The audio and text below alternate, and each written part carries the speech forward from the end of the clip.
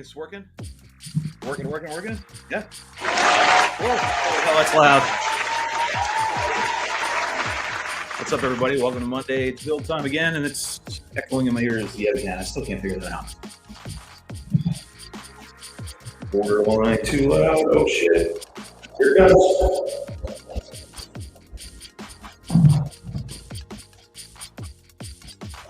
Huh.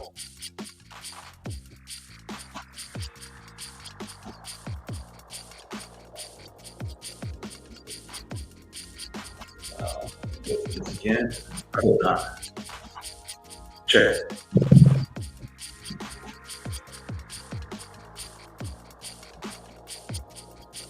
All right, I'm gonna have to do something. I didn't touch a thing. This is glass strip. I didn't mess with it.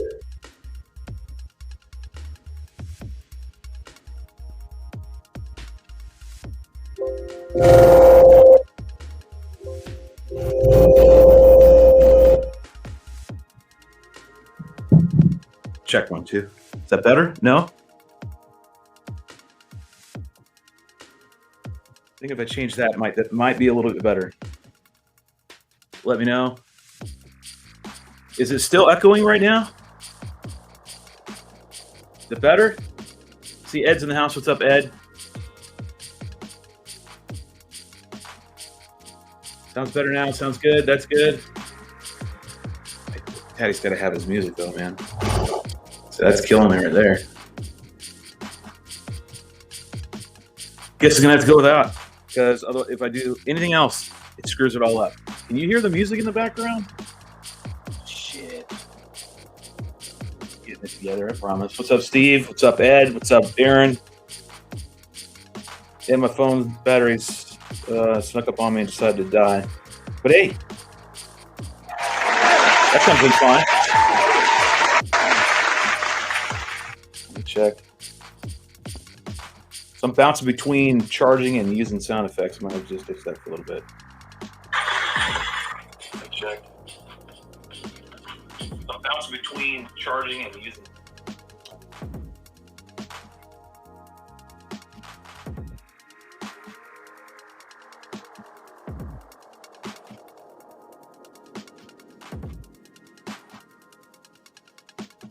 All right, like always, this is what I always need to play every damn show I do. Why is it not playing in here now? Oh, get it in there. Cancel? There we go. Always got to play this. Always. Welcome. It's Monday. We're going to start this. We're going to move this damn thing. We're going to move this shit forward. It's the 19th. It's a little after 1:30. But if you're here, got nothing else to fucking do. What's up, James? What's up, Steve? What's up, Aaron? What's up, Ed? We'll go ahead and do the chats like we normally do. Unlike Ed Ricker's channel, we do talk to our people in the chat group, so we want to make sure we make that abundantly clear.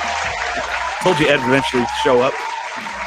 Yeah, it was still loud. Sorry about that, kids. I didn't mean to blow out your eardrums. And yes, it's loud. Yes, we got that. And here's James talking right here. Got an echo today. Hopefully it's gone. There's Ed right now. There's Ed. He's talking about you, Ed, just a little while ago. Oh yes. We're with Marty, actually. I'm sorry. I was talking about you with Marty. Let's see. Fixed, good. Sounds better now, says Ed. And if Ed says it's good, then I trust that. Good. A little. Something about Steve saying a little. I don't know what that is, but keep it private to yourself. I wouldn't go around touting it's little. Sorry, I had to. It was there. It's Monday. What the hell? Let's start the week off. Little happy, little fun. Better than a couple seconds ago. All right. I hear music. I hope you don't hear the background music. Well, you should be hearing this music. Let's see.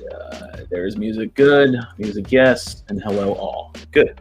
Glad everybody's here. I'm going to go with crappy audio. Hopefully it sounds good. I'm going to go with it. See what happens. Tweaking everything. The other thing is I had to raise my gain really, really high, so when I'm away from this mic, it actually picks me up decently, right?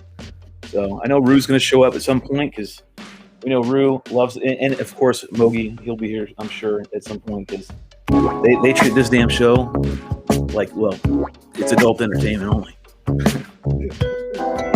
Sorry. That kid, but they'll be here, I'm sure. Either that or he's already listened to it. All right, so where we're at today, happy smiley face. We got all the parts in for the Super Spec. So I said in the previous live stream that once the parts got here, once I received everything, then we would go ahead and go live with a install of the electronics. I'll try to make this as good as I can. Hold on, I gotta adjust one thing real quick on my stream. Real fast, hopefully.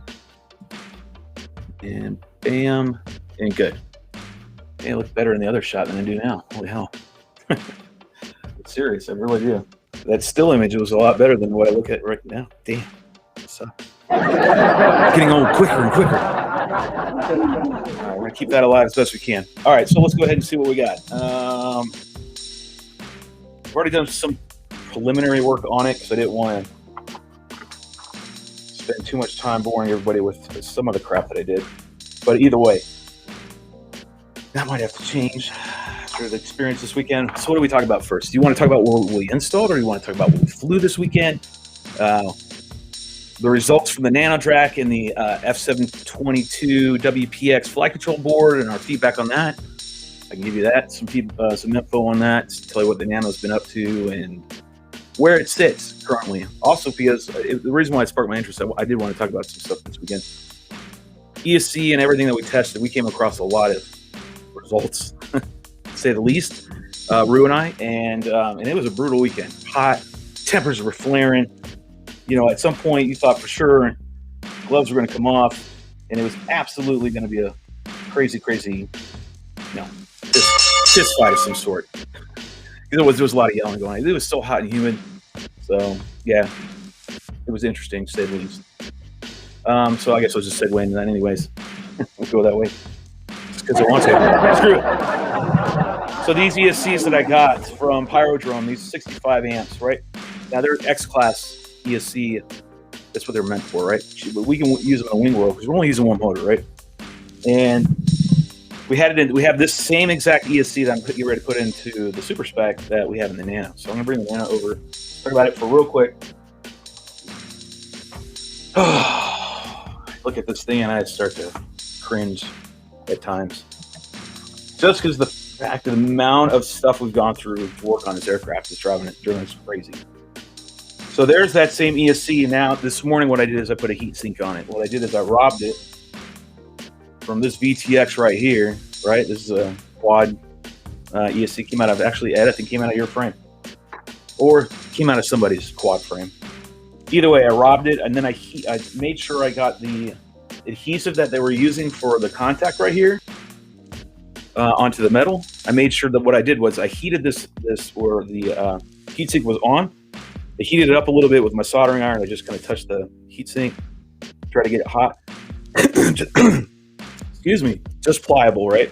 And then I went in there with a razor blade and I just peeled it off.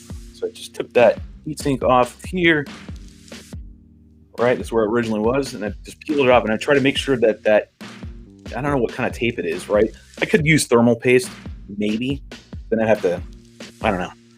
Either way, I used that adhesive, and then what I did was it was stuck on the heatsink. Flipped it over. I grabbed my heat gun. Okay, and then I put some heat on that adhesive, right? And that makes it tacky again. So that's a little trick you can use on like double-sided tape or anything like that. Just heat it up again, right? And it'll make the adhesive properties, it'll make them great. So now I did that process, put it on here, and it's stuck. Good to go. So we like that. And so the reason being is we were running this motor. This is a 2217, 2300 kV motor, right? We did tests the other day, right? Last week, I believe we did. Or it was the week before. One of the live streams. Those of you who were here, we were bench testing this and getting the numbers.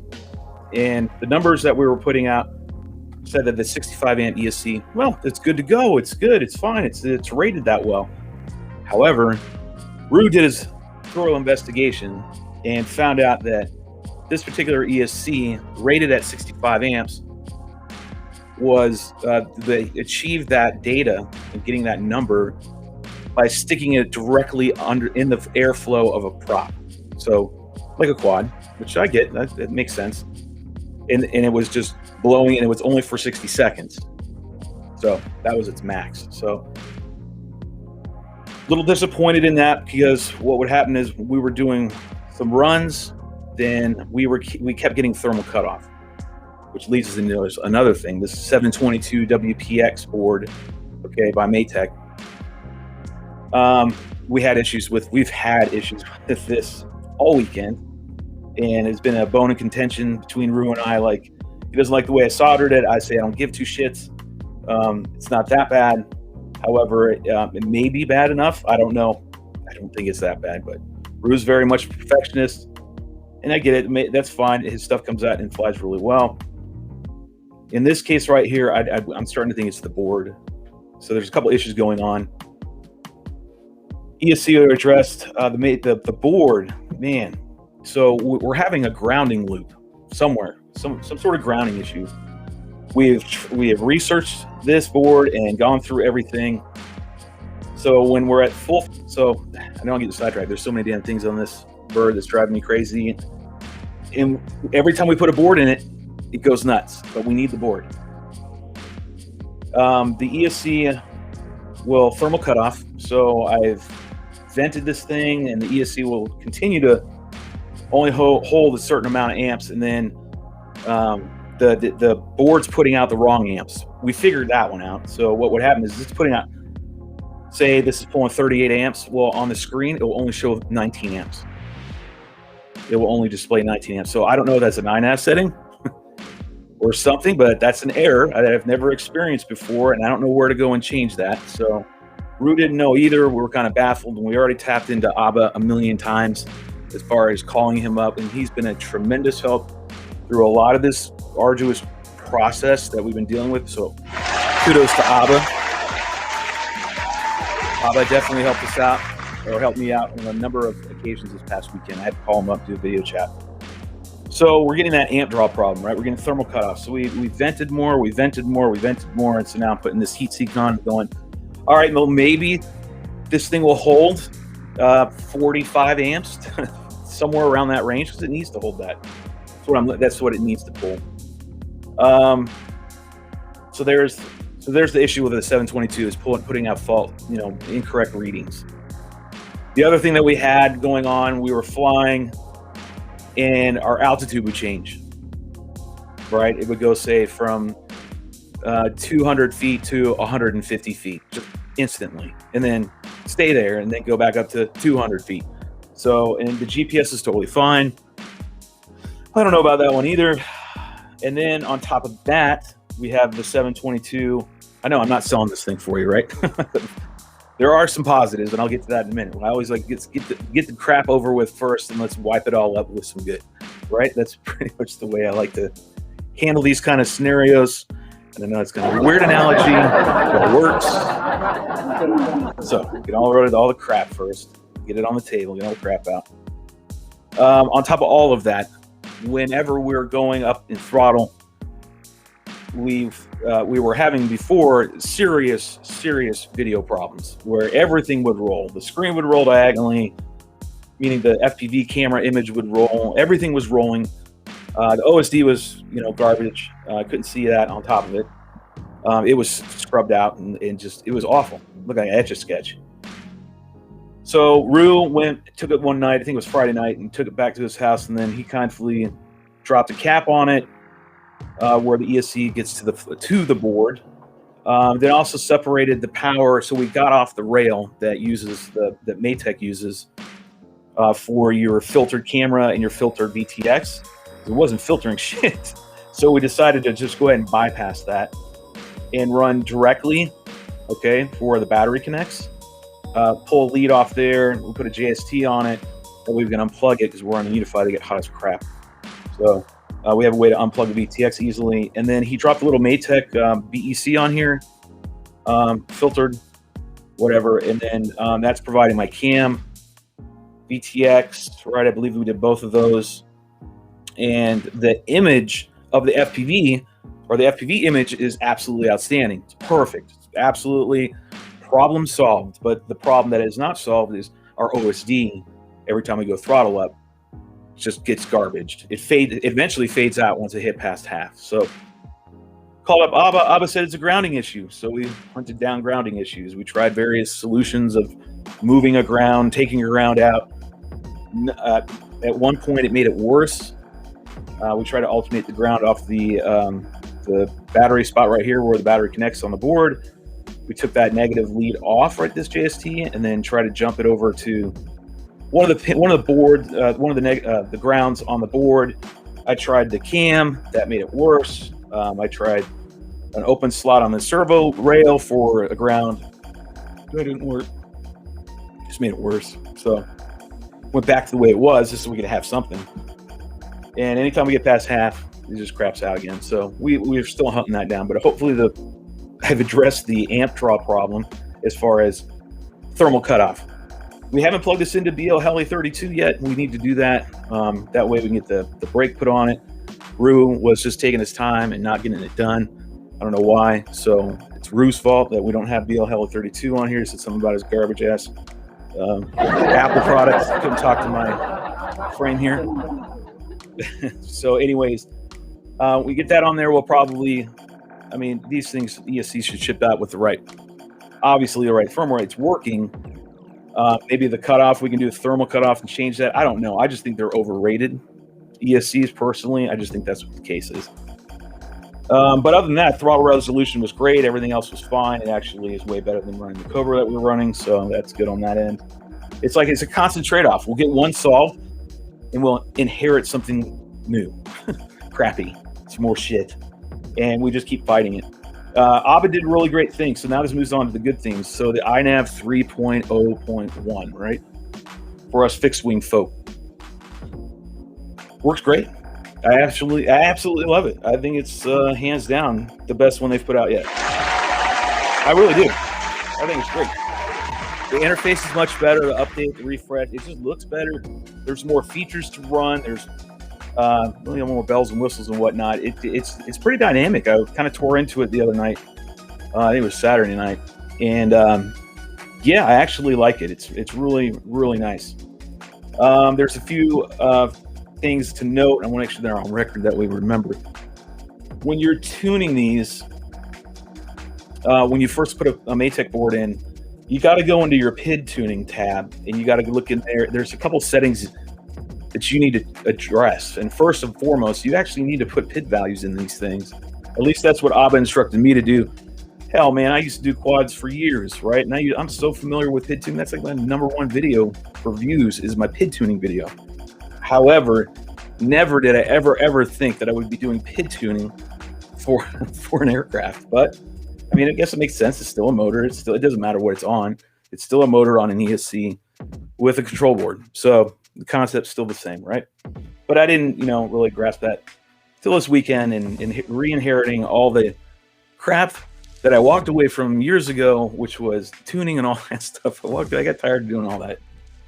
So now I'm back in there trying to get this all to work right and on a different platform. And yeah, it's a little bit of a struggle. So, everybody inherits crappy crap sometime. Let's hear what we have to say in the chat. Let me go over and give myself a little charge on the phone real quick. That would be nice. Let's see what the chat has to say. Welcome, chat. Let me go over here and throw it on the charge. We need some juice. I can't hear the music that well, and that's killing me. We only got a few. We had some. Everyone comes and goes. All right, let's see. I've been running my wing ESCs on the outside of the fuse when using mini quad ESCs on the Nanos. And, yeah, man, I'm about ready to be at that point. The exhaust port on this thing, look at how big that thing is on the back, the exhaust port. So I know the whole concept of, you don't want to negative airspace, right? You want this to suck in and pull out, right? A vacuum. And I did this hole right here is, or the exhaust is twice as big as the entry, right? The intake. And I had to add 3 more holes, little holes here with my portable soldering iron out the field just to add some more venting to let it go. I mean, the ESC is suspended in air. I mean, I can't do any more than I can other than what you stated, Steve. or no, that's Aaron. Sorry, Icarus, which is put this and mount it right through the top and just. And I might have to do that. I might have to cut a little slit right here in this, POS little plastic thing that I got from Spectrum servo case, and then just stick it up top. But I told Rue, we're done. We're not done with this frame till it's it's got to blow into a million pieces before we're done with it. Like we're hell bent on a mission right now.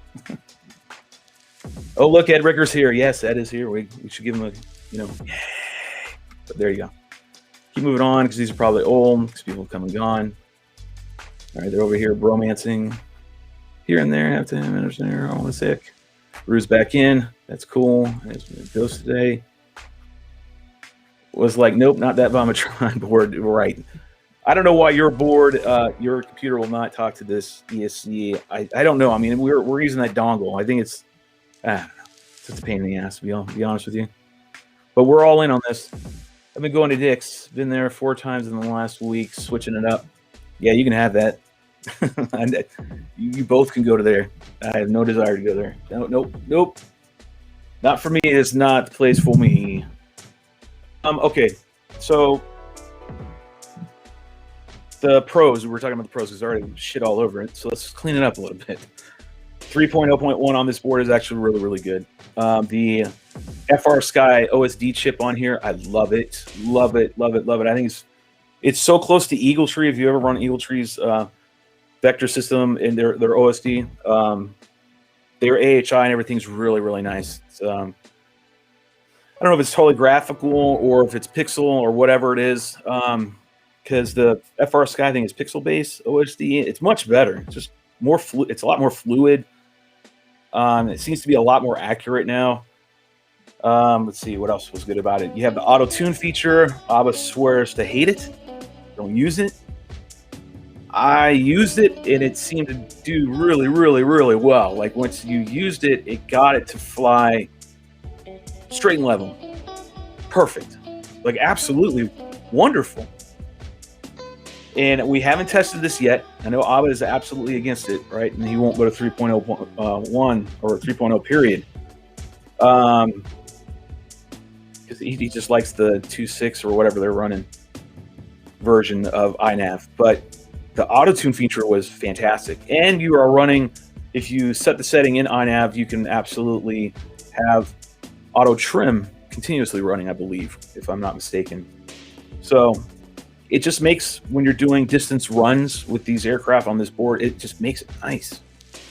Now, if you're freestyling, that leads me to another thing. So the problem that we're running across the defaults, or when you run auto tune, it changes your FFS number on your PID to like a really, really high number. So when you pick auto tune on, it's tuning everything. Then when you go back and plug it into iNav, what you will find out is those values have gone way, way, way up to 255. And apparently those two numbers need to be below 75 and below. So what Abba had me do is go into PIDs and just adjust my PI, my P and my I on both roll and pitch, and then my FFS number on both of those. The 55, I don't know what the values are. I'll have to pull it up again. We'll have to plug it in sometime. I can show you up here. I'm not going to do that right now, but to show you what kind of values we were putting in.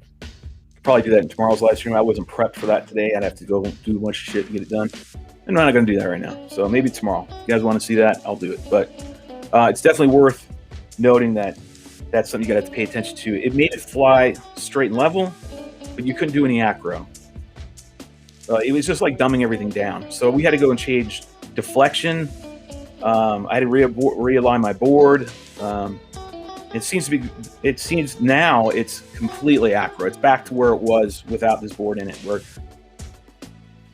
it's completely 100% the way it was before, which was very good. So if Abba didn't help us out, we would be totally lost right now.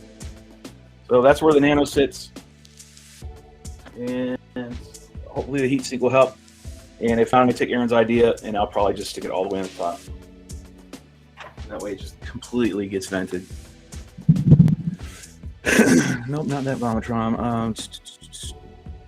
Continuing down. And as the herd thins. I've been going to, okay, yeah. 4 times less. I don't know why you're going to Dick's, man. Dick's to me, it's just a pain in the ass. All right, so now back to this. What I did do. All right. So we have, to start, this is our VTX that we're going to be running on this one right now. So we get a W. TBS Unit 5 Pro 32. So it's got basically a heatsink in it. So I'm kind of hoping that would be great and good. I'm going to have venting in here. My Nano RX with the adapter, so I can plug the servos in because we're not using a flight control board. Nope.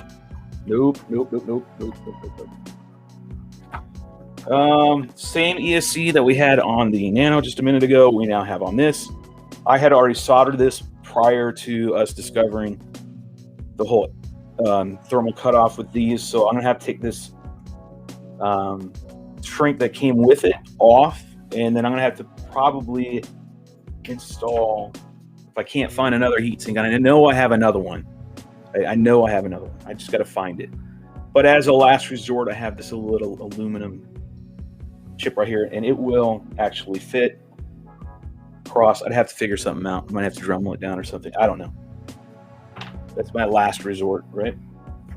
But that's going to have to happen. That's this. I already know this ESC's got to have this kind of venting. I don't know if Rue was running this ESC with this motor or not, but until the badass motor gets in, I'm going to run the Spec 2200 T motor. Is that what it was? Right? Yeah. 2310. Just your standard setup for all my linkages. I don't know if I did this the other day. I might have. Might not have, but here are my push rods, which I've already installed the carbon fiber rod. I'm probably gonna have to do some adjusting because I don't think my horns and everything, all this isn't gonna line up right. It's gonna be off a little bit, so I have to do a little bit of moving around. I'm not gonna do that today. Today I want to do a little chit-chat.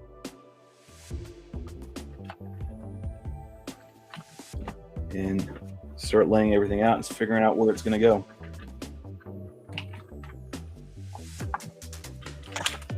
Okay, and then we have the my Beck.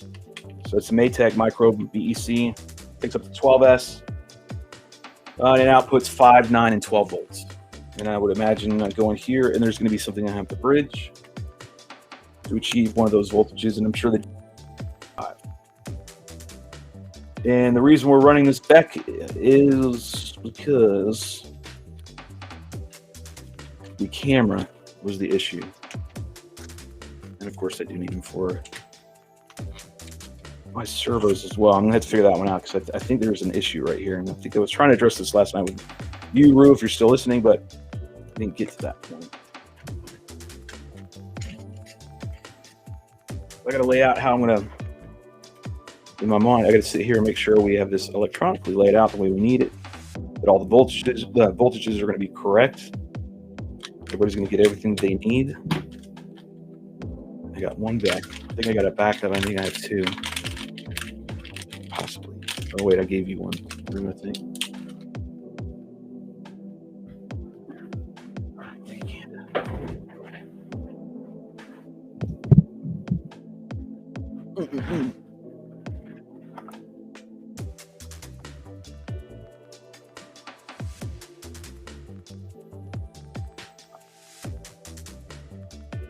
Yeah, default's 5, and then you can go 5 to 12 volts out.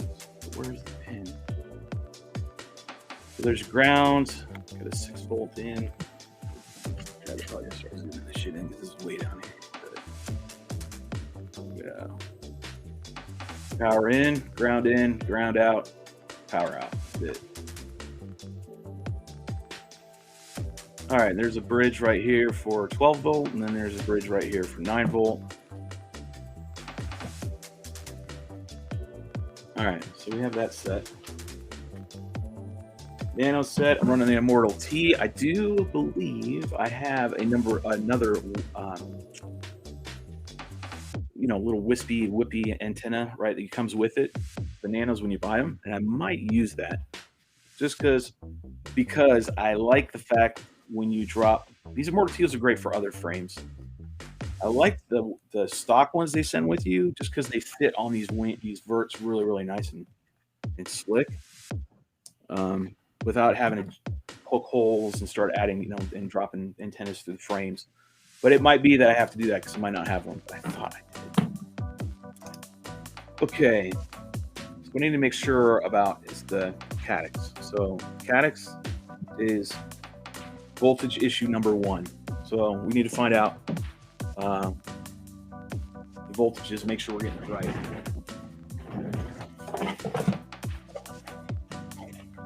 All right, so according to this, we gotta find its input voltage. We go over here. So what I do? So we do this. Go over here.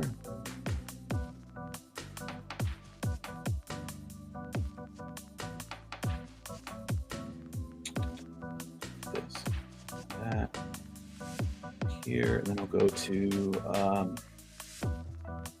cadex.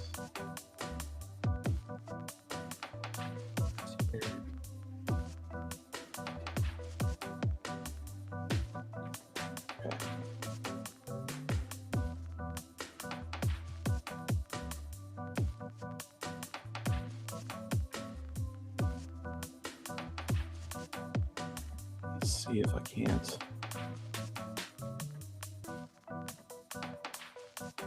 pull it up on the screen here.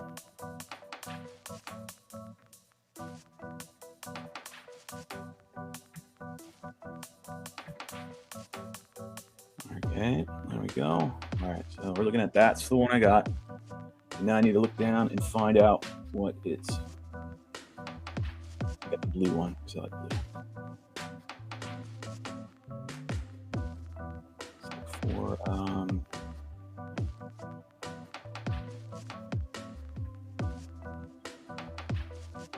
Need the manual, please. That's all I need. All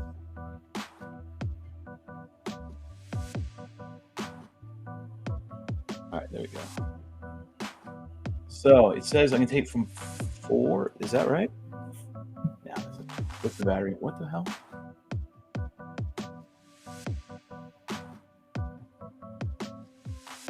There we go. That's what I'm looking for. My damn eyes. So inputs 5 to 12. Okay. Good. Good. And the servos that we were going to run, I can't use them because they're out of stock. So I'm SOL on my 74 or 7050s that I wanted to run on this. So we'll run this Spec, oversized Spec now. To be honest with you, it's a little too much for Spec. Into 5 volts. Like, just leave it as is. Leave it as is. I'm trying to make sure. What else am I missing? VTX. Boy, this better not piss me off, but I have a feeling it's going to. Yeah. It takes 7 volts. So in order to run that, I got to make sure this Spec. If I got to go to 9, but now I got to make sure. I know the camera can take it, right? So we can do that. Yep. So the camera can take an input of 9. We obviously know the VTX can take an input of 9. I got to see if my servos will take an input of 9. Okay. I don't think they can do that. Which means then I'd have to have a step down off of my. Oh my God, this is just not the week.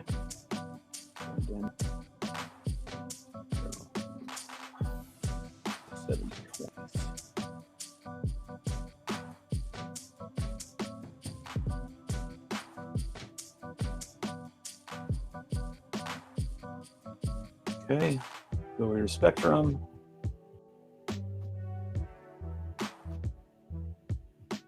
These are great servos. I mean, these aren't bad at all. It's just the other ones were even better. That's all the difference. 6 volts. That's it. That's all it can take.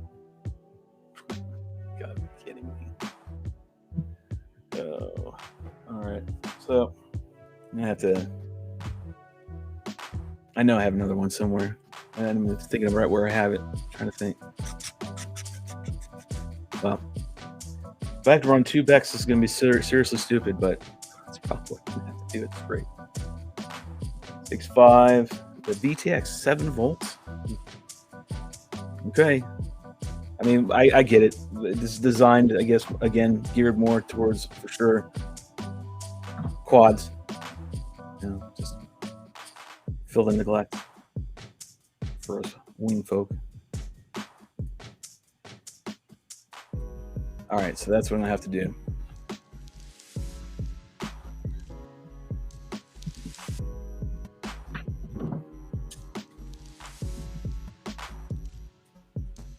All right, so I got one Beck.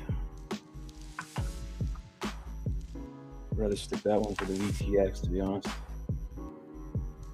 I'm running more to the lesser grade, which I have them. I think I got 5 volts.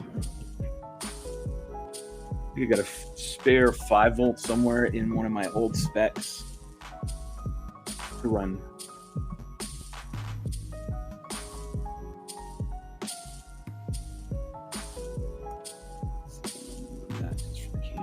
Crazy.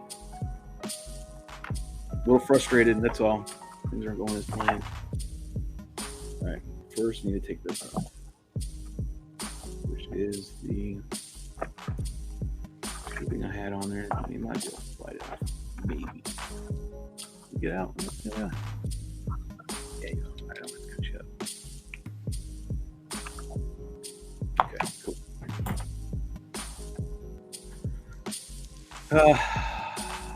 Cap. Cap's got to go on for sure. Let me grab that. Now I know I only have a few in here, and that's fine. I'd rather have something better than nothing, right? And those of you who are in here, if it's like Rue, where to put this cap? All right. I know it says you don't need it, but God knows we do need it. We've already tested that. Should I cut into that power lead that I made already for this ESC, nice and pretty, right here, and just put the cap in here, or drop it down here and stick it power and ground right there? You tell me. Let me know if you're here. If you know, let me know. Where the hell are you? Come on. All right. Here's the cap. Put that away. Got a box of bits and pieces.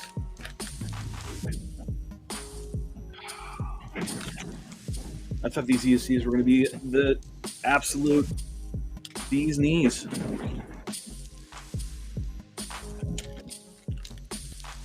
Got my cap right here, and if I recall, see, in the wing, I have not. I had very minimal. I'm doing caps on aircraft. All right, so my negative is over here on the gray wire, and positive is over here.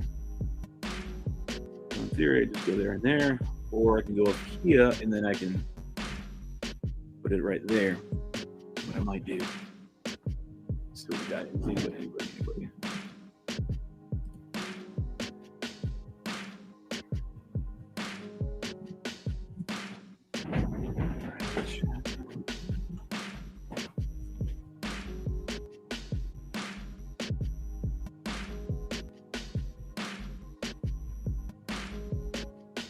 So that's what I'm going to do. I'm debating whether I want to stick it right here on the power lead right here, or in this. I don't want this to get cluttered right here. I'll trim this down. I don't think that much time to do it.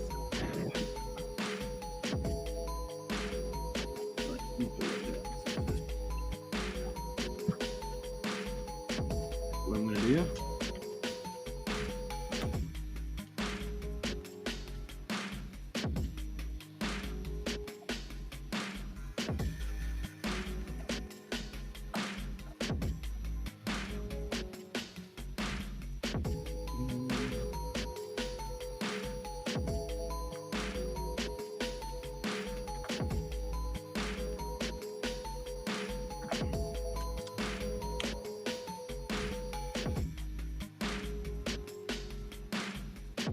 As far as this, they're putting the caddis in, right? We've got Matthew Smith down in Florida. He's actually catting up or designing a actual nose piece right now. Yeah, I got him all the dimensions, and then he's working on it right now. So I think it's really awesome to help me out. Of course, I'm going to pay him for it. So if he sends me a bill, I'll go ahead and pay him for it. But it's pretty cool that he's actually doing it. He's taking the time. And so we're going to have one as best we can. I told him don't go crazy on it, right? It's just got to fit the body. And then just an oval, right, for the two lenses to poke through. I mean, basically, they just look like that, right? It's kind of an oval. And just so the camera can fit in nice and snug. The problem lies also is that board. Like, how am I going to do that? We're getting there, but we're still not there. So, all right. This is on. I need my helping hands today. Actually, before I get into soldering, let me get all my stuff prepped for when I need to sleeve all that.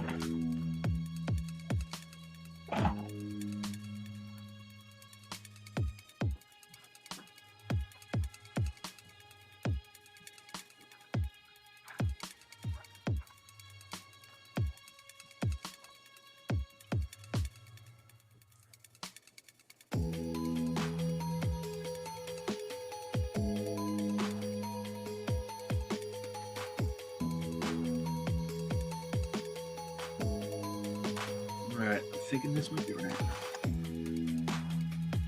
Okay, am I out of that size?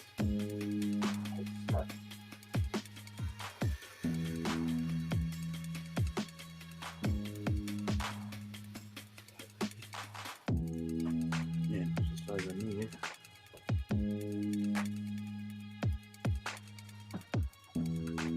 Green it is.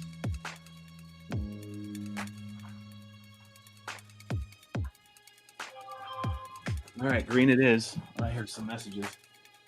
Closest to the noise source. All right, so in theory that would be the damn ESC then.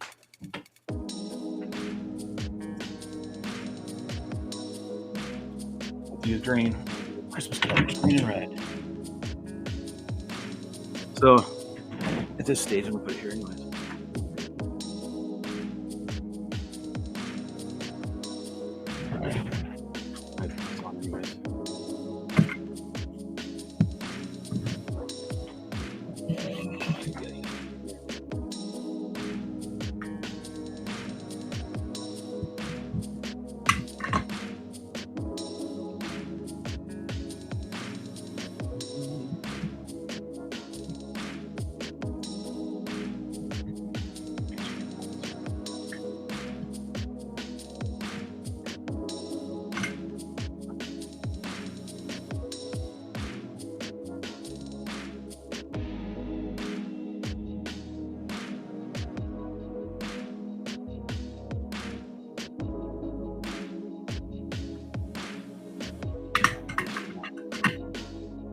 The root's stand next to the ESC, so we're going to do the ESC even though I've always this route.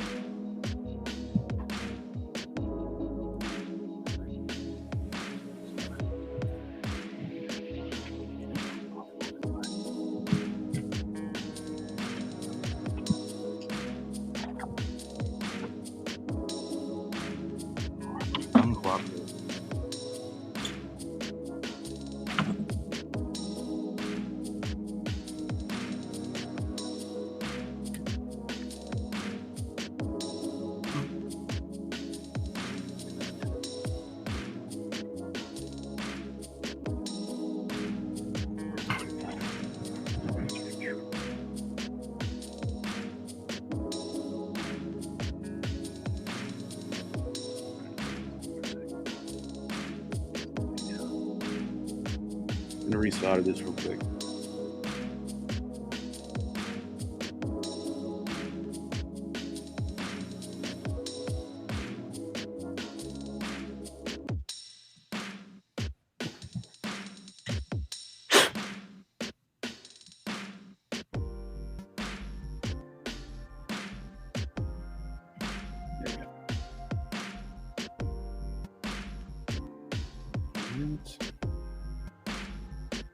around. It's a little bit off. Cute. Okay. I have that on there.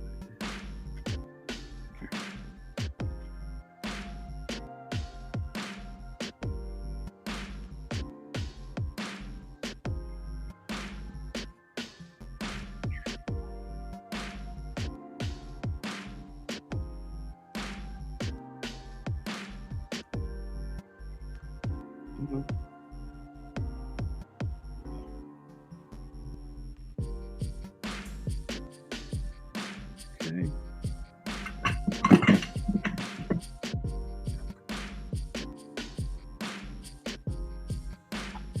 All right, so we're gonna go ahead and do it down there. The ESC.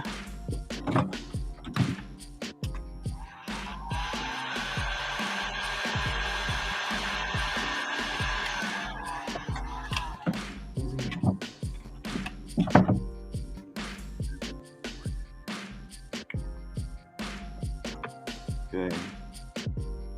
Cap. Put it down here.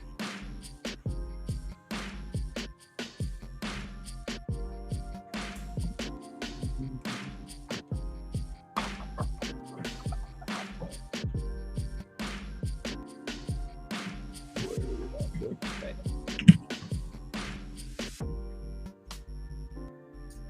There she is. You. Okay. All right. Positive, negative. So I'm gonna bend this out a little bit. That's also wrong.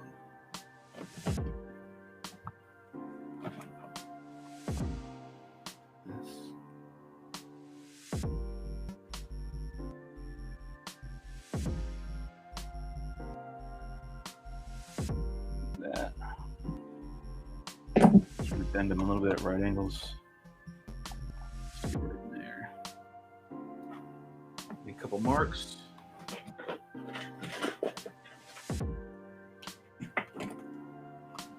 Okay. Roll on it.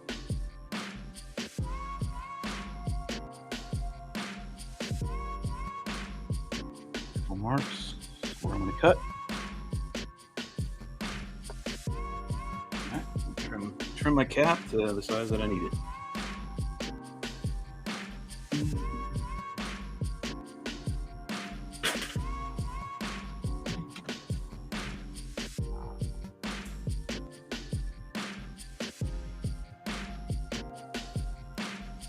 Snippy snip there and a snippy snip here. Go. Check it again. Boom. All right. See if I can tin these things. I have to.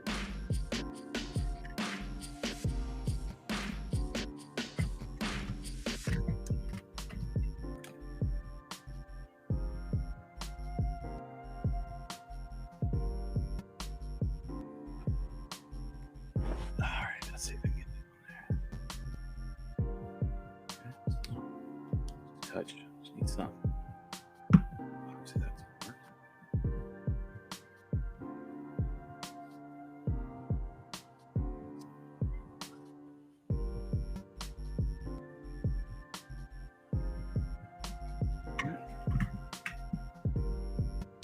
Oop. 3+-year-old tip is still doing a great job.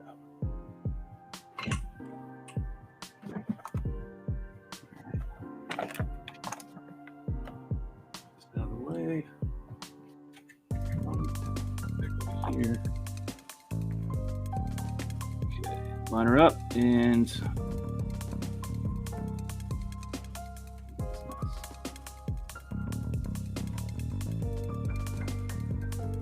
nice and seated. Got a past ruse inspection of soldering, so I'm actually upping my game on my soldering game.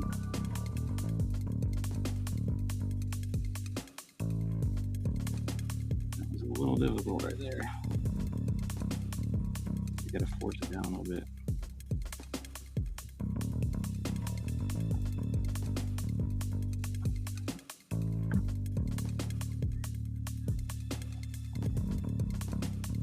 pretty good to me, but I know it will not pass Rue's stringent of all stringent expectations of soldering. And I know you're listening. Only 3 of you in here, and it's a high probability you're one of them. I've got it on there pretty good. Maybe touch it up just a little bit better. Just a little bit more. The problem is I'm dealing with some resistance on the actual wire, so I'm going to have to counter that. That's better. That's even better. Rue, if you don't like this one, then oh well. That's pretty good.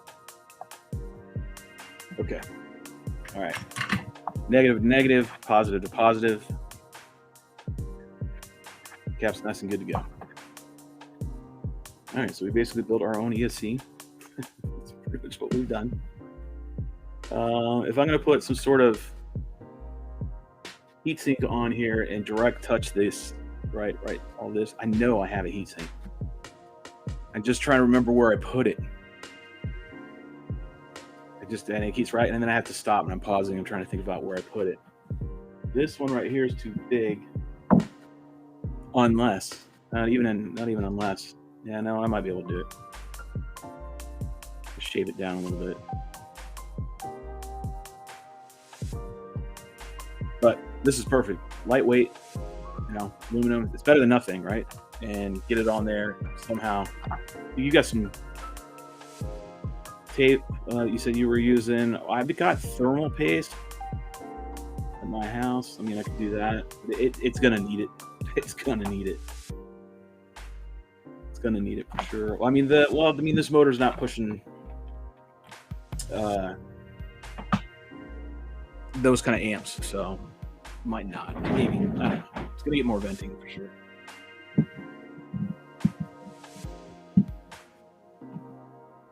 Yeah, power. Yeah, cap goes on the power on the ESC close to the noise source, and yes, we got that. Okay, so borderline done with that. We can get some servos. Here's how I do my servos. These have been cut out, so it's gonna be it just depends on what frame you're on. Like, so for RiteWings, I'm just gonna use that because what we're building right here. I don't know about other wings, but as far as a RiteWing goes, because it has everything cut out for you. However, I'm not using servos that are this size, so I always have to cut because I run these wings servos from Spectrum. They're really good. They're thin, right? They're really good. They get torque rating and everything. And I've used them for a number of years, and I love them. They're great. So, do want to do, since these are backups, make sure everything's working.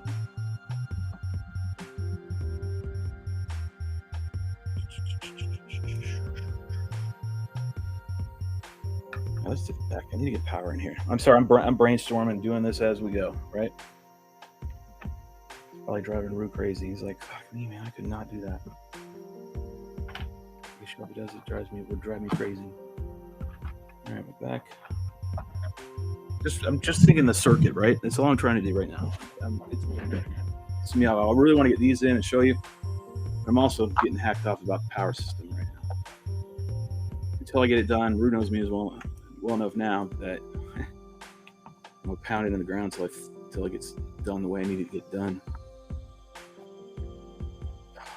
I'm relentless. Yeah, that's a good spot. So I'm kind of fitting as I go, checking everything out, see how this VTX is going to sit in here. How is everybody going to move in? And how's everybody going to fit? So I'm doing a lot of just moving shit around. I got this this cabling system on this Unify. So I'm trying to figure out where it goes, where I'm not creasing it so much. I'm not really bending the shit out of it. Where it naturally wants to go, and it naturally wants to go right here. So it's going to go into this corner, provided we have enough room for it. Okay, good. Like the ESC is going to drop down in here. Got to drop in that way, so that means I'm going to be having power over there. I'm going to have to switch it. Try to clean it up a little bit. Let's see if we can go over here. Same thing.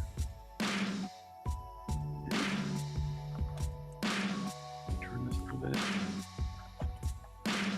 Yes, we'll go over here. Alright, so the VTX is going to sit over on this side, and antenna will poke up here on the corner. Get it to sit the way I want here.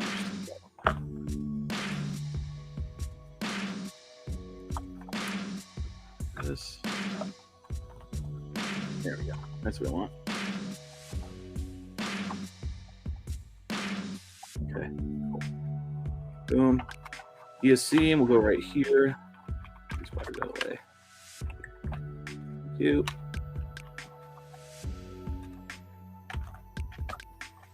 All right. Power's going to come through here and inside this wall. Notch out a hole to get power into that. All right, so what is remaining is a receiver.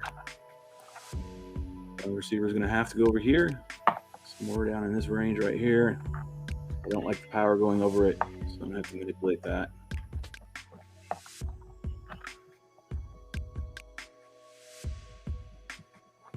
It's going to go that way. All right, so the power going to go through here, come out this way, cable in.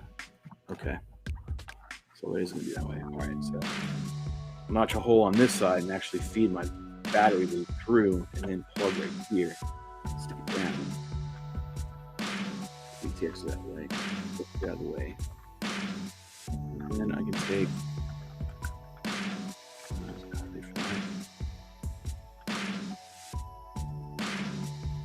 Okay, camera bomb. All right, there's the camera. Camera, and then go. Camera.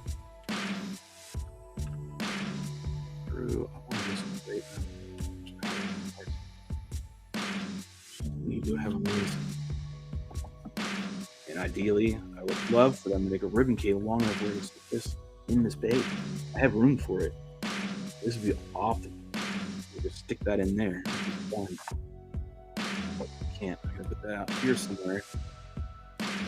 Ribbon cable, but you can't twist. Hopefully I can flip the image. No.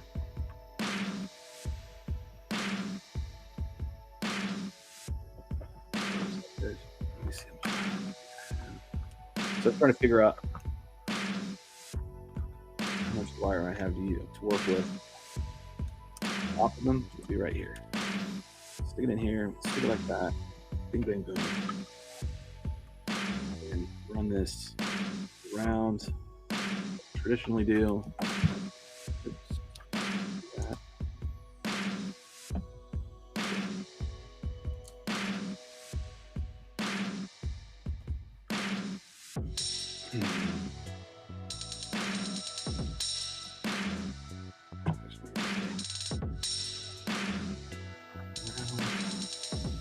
Tape.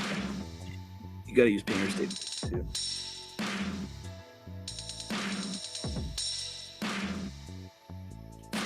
Okay, where everything's going.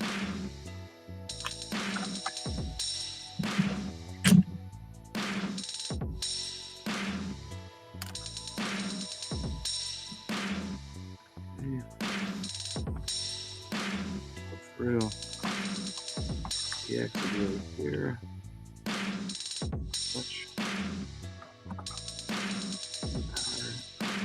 System for that is plenty. All right, good.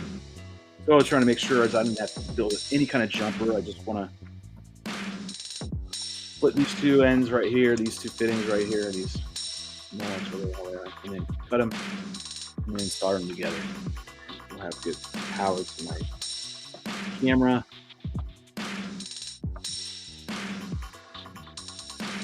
The VTX has standard 7 volts. There's my back on the wall.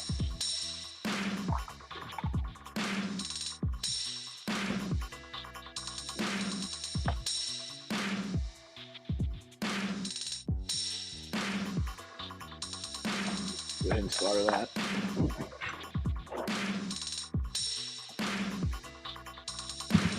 Bridge the 9-volt on the back. I have one set of my helping hands right here, the true helping hands. Solder. With some shrink on it, keeping on it.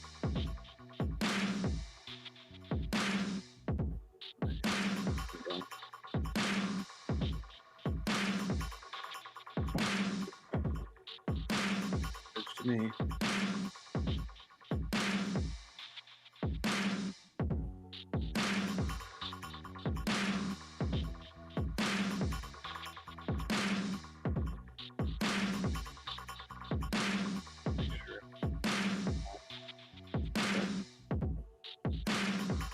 There we go.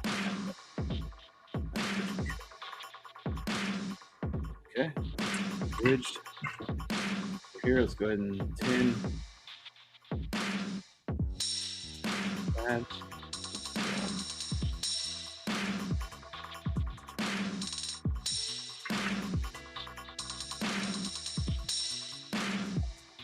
All I can do is one job. Let's go.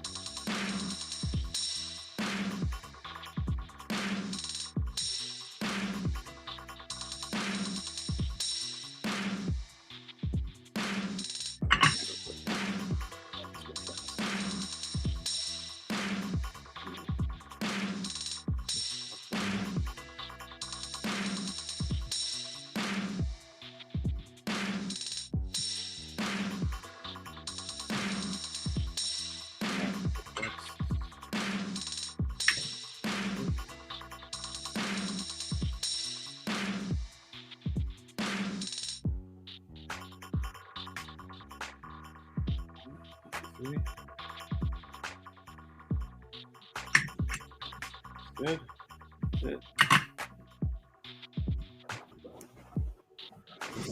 All right. So I need a jumper for my ESC. Again, my ESC is completely naked. There's nothing covering this, and I'm fine with that for right now. I don't think it's ever going to get shrink. It's not going to. Yeah, I just don't think it's going to just make it hotter. It needs to be as much airflow as it needs. It needs a lot of airflow so far. Now I know what I'm getting ready to do to put a venting system in here. Has worked on all my other frames before, so I'll really know if this ESC is crapping out. All right, I got to make a jumper to my back. Lift it with my hands. I got a bucket full of them.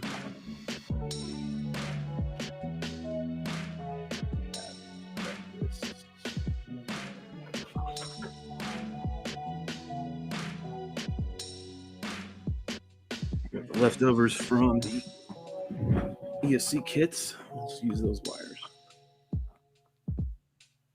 All right, that's red. Go ahead and tin these up. Get them all ready.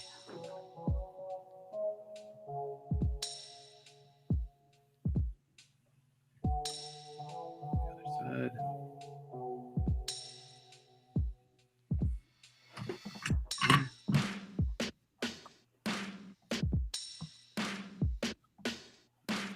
Positive.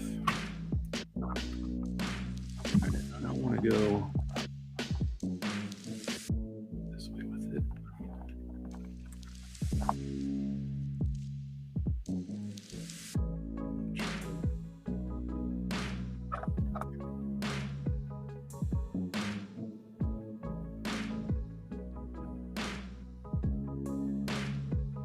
Sure, that's very good.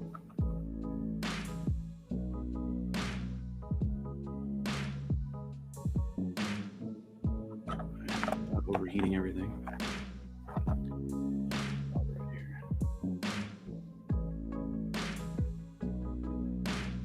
Come on.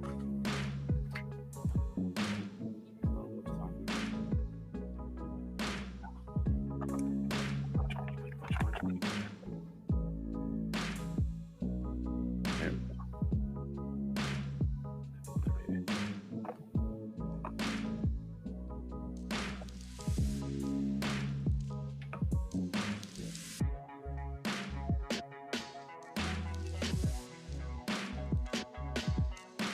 Okay.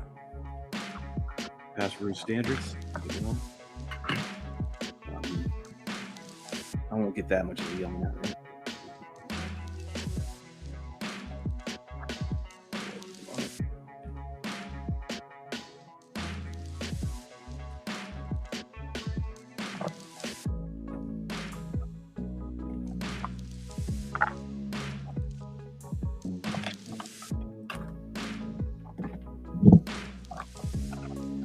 Where'd that little black wire go?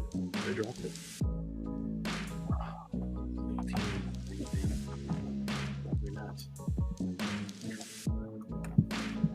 Okay. And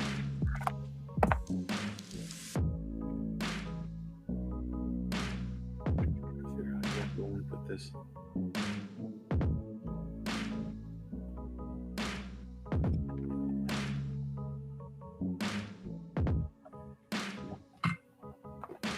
Negative lead.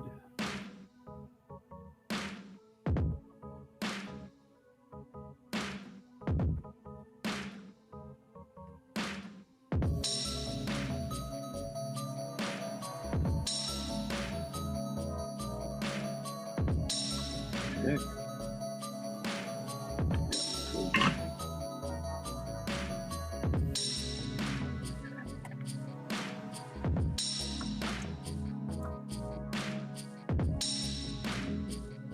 All right. All together now. Get my car power.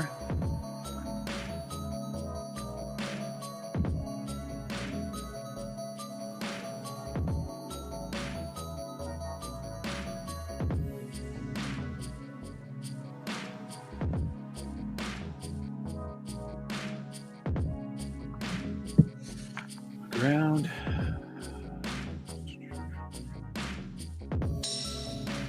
I don't like this end with this one.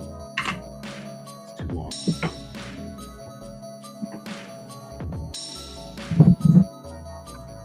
Shorter.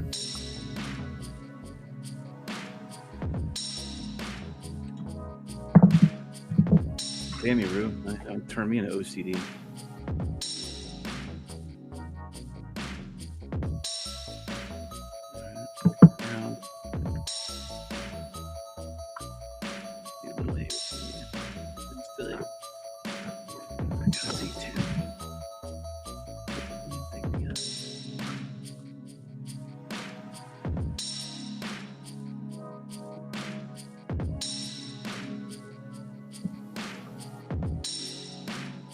All right, check in. They're both on.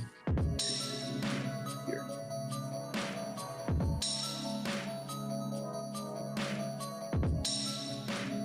All right.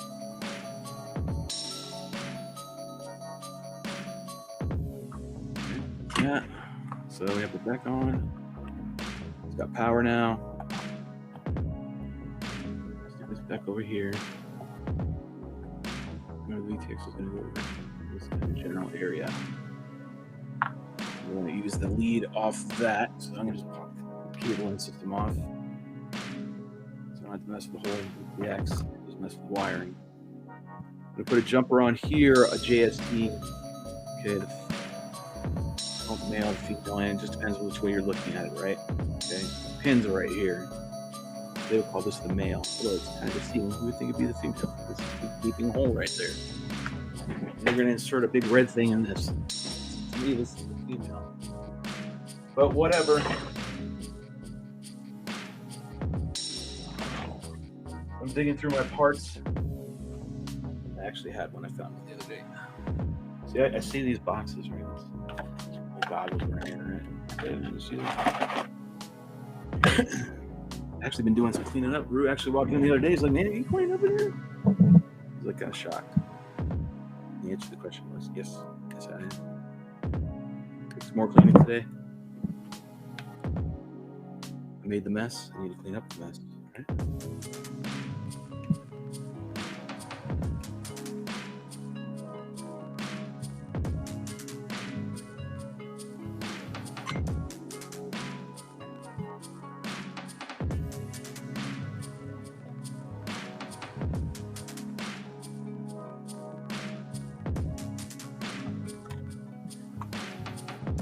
Alrighty, Spec to the board.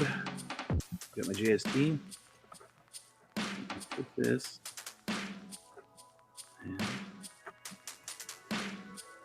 And get our ground first on the inside.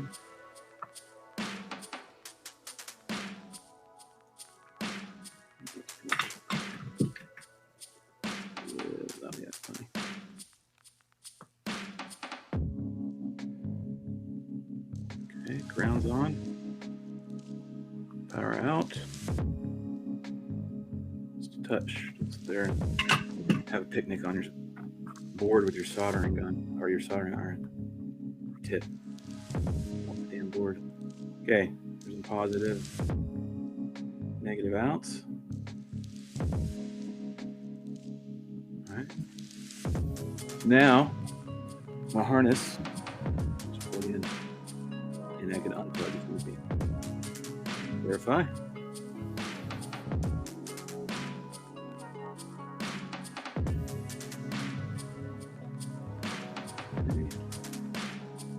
Negative, positive, positive. Same with the board.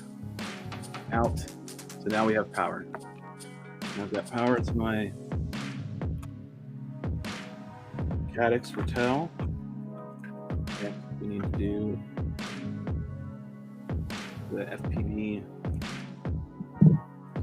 camera cable. Cut that up.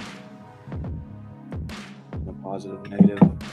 Now, I need to check on the board and what is this other one. I don't think I can get any of that data. So I'm not going to worry about that. So what I'm talking about is usually you can get your, oh, that's my crossfire. Okay, sweet.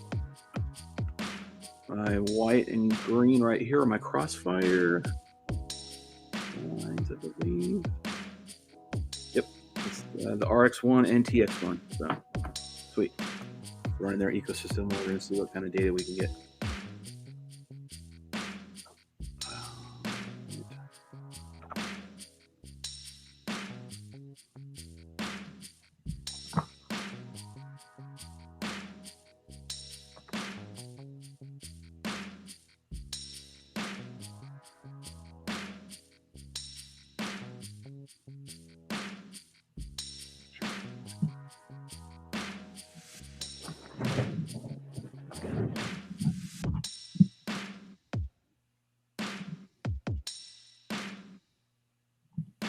What's up, Chuck? ATL in the house. All right. This is always a mapping out everything for me. Takes a little bit of time. I gotta think through the whole system, make sure I got it all right.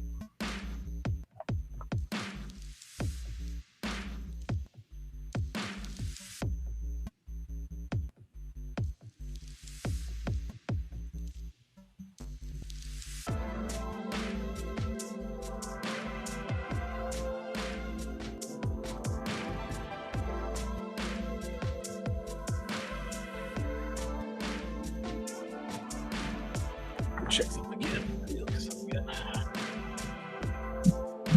What's up, people are filing in. I guess you guys are going back to work and you have nothing else to do. And here you are, stumbling across my life. My life to you. Building today, working on the Super Spec. We're working on the electronics today. I told you when the parts came in that I would go ahead and be getting those put in. That is today. That means we're getting that much closer to maidening this beauty. I mean, this beast/beauty is actually really awesome. I need to go look over here at something real quick. We've already looked at it a little bit ago, so I'm doing a little research right now. It happens a lot when you're doing electronics. You want to make sure that you're putting everything in and everything, the circuit's running right, and then voltages are going to the right. Everybody's getting what they need properly, right? So I'm running into a little mental block right now that says that my voltages are not going to be correct, and so I'm going back and checking everything again, checking out the descriptions and making sure I'm reading everything right, because this is a little bit of a sticky situation I'm in. All right, so the Caddx can only take up to 12, so I have to. This is what. All right, so we're good.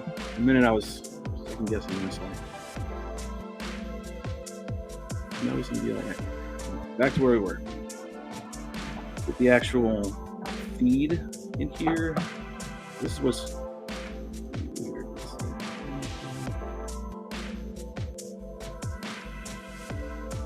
Okay. Yeah.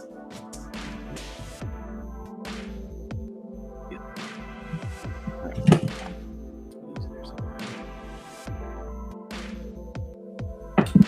Let's get a little jumper for these, like a little, whatever you call it. Bridge them together. You have to cut them. Video. All right, so I'm going to go through here with both. My battery cable is going to go through here on this wall, and then so is my FPV line right here, the ground positive video. I'll be feeding it going around, and so I'm going to go ahead and get my razor. Sharpen a little. I'm also going to heat it up a little bit when I do my cuts in the foam. With a real clean cut where I can slide all my wires inside. I'll show you that in a minute.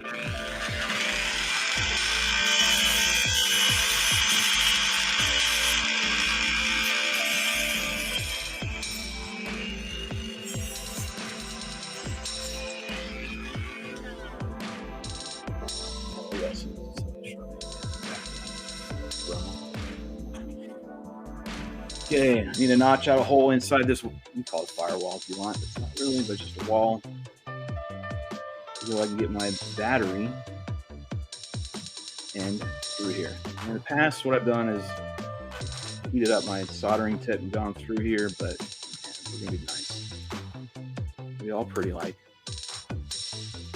Okay, turn this into a little bit of art. Frame's deserving. It's been beautiful. It looks just really cool. I mean, it's just getting there. Like, can't wait to get it up and flying. And I think it's gonna be a good day. Hopefully, it's this weekend. Could be sooner. Could be. All right, gonna pop that out. It's kind of like carving a pumpkin. Pretty much all it is. Done. Got just a little extra. Yeah, just a little more. Right, so now I need to slide my battery through cable in to plug into my ESC, which will be right here and resting down there. It'll be nice and easy to get in and out, and no obstructions, nothing holding it up. So now what I'm going to do is feed the cabling system right here. These 3 wires, right? Got to come through the wall and over here, but I don't want them to be in the same spot that I have my, we're going to be feeding it in and out constantly in my battery. So you can do it a couple of ways. You can use you can use one of these guns right here. Wait, all right, you can get one of these. There's an old school Radio Shack freaking soldering gun, and you can put in, we'll cut up a hanger, stick it in here, screw it in. And do it that way if you want. You can heat up a screwdriver using your heat gun. Use the same principles to achieve the same result. So you can just heat up a screwdriver and feed it in there. And that would be one way to do it. Or you can take a razor blade and just cut a slit. Do it that way. I'm going to get a little Bob Ross on it, so I'm going to go ahead and do heat gun and screwdriver method.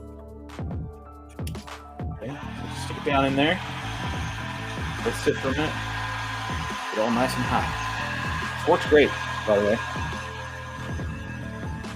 Check chat, see if there's any chat going on. Not really. We got 5 of you in here. We'll keep going. Just heat it up a little bit. I'm just gonna.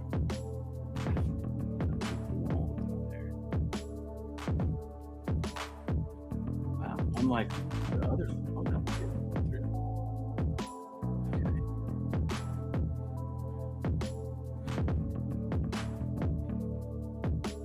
This will be. And now the wires through. Wire harness of this. I have to deal with all the components.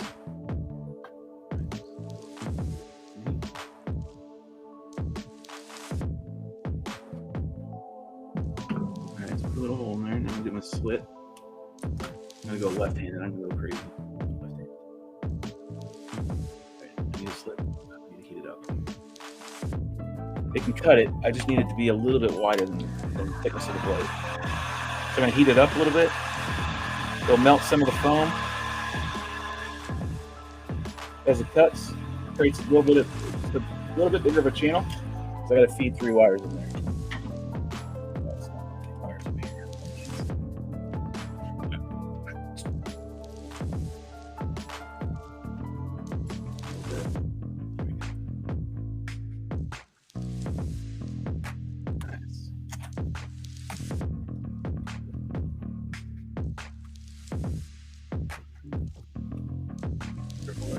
It's hot.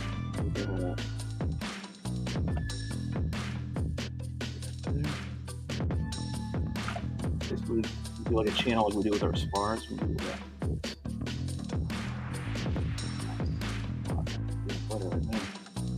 Okay, same idea. Take our screwdriver that we have. Like we did with the spars, where we kind of hogged it out a little bit. With the spar, we're doing that with the screwdriver now. Getting that channel a little bit bigger. We gotta feed 3 wires in there. Hey. Oh, great. This foam is, said, a little bit difficult to work with. Scenarios like this. That corner out. That corner out. On the foam. Widen it up a little bit.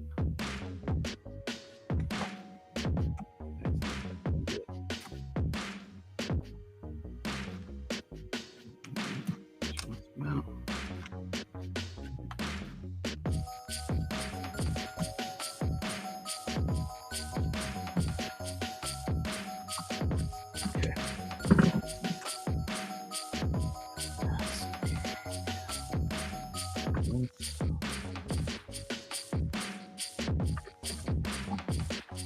Components in, check it out, see how it looks.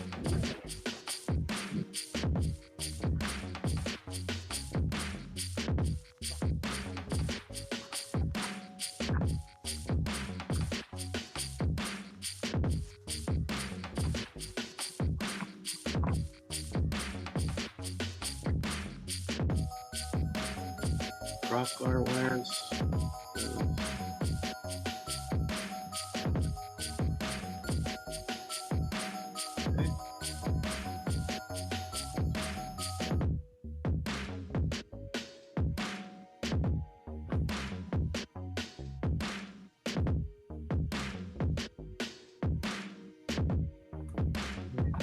There we go.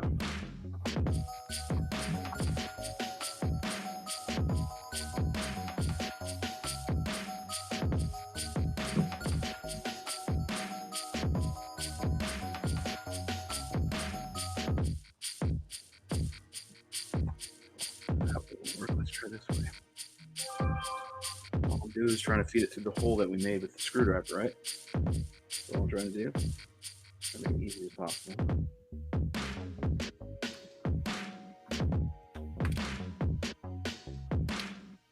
Jesus.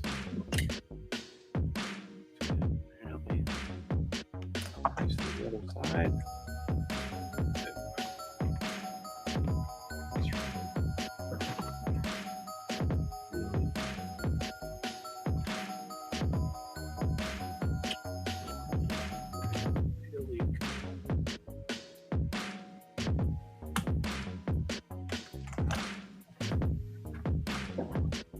Yeah.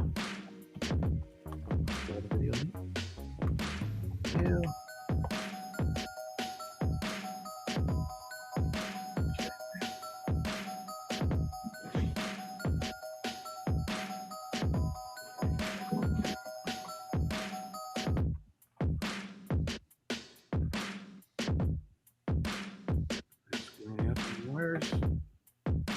Nope. All right. Turning off a little bit of the insulation.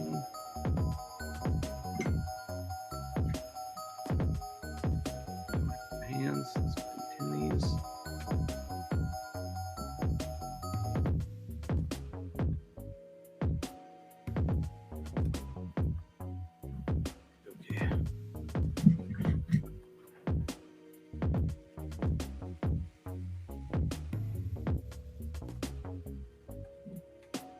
Go on that. I'm gonna go get some shrink tubing. Yellow, black, red. All right, go ahead and cut some of my tubing here. Does feel like that.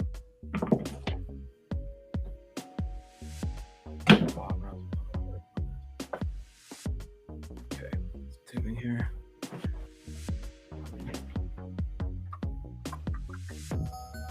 Another one here, VTX. 25 wires left. We only have 2 left after this. Should be the RXTX from Crossfire, which I believe might have to re-expose. No, it's already exposed. In theory, I should just be able to solder a couple wires over there and be done with that one. Okay. Doing a lot of prep work here. Put these all together.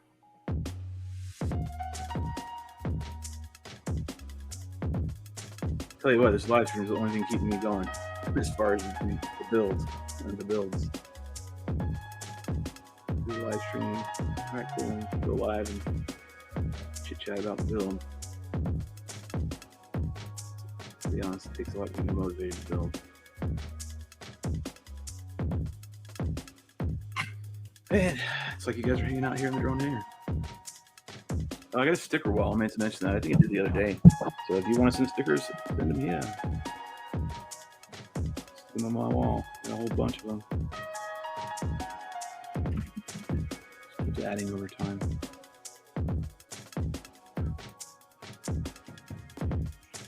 Alright, there's that. Alrighty.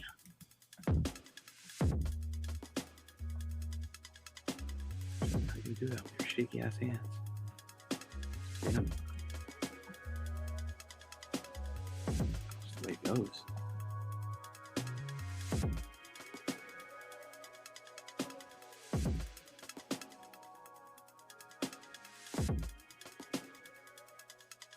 That's good. Clear. Yep. Solder joint.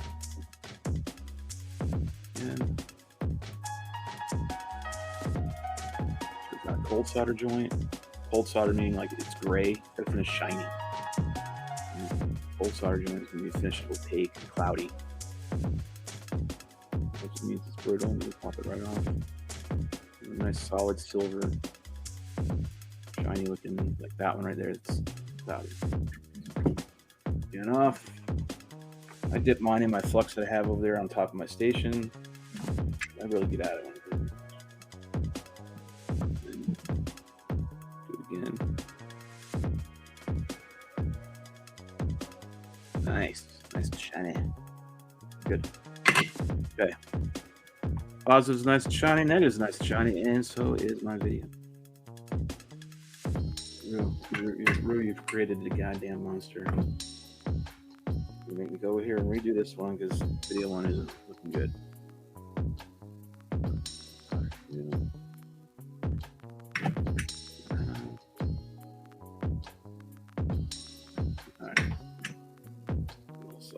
Yeah, it should go on clean this time. Oh yeah, good.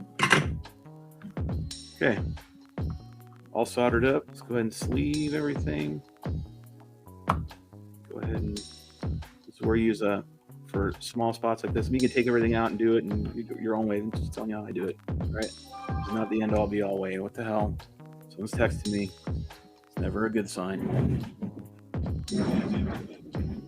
Hold on.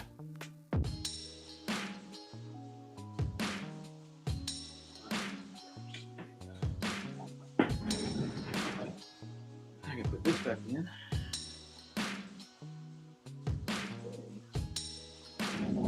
My phone's charged. Amen to that. We'll find out what I'm saying. No, it's not.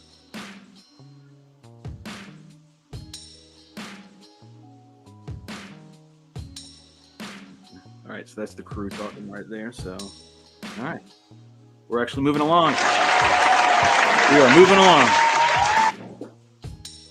Oh, I actually got to take this. My wife. Hold on.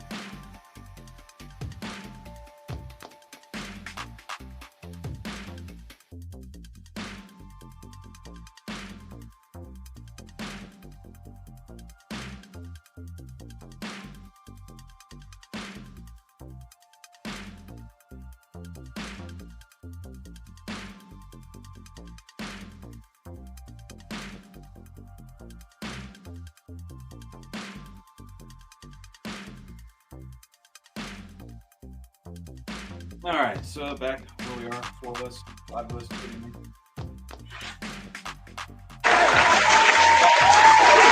Back.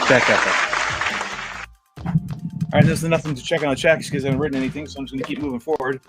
Last I have is hello from Atlanta. All right, so we were going to. What do with that? Just add it. Oh, I got buried with my keys. Okay. So instead of using that heat gun, go ahead and do that. I use a lighter. Use little pipes, proximity spots for heat shrink. You can have a little gun, you know, you can get smaller heat guns for sure. But hey, if you're in a pinch, it works. How many times you can carry your heat gun out to the field? Big enough flame? Well, that's courtesy of Rue. Rue, this is the lighter you gave me the other day. I needed one. All right, everything's nice and good. You don't need to sit there all day on it. It's not a hot dog on a fire. All right, let's see if come through the hole that we made. I gotta eat one hot dog at a time down the hallway.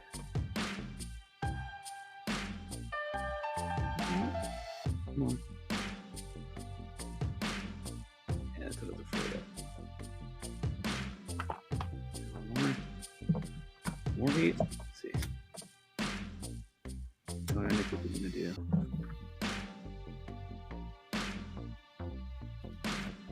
Got a bob.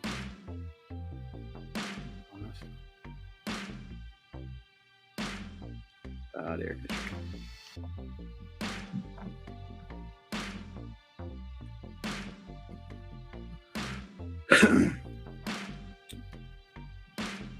Hello.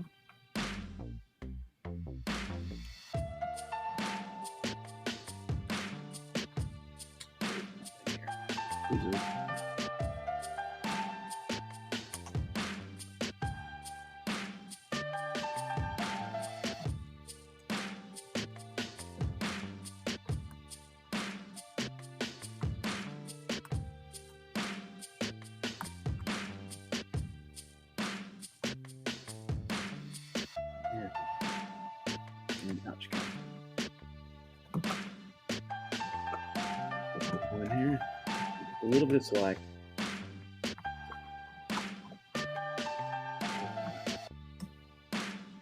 Right there. Okay.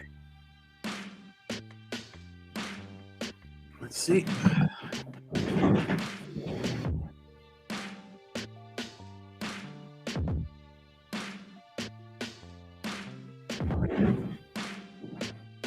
I grab my soda here too.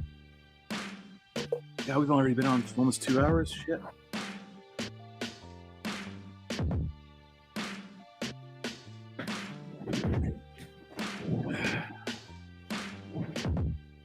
Alright.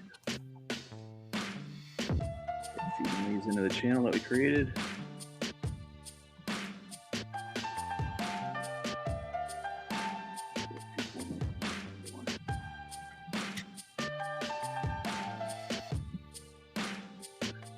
They're like, damn, they're like dental picks. They're awesome though.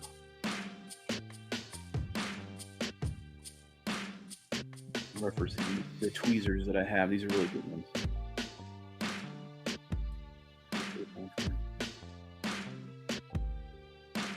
Years ago.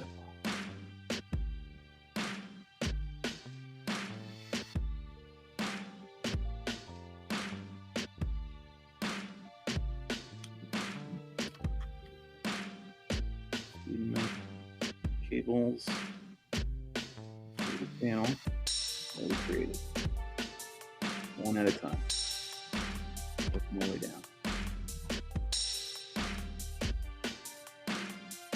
Those of you who've been watching since the beginning, you'll get to see the final result, which will be this week. We'll be maidening this. I just don't know what day yet. The weather's not good right now. Well, even if I managed to get it all done today, it wouldn't harm me.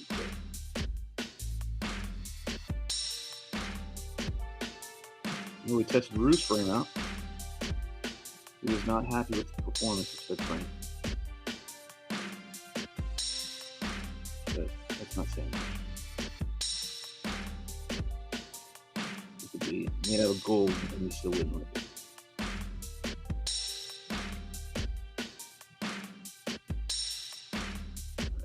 I swear I did. Me up there.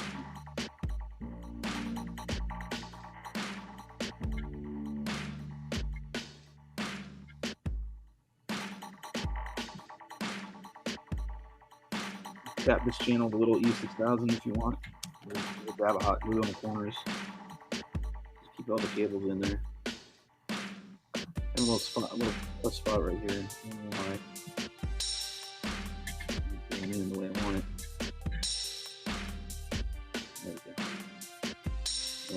Now, okay.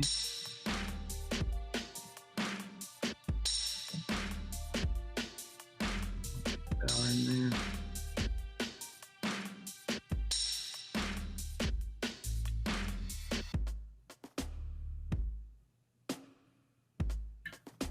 Don't push on the wire too much, you know what I mean? Gotta really mess it up. Come on. Same spot, too. What the hell? Pull the foam down so we can get in there.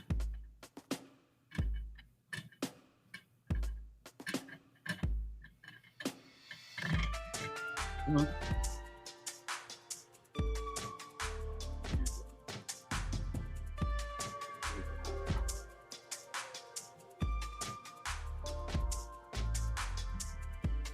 So every time I'm working on this now, I'm thinking, all right, Colorado. Where can I fly it? Okay, got that. So I'm just envisioning where it's going to be in zone. Survive Colorado runs, crashes, the travel, getting, you know, on the airplane and off the airplane that we're going to fly to get there. So make sure everything's tucked away where it needs to be.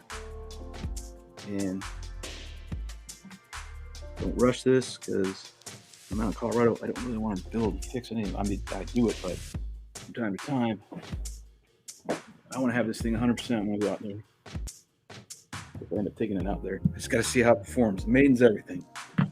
The maiden and this tarsier, that's everything. If we get that tarsier in here and managed right, and maiden goes well, then Yep, a lot of ifs. But we're working our way there, and that's the goal. Make sure these are nice and good. I'm not going to put my little corner glue spots. Like I just stick it in the corner right there and there, just a little dab to where the slit that we cut, where the cables are in. Just a little dab of hot glue and then a lick, white. Okay, and that just locks it in, right? In case it gets bumped around a little bit, and one right here, by the way. Right where it gets ready to turn and go into the nose. That way everything's just sitting. You don't have to do a whole thing of it. Just a little, because sometimes you'll have to go in here and your camera breaks, you need to pop it out. 3 little spots of glue opposed to the whole damn thing, right? Tape, I wouldn't use tape in this scenario right here because it's going to pull up because your battery keeps coming out right here. You're going to eventually just rub the tape out. So what I've found over time is just a little dab of glue here, here, and here. Good to go. And I'll do that once we've tested the camera and made sure the camera's actually, everything's working properly. And then I'll anchor it all down permanently. So we got 4 of you. I'll keep going then. Hit 0, I'm done. I can just tell you that right now. Hit 0, I'm done. So, like I said, we're getting the FPV system in. I'm using the antenna that's going to go on this right now on the Nano. So let me pull the Nano.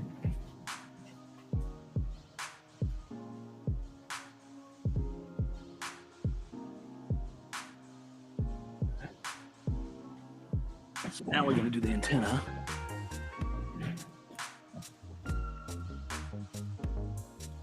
Here's where my antenna is going to be. Sit like that. Press it in the corner a little bit. All right, let me show you what to do on this one.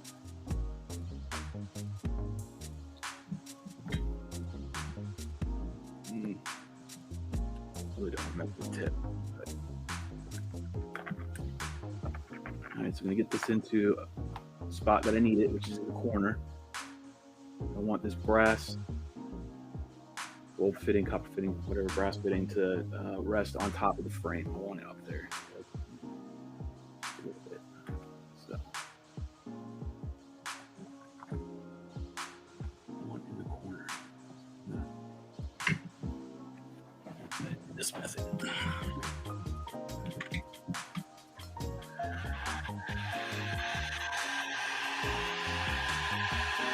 I'm creating a channel for my antenna.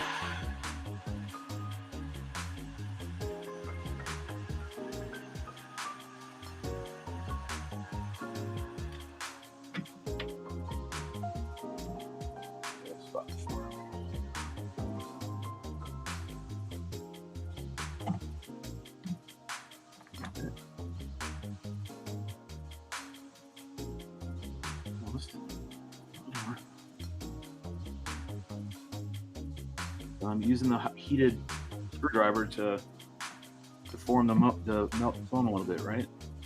Just a little bit. Make a little channel for this wire. This to set. I have to cut this there.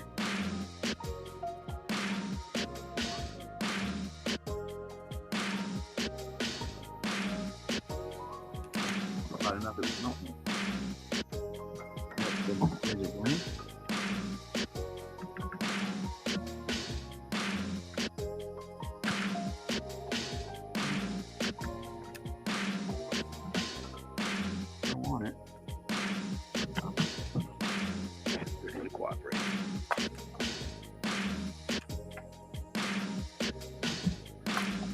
Here.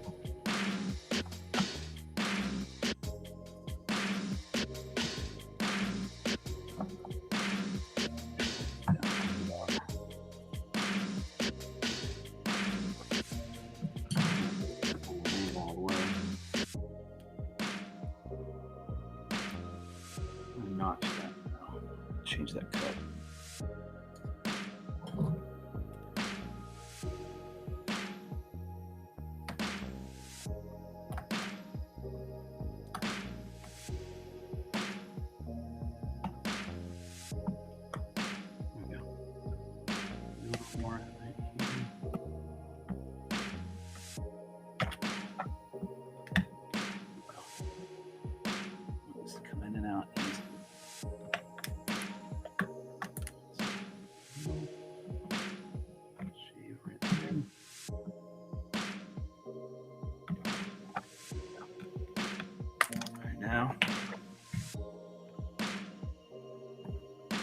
Again, I'm gonna wait to anchor this in with glue, because this will get glued down. This is gonna get glued down for sure. That's tight. So it will not budge. But that's the last step. Get in there.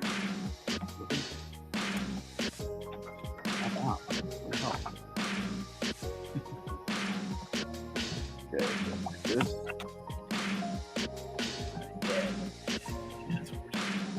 Good, looking good.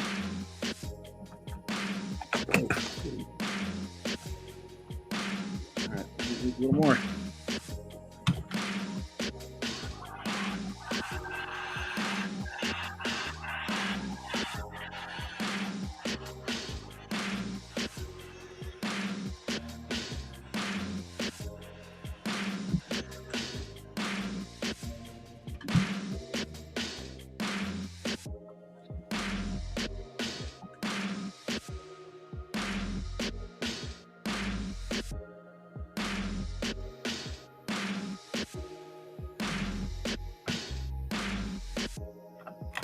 That's much better there.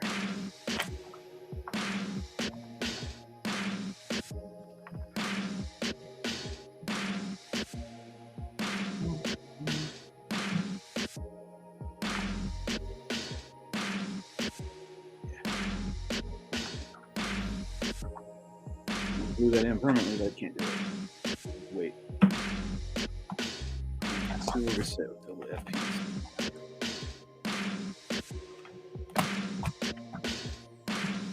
Dry fit, all right. 10 up here.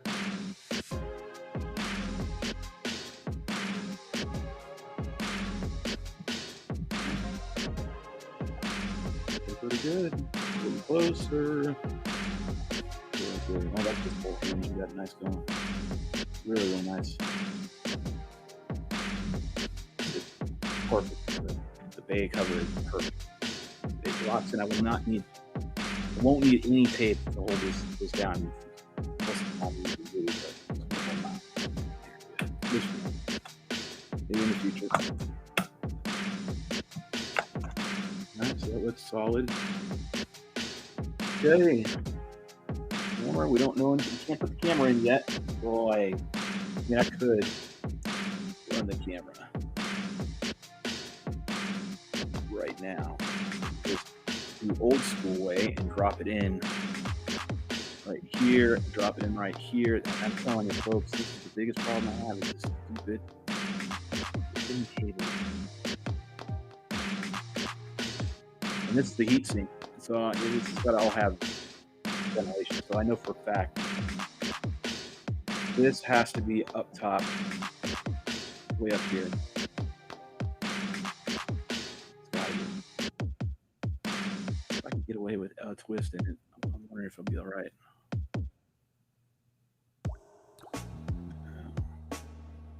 Go sideways, maybe.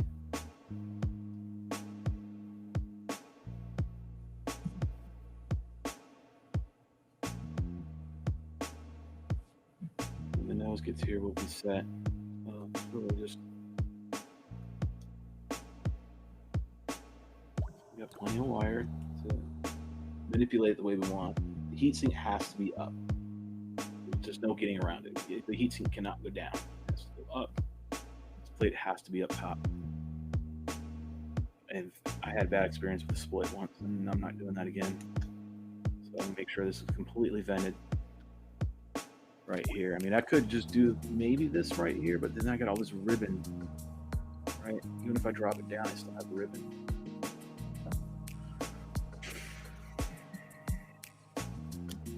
Over here.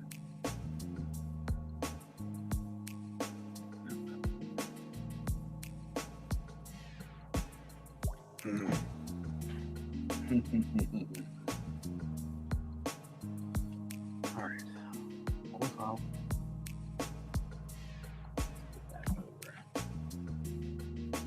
get my servos ready. Okay, servos, same thing as before. I'm going to drop this screwdriver right here. We're going to poke through all the way. We'll get to this bay right here, and that'll be our way to get our servo line in. So So just make sure everything's good to go. Just skip that. I need to verify that all this stuff is completely working before I glue permanently everything in place.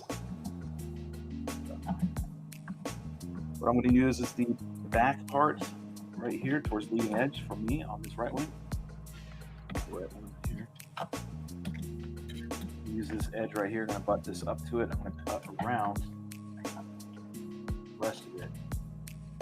Extension that I need, but first, before I do that, trace where I'm going to get these wires in.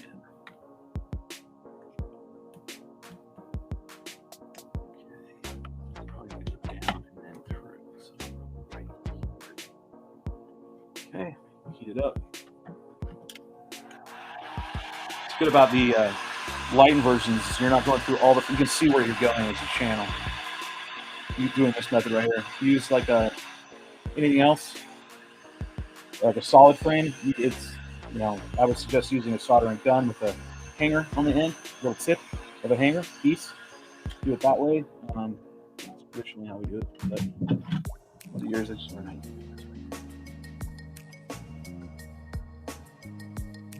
Here I've got one hole, two holes,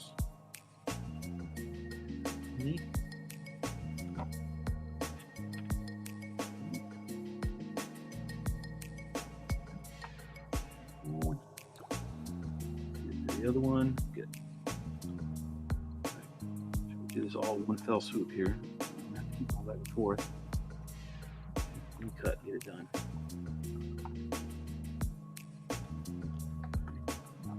Get this in here. Come out. All right. Just a little room.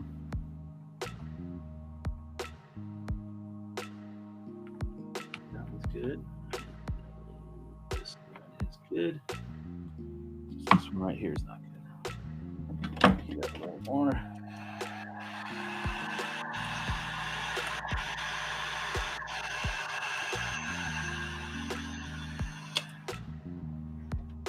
If you chat in the chat, then I'll chat back. But in the meantime, I'm going to continue to go. Looks like it's good enough.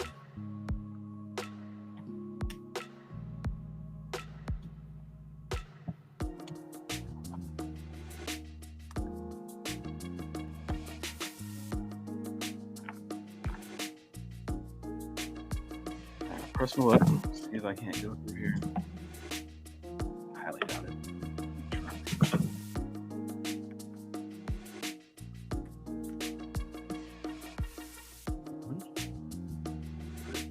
Straight. Here we go. For a minute.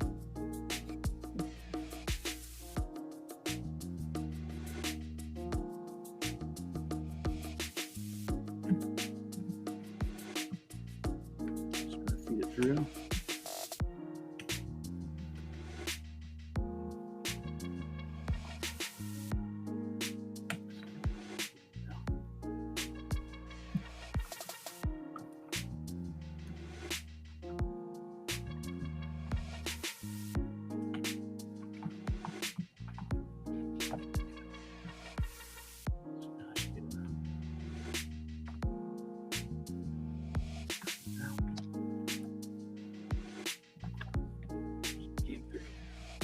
Stuck up on one spot. That's what I was worried about earlier. So heat it up again one more time.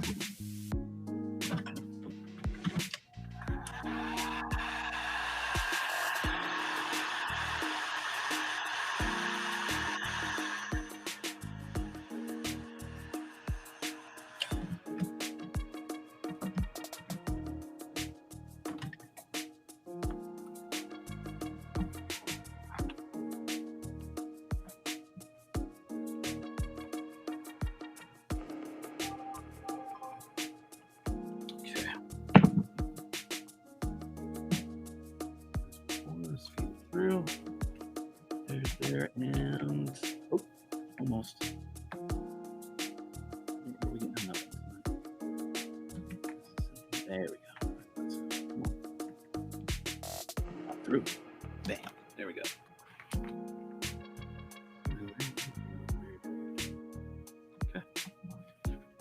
And my wires are through.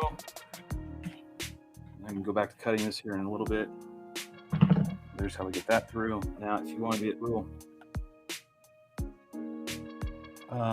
wire saving, you can cut these down and then, you know, resolder the wires and make cable management basically. If you want to make it less, you do it that way if you want. All right, so close to the receiver next.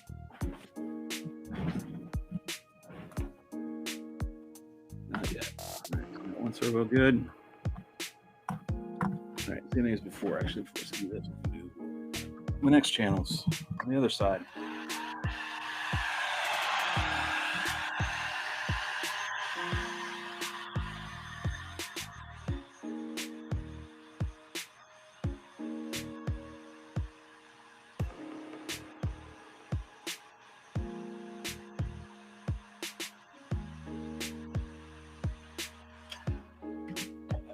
Forget one spot I need to touch up for sure. And that is right here. It's a little part of the servo that needs a spot to fill in.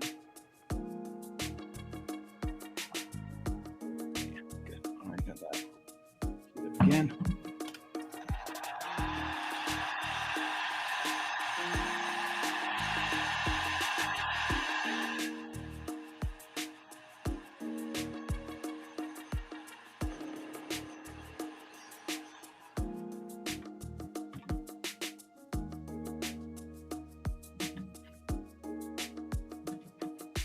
Okay.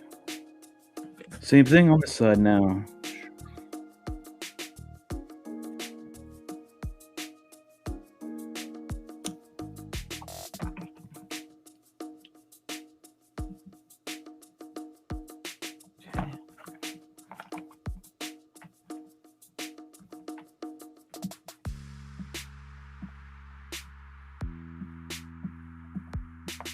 That time I got it right the first one. All right.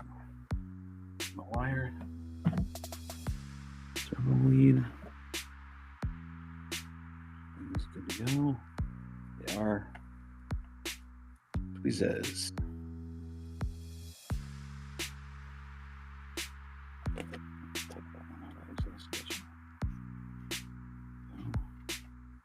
Oh, let go, man.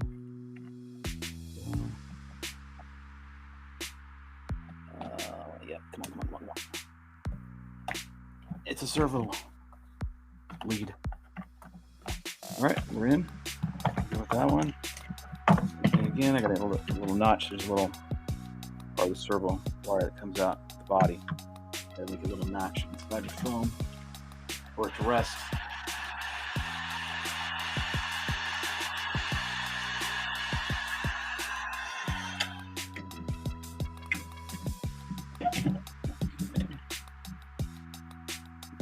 Here.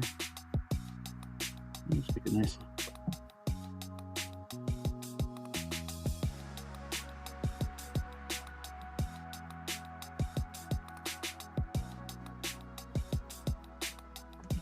That works. It should. High hopes. Eternal optimist. Make sure.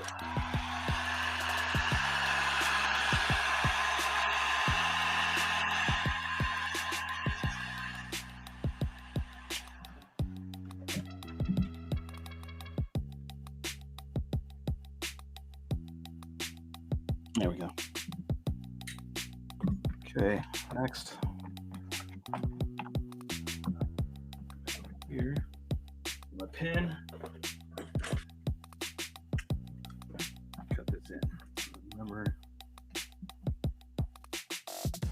let's do this time. I know it's here. It should be. Either way, we cut that.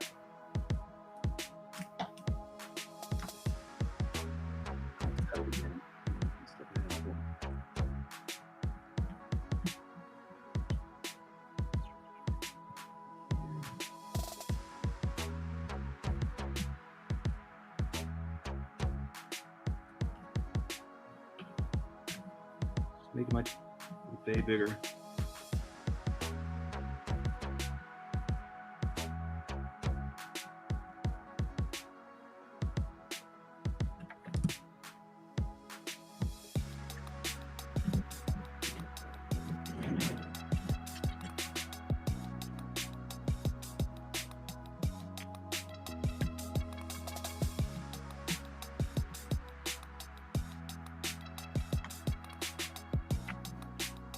cut this out a little bit bigger.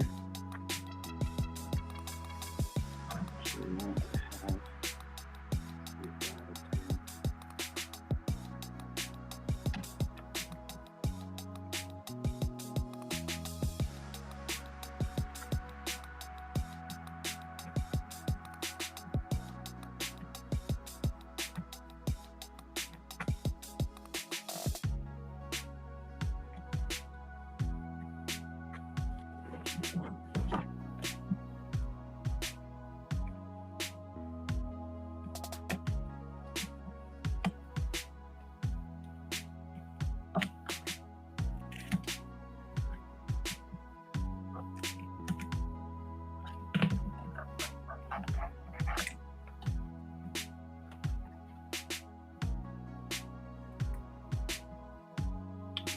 the right size.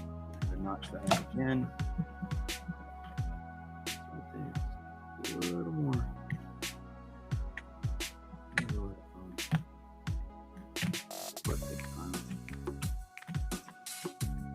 So I'm dry fitting it in, seeing it, make sure it fits in right. Should fit snug. I cut a little like shorter than the actual cut in the frame, or I don't know how to describe this.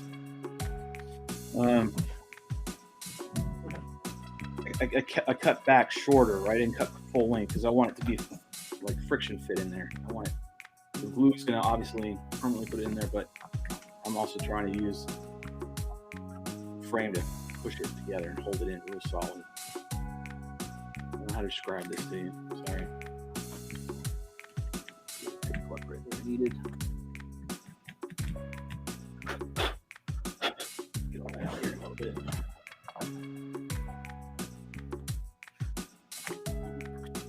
Clearing out my little ledge here, making sure it's just tall enough.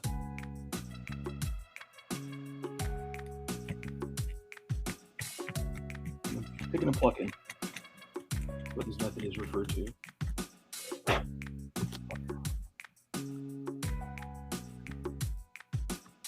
Check to make sure it's absolutely flush. I'm gonna have to put a wedge underneath here. Got foam, track foam extra that I can use. Just keep going down, taking my time until I get it to go exactly where I want it. Right? It is true. I mean, if you're trying to build fast, you're going to get a frame that flies like crap. I mean, it could fly decent. The more time you take into it, the better it's going to be in the long run. It's just going to fly better.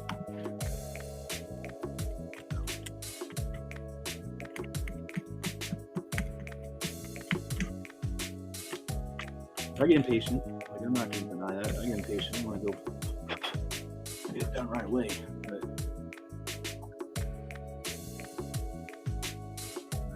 almost there. Just a little bit more, and we're almost there. I'm trying to get this so flush. Just a little more.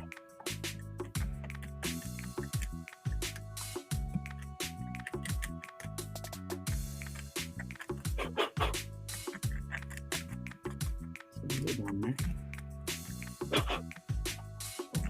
There.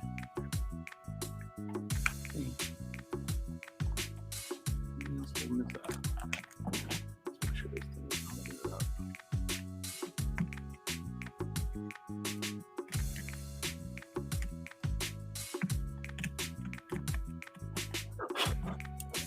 Okay.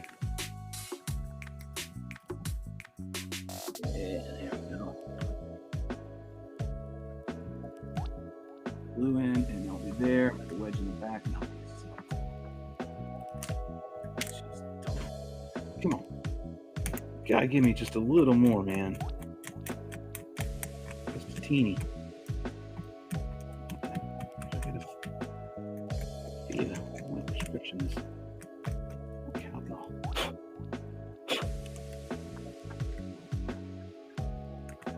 Alright. I think that's it. There. Yeah, there we go. You'll know when you get it.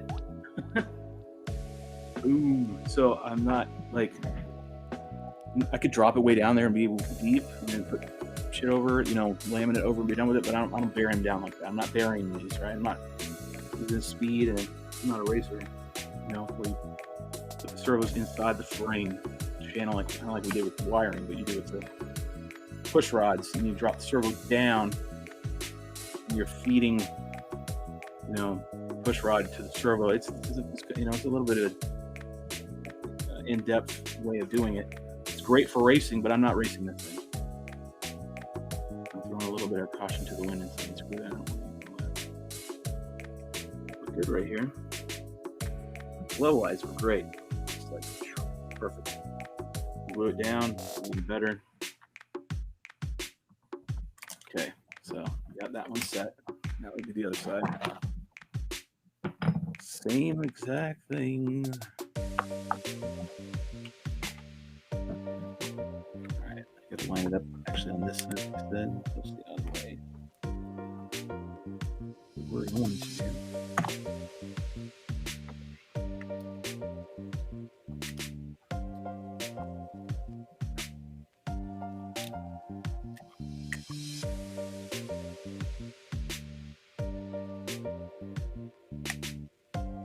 Get it all lined up just right.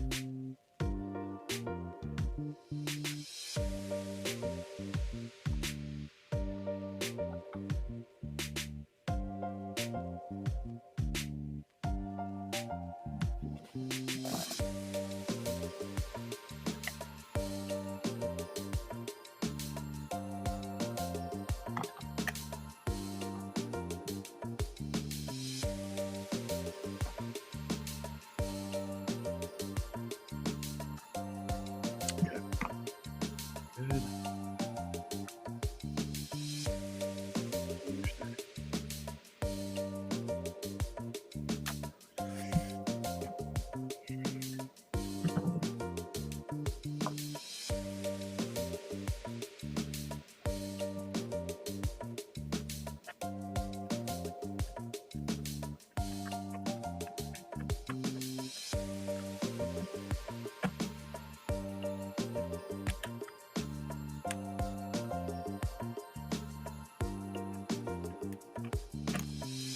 All right, make sure we cut nice and deep, proper depth that I need. I'm trying to create a ledge. I'm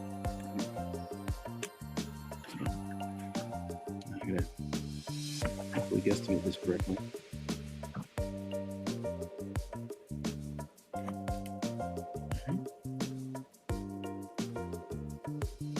Okay. This way. Right off. Deep enough? Negative. Right away, I'm not.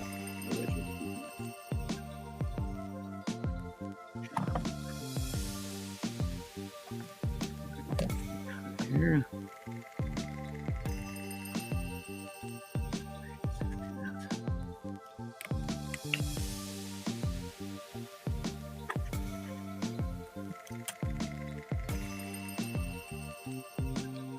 Pit pluck. Let's remove bits. Let's see if we got in there. Better than last time. Too snug. That's all right.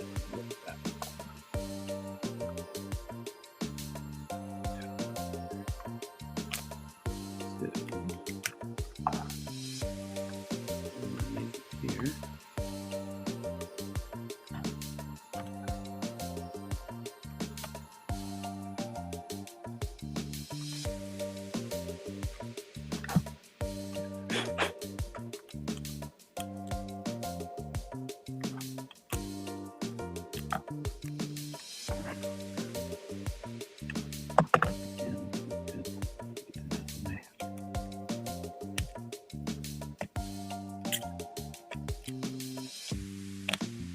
Little picks and plucks. So you already melted the channel in here, so I know where it needs to go. I just need I'm talking about this little bump of cable coming out of my servo.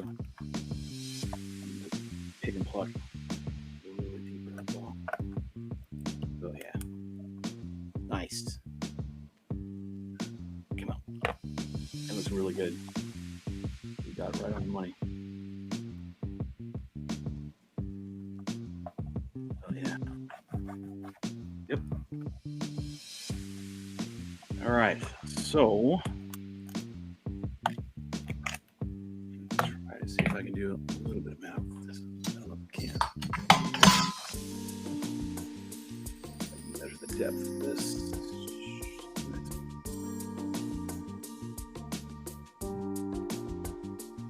Because it dips. I'm trying to create a wedge down there, a little platform that the rest of the body can sit on. Tempting to do that.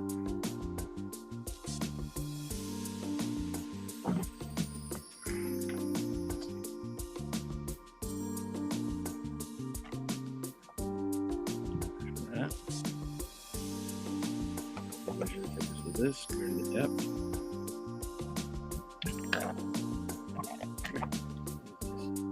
Yeah. It's hard to hold everything together and measure it.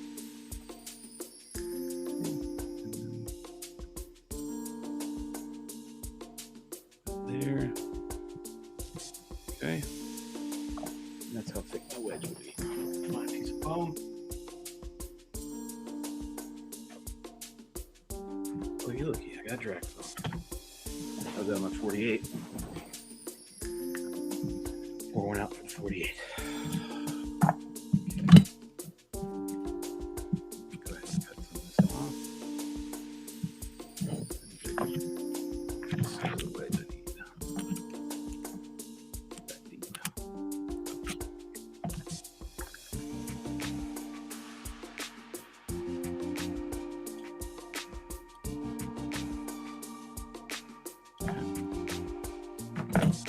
I need.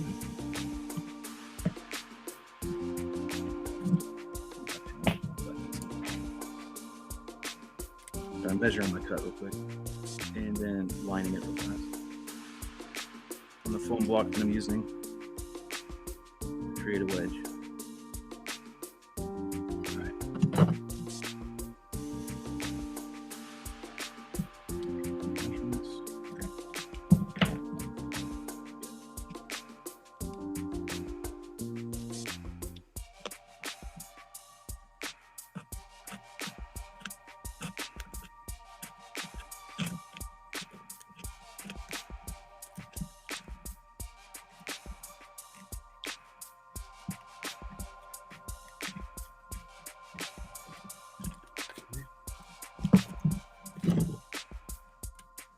I've cut enough where I can just make two of them real quick. Good. Okay. So I say save your phone, and you never know when you're gonna need it. All right, cut the width, cut that in half, and we should be good to go.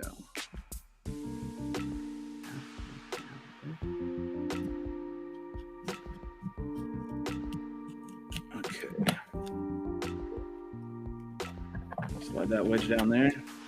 See how your servos fit now.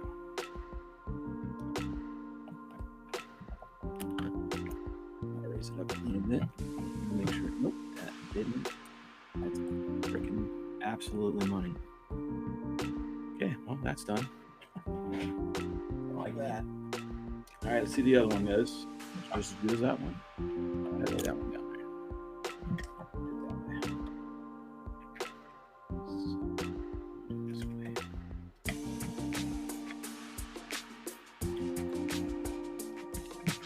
Who's doing what in here?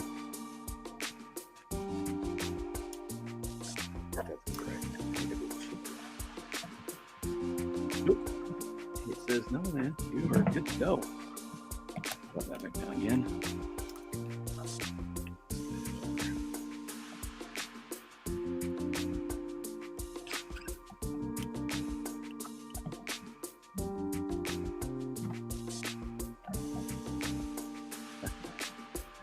Really good, folks. That's good. That thing's solid. Like those servos are solid in place, and they're absolutely flush with the airframe. They're raised up where they need to be, right amount. Gets some of this. Get my linkages on there, and we should be good to go. I'm gonna have to check my throws, movement on my servos, make sure they're good. But yeah, that's good. I like that. See what's chat saying. Since it's been 5 minutes. It's been a while. Sorry, I did an Ed Ricker and sat here and didn't talk to anybody for a little bit, but I was a little focused. Do you need to use the? Hey, what's up, Rel XL? What's up? Yeah, there you go. So there's chat. We caught up that quick. Just that fast. That's how much is going on here. Just because I want to have it.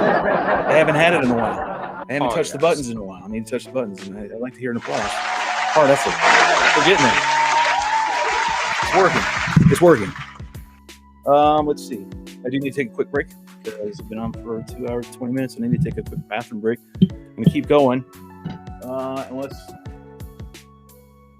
stuff clears up. I don't have to get kids, so I'm kind of free on that. So, but I didn't get to pick up my kids. Aww. I like to pick up my daughter. Unless the weather, and then if the weather clears up, then I'm going to go back out and take the Nano. Get it back up in the air. See if that heat sink issue is gone. We want to see if the heat or the thermal cutoff is gone. And we're hoping that heat sink will replace or will fix the problem. But give me 5. You can go use the restroom, and then I'm going to come right back. We're going to continue on trying to button this up. And folks, we're getting pretty close. I mean, we really are close. There's not much. Well, there really isn't that much more to do. We're kind of hitting a roadblock with the nose for the caddx. That's pretty much it. But let me go ahead and take a quick 5. I'll go to the bathroom. We'll come back and we'll continue to chit chat and continue to build. So give me 5 minutes.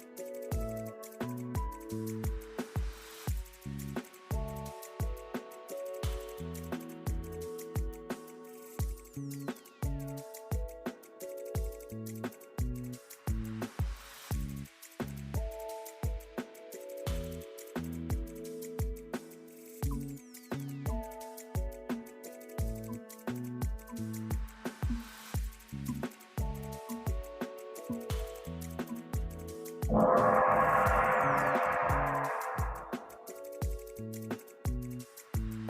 right, we're back, I guess. Check the stream. Stream seems to be okay. So, get rid of that screen. Hold on. And back over here. And make sure my buttons are working. See? Yeah, I think they're working. Right? Yeah. Oh. Premature. There we go.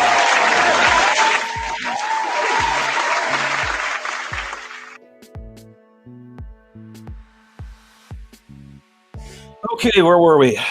This crazy build we're doing today, this week, month. All right, so we're sitting at that. So let's just continue. I don't know exactly where we stopped. Let's get back at it. Let's see what we're doing now. Walk away from it. Okay, let's see. Take a gander.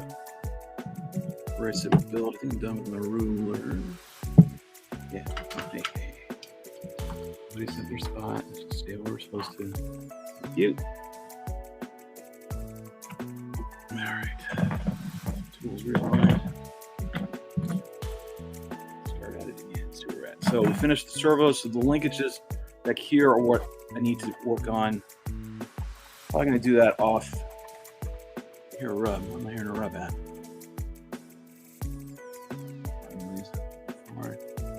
I might have a little rub in my elbow, but that's maximum. Way up there. I'll stall out for that. I'll hyper spin. Okay, servos are in. I won't glue everything down until I have gotten the parts back here on. Right here, put these parts on. With these on, then I'll go ahead and once that's fit properly and we've reached, I'll have to probably retrim these. It might be a little bit too long, but either way, once I get this all, the push rods all correct length, we mounted these on here. Then I can go ahead and glue all these down, right?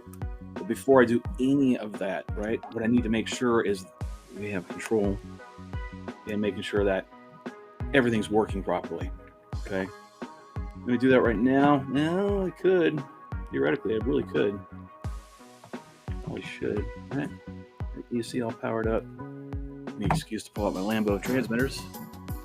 And charging. Yeah. It is. Good timer up there.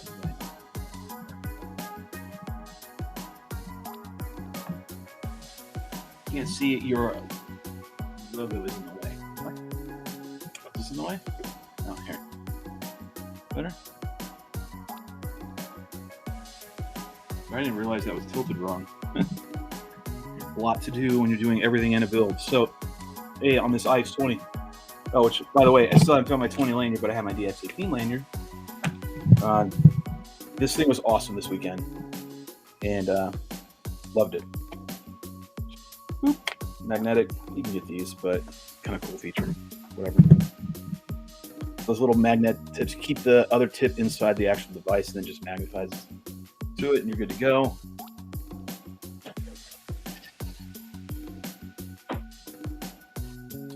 Run a crossfire, of course. And let's do a new model, I think. Just went away. Sorry, I must have had it on a different screen. I just transitioned to another one, so there you go. What was I saying then? Oh, all right, since you didn't see it.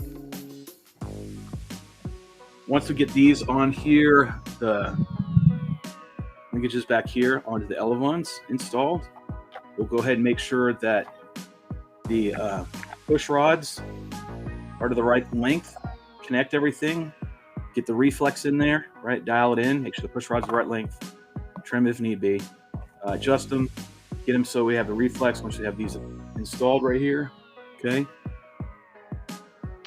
And then we'll check make sure everything's all good to go. We're not gluing. Gluing is the last for your servos. It's the last step. It's like you're ready to glue them in. This means you're getting ready to go mating because you're just going to glue them in, put some clear packing tape down over top, off you go. So that's literally going to be the very, very end.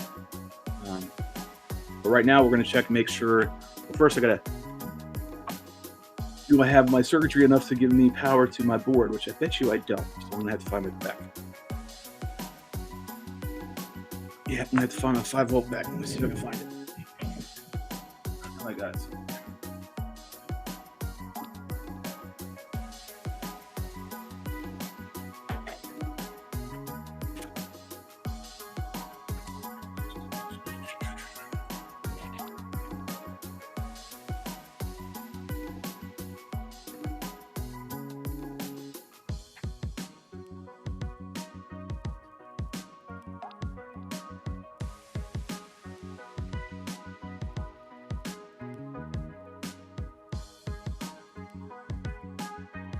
All right, I have another back, and I have to hog it out of this one now.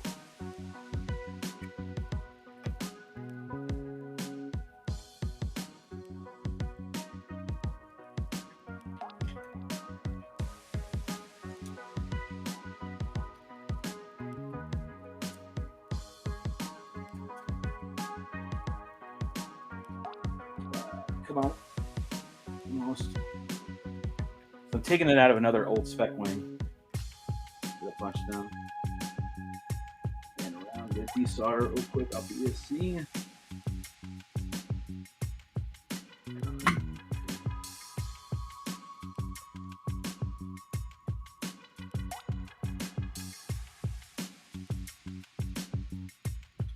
Okay, now I got this back. Throw that right there for right now. All right, so I got another BEC, right?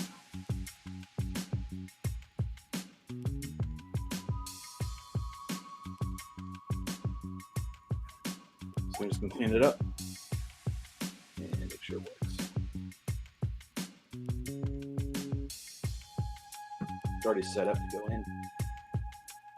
Crossfire. Got some hot glue I gotta get rid of real quick. Go figure, right? It's that hot glue. Now, Rue's got me on this OCD kick of making sure everything's right. Oh, nice and shiny on my whatchamacallit, my soldering skills.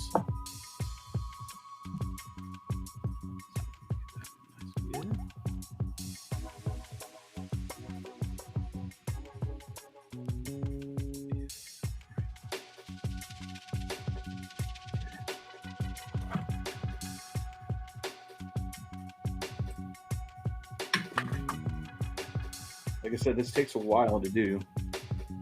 It's a number of hours to get it all done, right?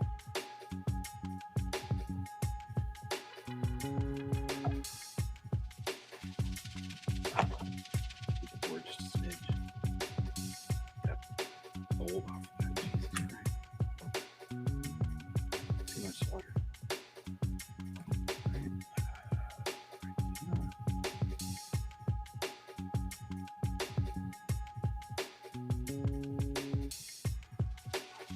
Good.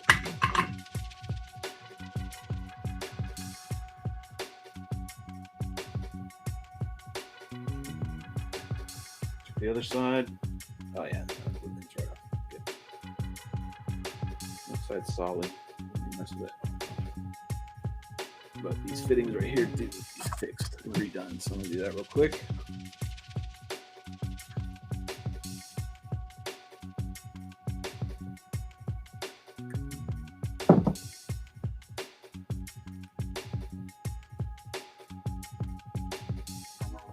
Crazy, Rue. You're at work repairing and doing pretty much the same kind of shit I'm doing, and you're listening to me. It's just funny. Come on. Man, I hope the weather gets a little bit better than it is right now. It's raining. It'd be nice if it stopped right now. But it is cooling it down. And to be honest with you, it's nice to have a little break from the heat. Good God. All right, so we know it's going to go on that side. Right here. There we go. Just started.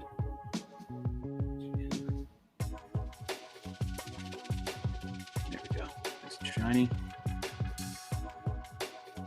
Solid contact.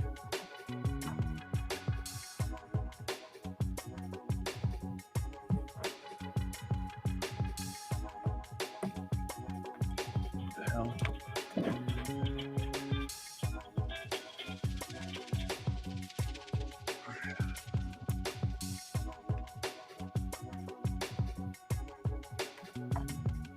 Get the negative on.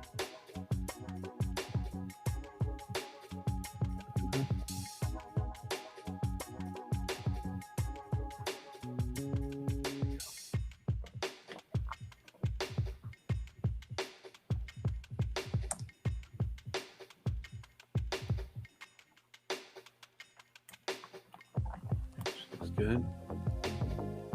Just checking the whole bunch of wire right there. All right. So power to power in, power to power out. It's already on its little servo end to go plug into the crossfire. Hell, it's even got a RiteWing on it to reduce noise. That's really going to help. Let's stop. Thank you. Hold on. And,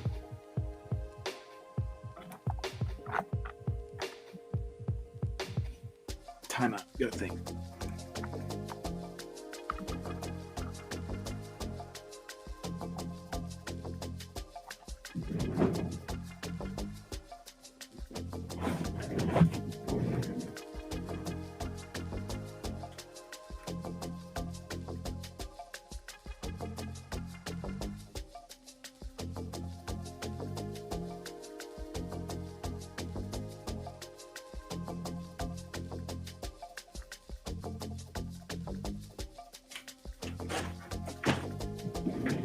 Okay, I think that's good. All right, crossfire here. So we'll plug this into channel 4, voltage and ground. Oh, this is the one we screwed around with that one time.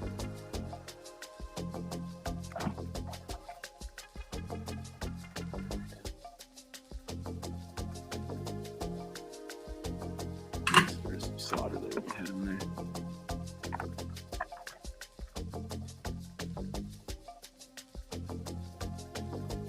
Yeah, there we go. Okay.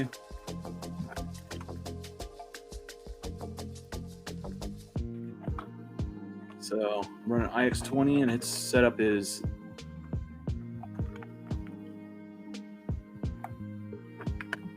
TAER, so throttle's gonna be number 1.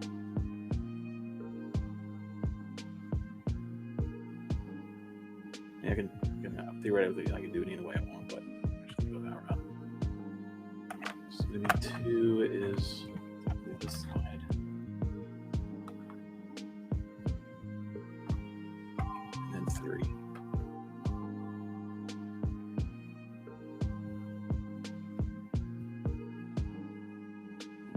Success in the servos. I have to replace. I have a bad servo and here needs to be swapped out. My razor blade and do a quick swap. A little ESC right here.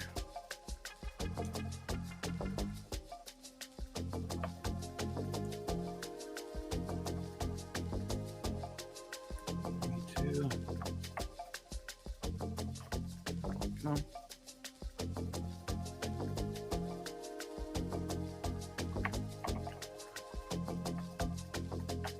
Where's the negative out coming out? There you go.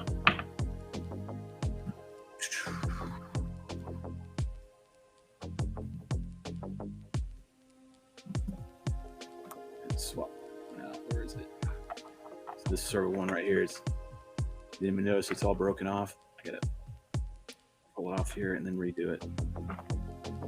Antenna on.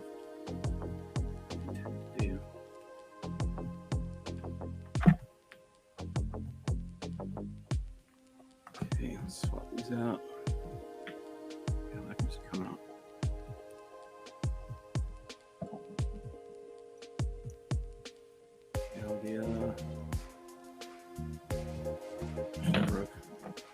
Concerning. Hopefully this servo was good. These servos, I haven't ever had any of them go bad. That's why I keep reusing them.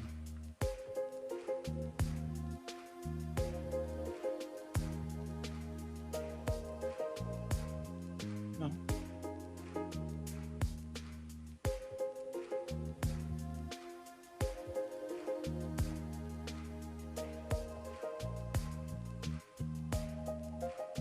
How are we gonna even fit?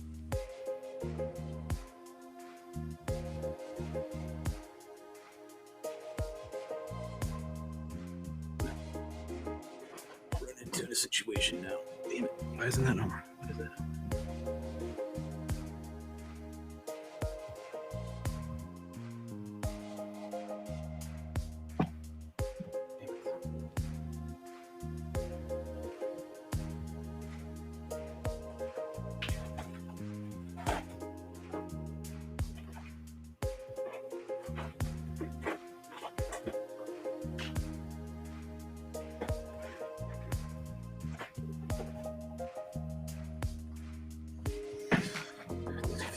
This.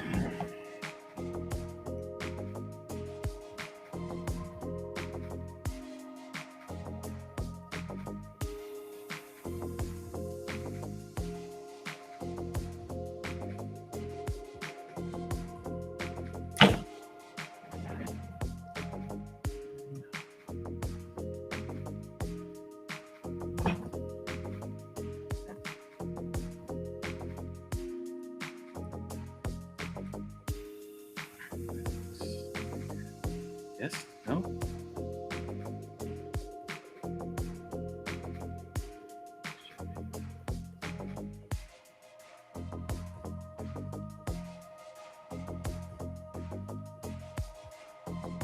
Yep. Power. Signal. Now we put it back on the receiver.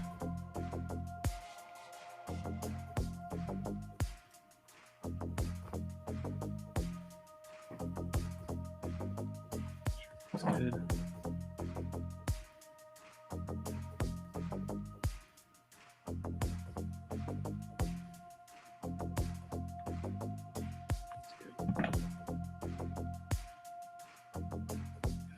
Better. Okay, double check my wiring before I power this bad boy up. Ground power. Power. Ground power. Ground power. Oh, my ground's in the middle. Oh, power's in there. Okay. Antenna. Probably not to be on me, but that's a sign.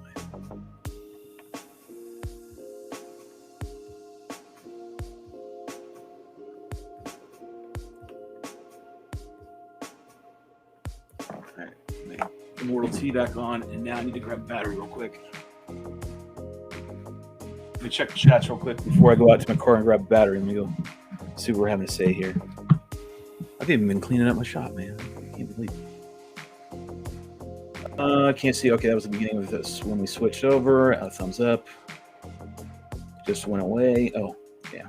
Hey, Shelby, how fast can your wing fly miles per hour? This one right here, I don't know yet.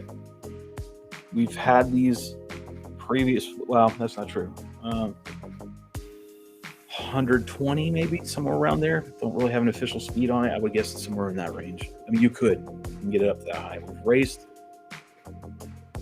these a number of years ago, 2018, the solid version, and I believe we're 115 or something, somewhere around that range.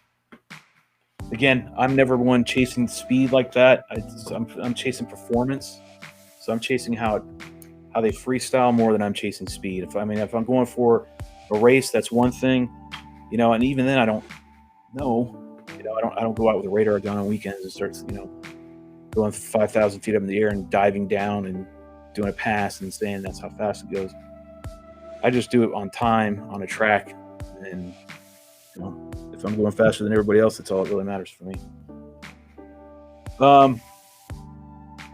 When you could put more time into it, that's not what I'm chasing. Like, I'm chasing how they fly, the flow.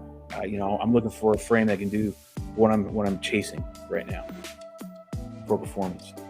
Let me go get a battery, so I'll go ahead and pop this on, and pray to God we don't get any magic smoke. And I don't think we will, but you never know.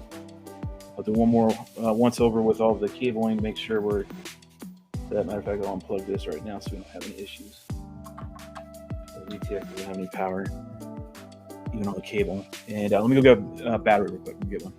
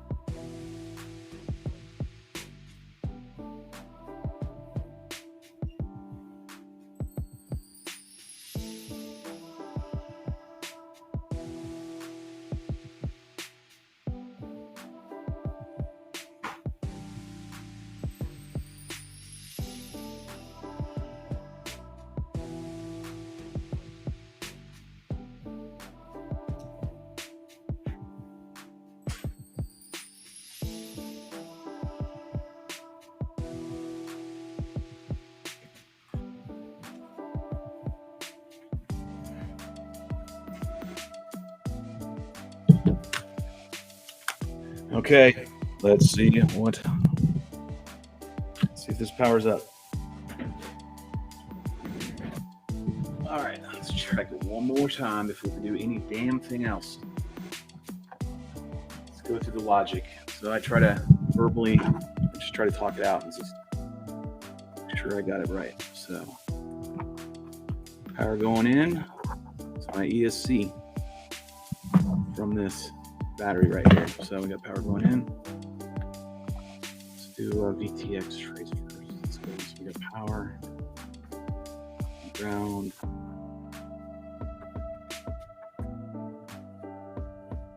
going here. Maytag for power. Ground in, power out, ground out. Ground here, good. All right. VTX.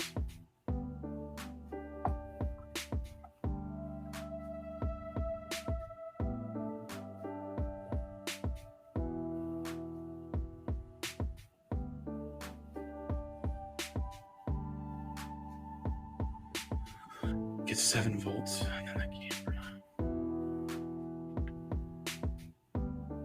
Let's get off of this. Giving it proper voltage, which is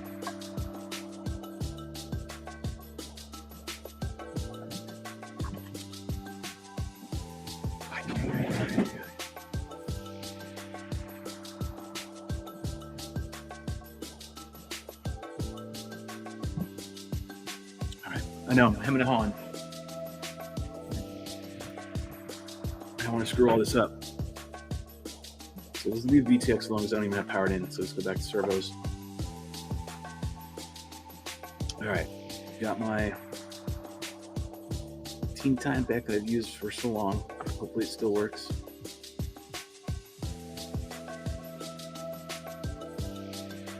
Bendy, my taste.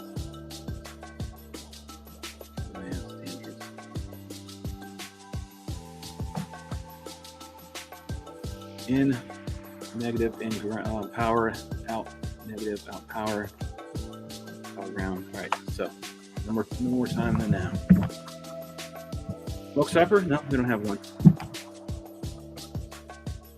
Let's see if we get power to the receiver. Okay. There's nothing. Let's see, powered, X powered, and receivers powered. All right. Do they have power? They don't have power. So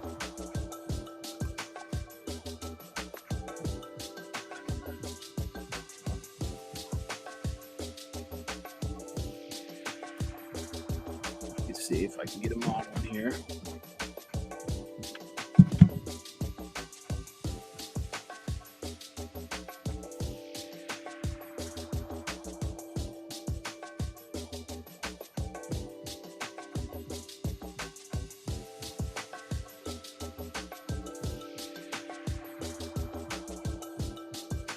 You can hear pushing out the wattage right now. All right.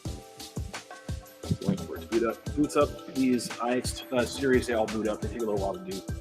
They boot up the first one, and then you put it in sleep mode the rest of the day. It takes a long boot up cycle. It's just like a phone. Literally, here it is on the inside.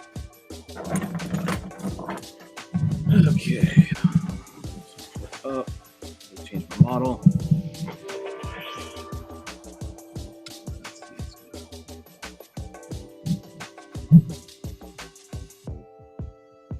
I don't even have that set up yet, so I need to create one.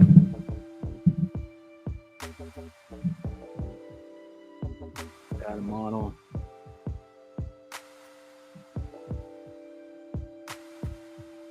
Here's default airplane. Yes, I want to create a new one. Okay, so here's what we've done.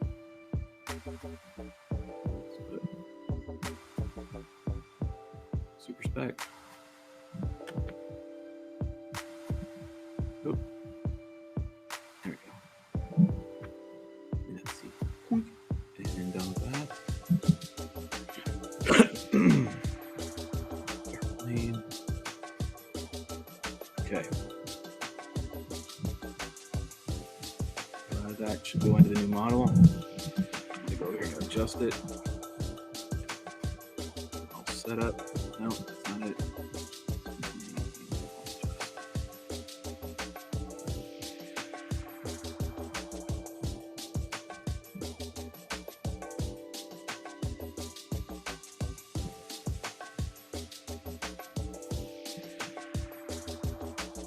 Still learning how to navigate through this thing. It's nice. It is a lot more user friendly, I'll be honest.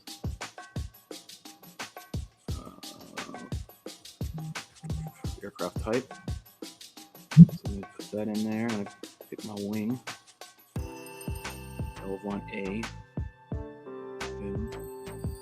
That's all I need to do for that.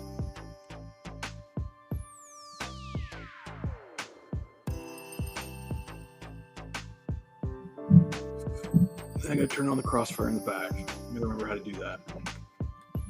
Let's see what port set up. Yeah, that's it.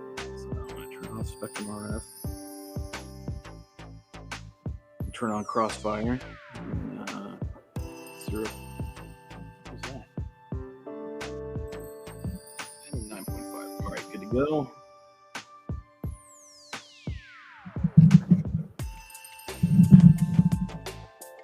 Plug in, again.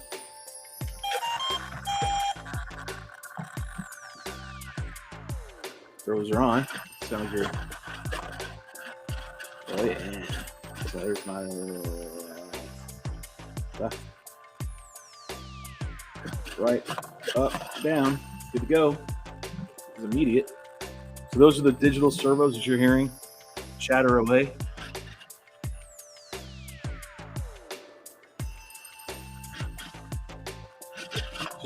verifying everything. Look at that. Here.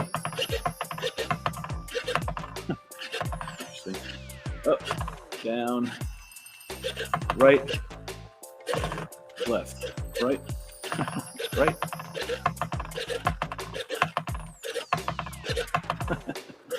And left.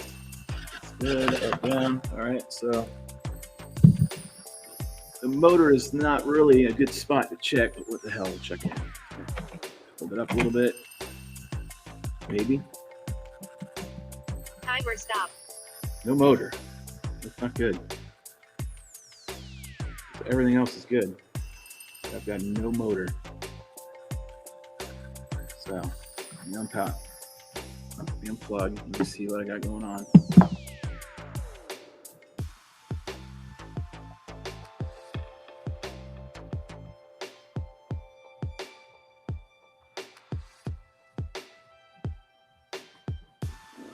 Check again on this ESC, maybe am I sending out the right signal?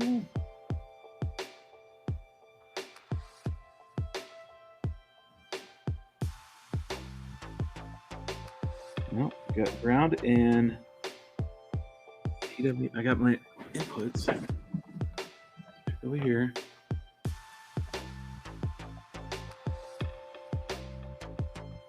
Channel 1 should be working.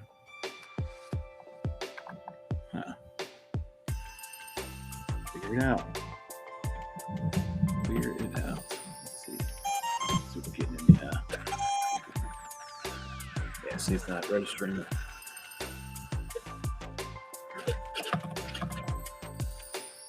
I'm hearing twitching. What the hell was that?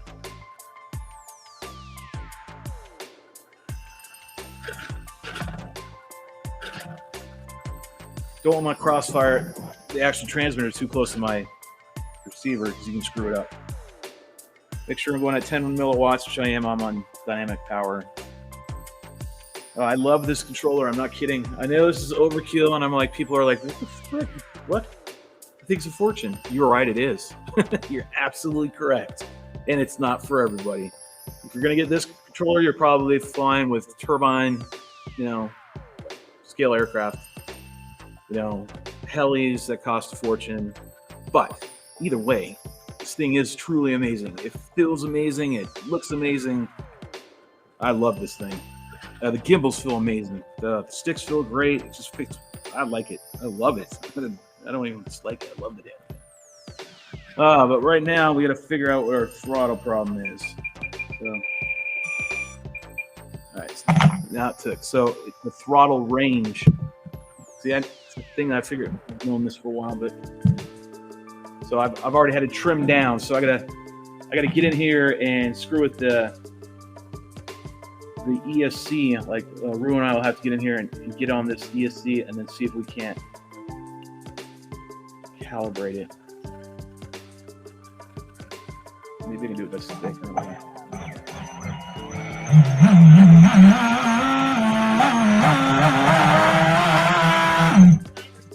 I hear you. Woo, what did you gonna go, man? It's gonna go now, but I need to figure out to get that trim. Like, so I had to go down -72 in order to get for it to even arm. So I'm gonna calibrate first. I'm gonna go ahead and get this all back to normal. And I'm gonna see if I can take it standard, traditional stick command throttle setup, right? Timer start. Whoa, maybe sagging. Oh, I gotta tighten that up. That's not good. Timer Still start. trying to figure out. Yeah, that's not good. I'm gonna get that tightened down. Not good at all.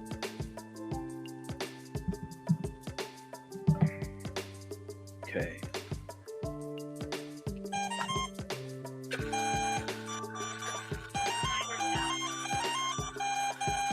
Okay, so it does take traditional.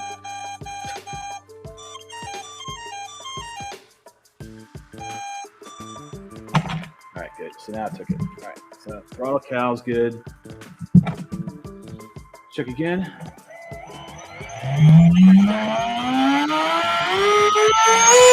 All right. Stop. So I'm gonna do it one more time. I want to get a better cow on that. See if I can't. Timer start. One more. Oh, all this beauty right here on this table, man. The X20 is beautiful frame. Man, they're meant to be. All right, so we gotta get it going.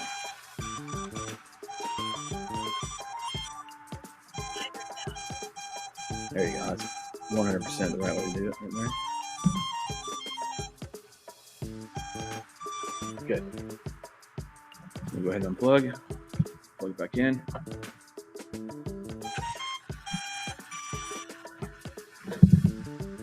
All right, sounds like everybody's happy. Yep. All right, now.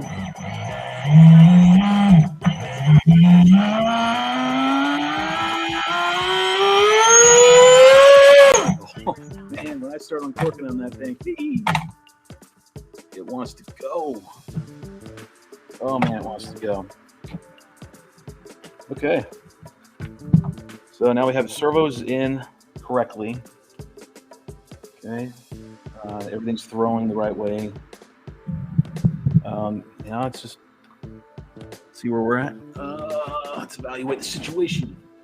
Okay. Once you turn it on the first time, IX20, just hit it twice. And you got a little quick sleep. And off she goes, sleeping away.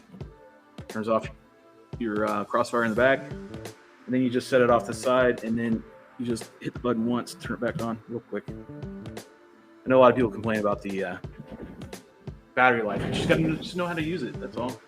Work with it. Believe me, I wasn't trained that TX. That's awesome. We're getting there. We're getting there. We're getting there. We're getting there. I really want to test the camera. All right, let's check the VTX. Let's see what that's about. VTX is the next thing. Let's see if we can get this powered up, right? I also have to connect. Need to verify something real quick.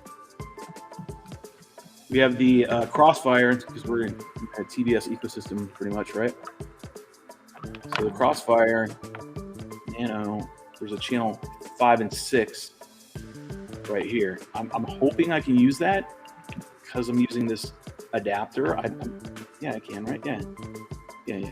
Should be able to use it. All right, so channel 5 and 6 are right here on the Nano adapter, servo adapter, right? That you can drop your Nano on right here. Just drops in there, you solder it in, bam, you're done. And then there's 2 wires right here on your VTX for your Crossfire RX and TX1.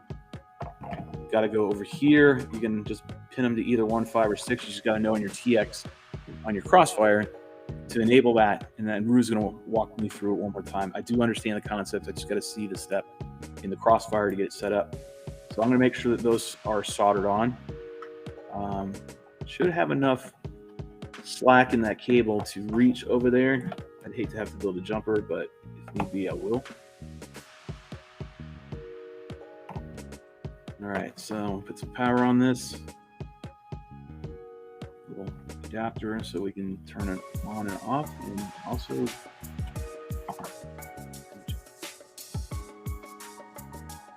so we had this all set up earlier. Do it again. Plug it off. Get everything all situated where we're supposed to. There like that.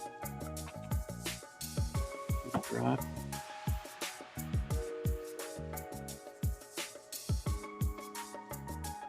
Like this. Okay.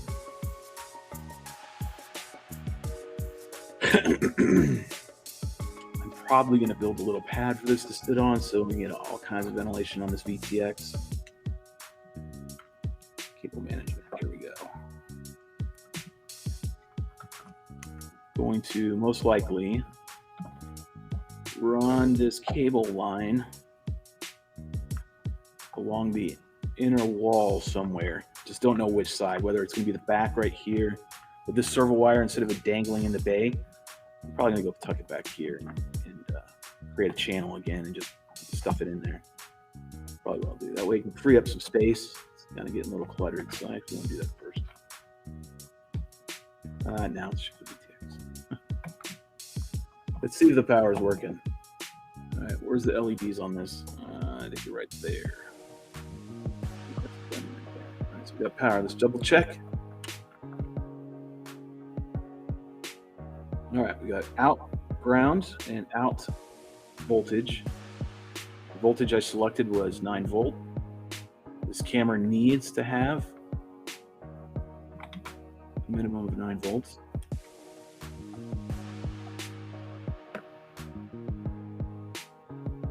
Or the VTX needs a minimum of 7 volts, that's right. And the camera can take up to 12. So we're feeding the whole FPV system 9 volts. And we're ensuring that both components can take 9 volts.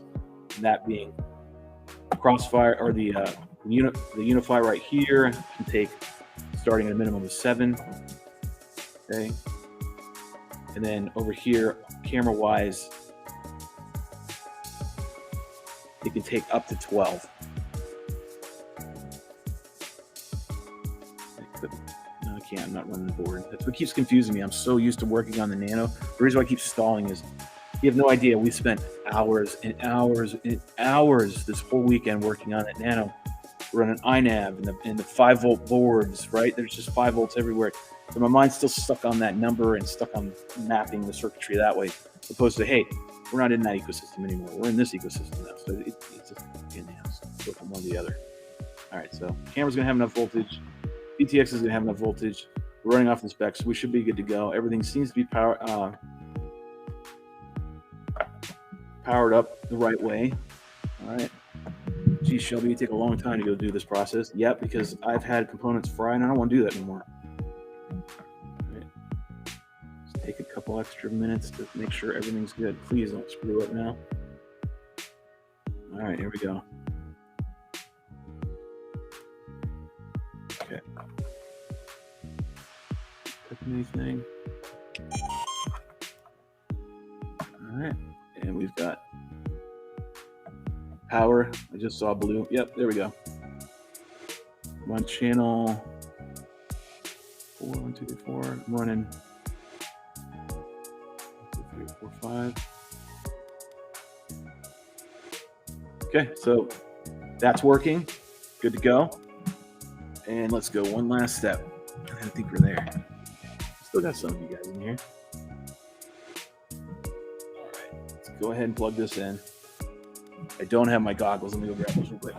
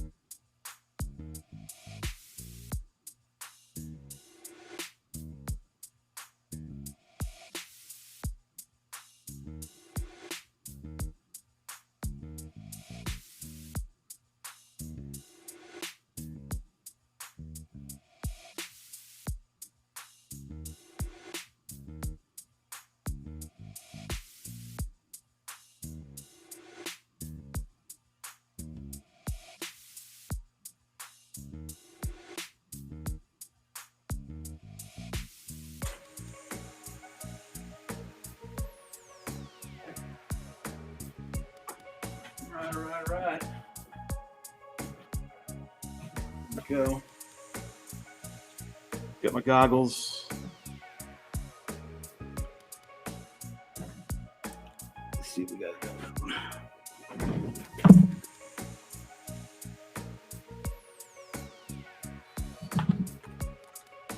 Gotta have some music. All right. I have no idea what channel I'm on, so I'm just going to band scan once we get plugged in, just see if we can see anything. All right. This is very noisy. All right. So all I got to do now is piss off the FPV gods and put this in here nice and neat. These are on the top. I want to see this image.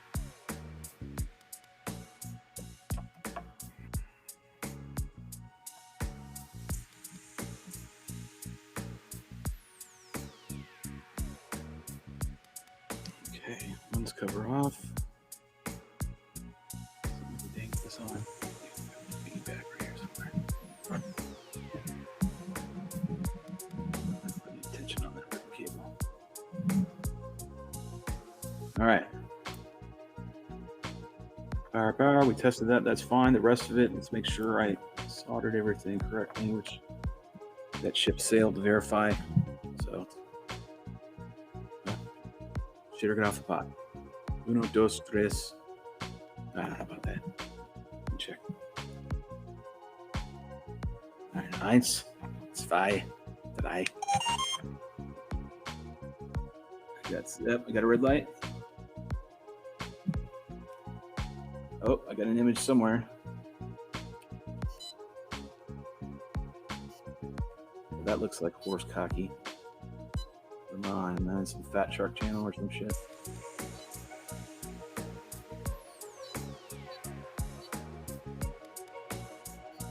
Ooh, bam, there we are.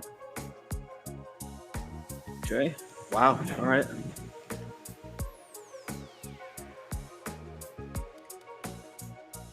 First impressions. It's a Caddx. It's clear. It's at distance you can see things sharp, clear, very clearly. Okay, so we got everything working. Can't let it sit here because we also are unventilated, right? There's nothing blowing. So I verified everything is working, so we're good to go. Bam.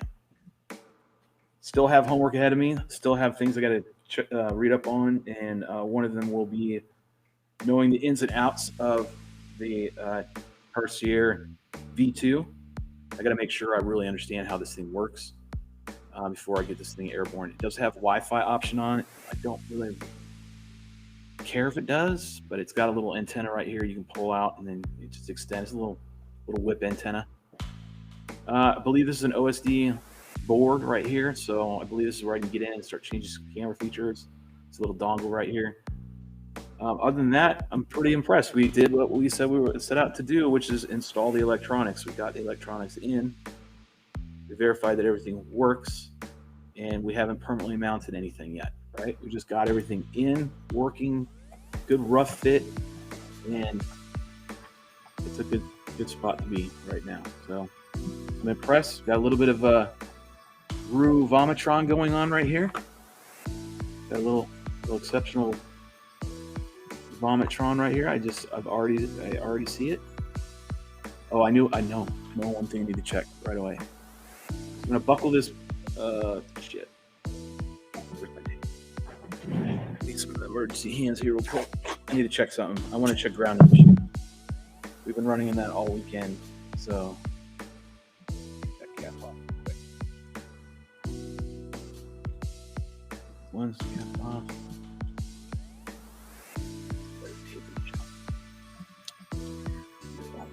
Stick.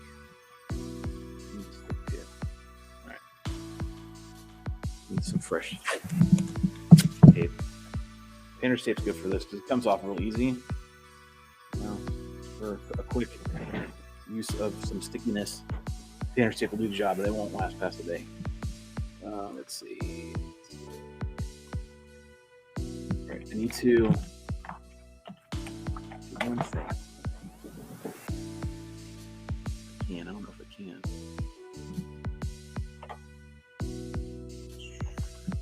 I have to do this out. By complete hand here. What I'm trying to do is anchor the motor down, right? And I want to test some noise. I'm going to see if we get any noise. Again, like I said before, I just hit my button. And back comes my... There it is. You can hear it comes back that quick. I love that. Love my IX20. If you don't want to get an IX20, which is overkill, well, great. They're awesome. Let's see. Antenna's on good here. Battery. There it is. Grab my Spec battery real quick.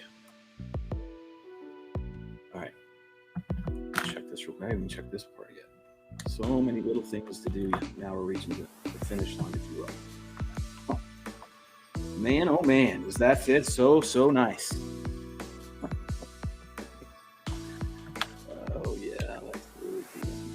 Usually with the doing dry run here. Where's my Spec over here? Spec's over here in left field. What the fuck are you doing? Oops, sorry. What the hell are you doing over here? Get back to where you belong.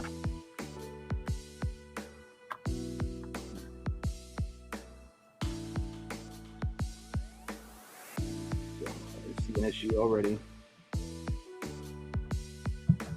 And that is a harness is in my way. Every time I go in and out, I have to figure out a solution. Alright, see how my batteries lay in.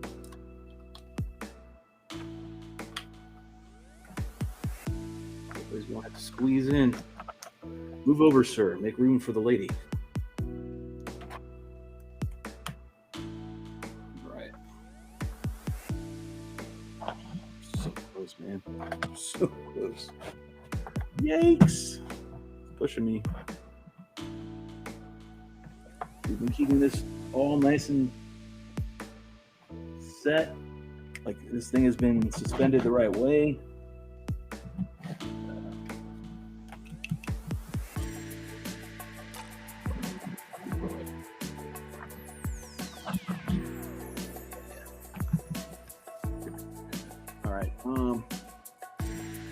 All right, so now I'm gonna check for motor noise, any kind of ESC noise, any of that. It's plugged in, plugged in, plugged in. All right, I'm gonna hold this. I go under the goggles.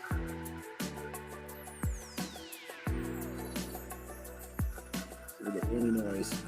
Looks like I do already. Nope.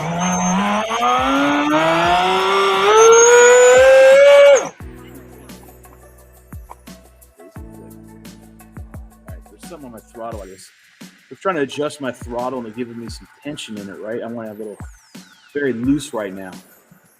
So the little stutter you hear is just because my throttle is engaged a little. No noise whatsoever. None. Timer stop.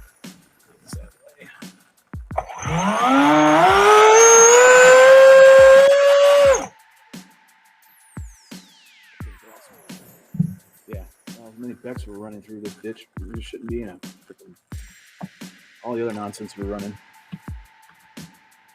Love this. Love you, X20. You're awesome. You really are. Oh. Great transmitter. Love it. Best one I've had to date, without a doubt. That is absolutely the best one I've ever had. Hopefully it's the last one I've ever had. Okay, so camera image is good. There's no noise, so I'm gonna go ahead and cap this off. Check the lens. We're good on that. Battery's fitting perfect. Battery absolutely fits perfect. Right where it needs to be. I can slide it over just a little bit if needed for some lateral balance. And, it's off by maybe 2 millimeters on each side, on this side versus this side. That's not a big deal. I mean, it can be, but I don't really think it's going to play out to be a big issue. Cable management, there we go, and I fixed it. Need to navigate the 3 wires right here from the Tarsier. Going to navigate them over the little hole we have for the battery to come in and out. I don't want to be yanking on these cables at any point. They need to be stationary now, so I can start anchoring this in a little bit. Not going to glue anything. I'm still waiting on a nose piece for Matthew Smith. When he gets that here, I'll be able to put this in, and we're going to just go for broke. We're going to see what happens. I don't have a solution right now for this ribbon. How the hell that happened? Well, that was interesting. Anybody else saw this? There's got to be some bolts to mount this bitch better than it was not good. I'm gonna look for some bolts, screws, something. Yeah, this has got to be plated. This plate's got to be anchored. It's only held on by the paste, the tape that it comes with, and it already popped off, just sitting here. It just shows you that it's getting hot, and it's going to go ahead and, this heat sink will fly off. So that's not good. Glad we checked. So I'm figuring out various ways in which I can mount this, maybe turn it a little bit. I don't know. Ribbon cables you don't want to turn and kink. That's the problem. See what you're saying in the chats. Still have a half a dozen people in here. You guys are crazy to watch me this long, 3 hours and 26 minutes, and it's crazy for me to be on this long. And what do we have? We are we're keeping an eye on your work. You guys just checking in on time from time to time. Let me see what Rue has to say. Rue is going to be laying down the whip, I'm sure. He's going to tell me something that I did wrong. Hold on. Let me see what he wrote. Let's see if I plan it. Run VTX to VBAT. This way you have voltage monitoring. Wire camera to 9-volt back. It needs to 6 to 12 volts. Okay, so run VTX to VBAT. This way you have voltage monitoring. Wire the camera 9-volt BEC. It needs 6 to 12 volts. Right. So we have the camera set up. Right. You're saying jump this off of here. And my videos, but I don't have any monitoring. That's right. So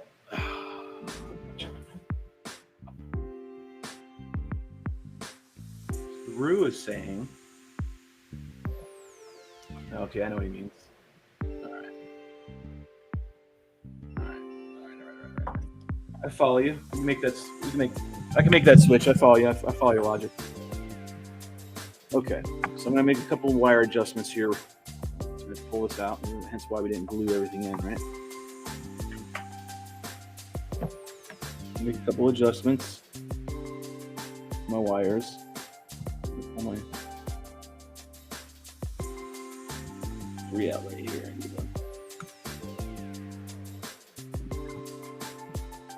Fingers are your friend.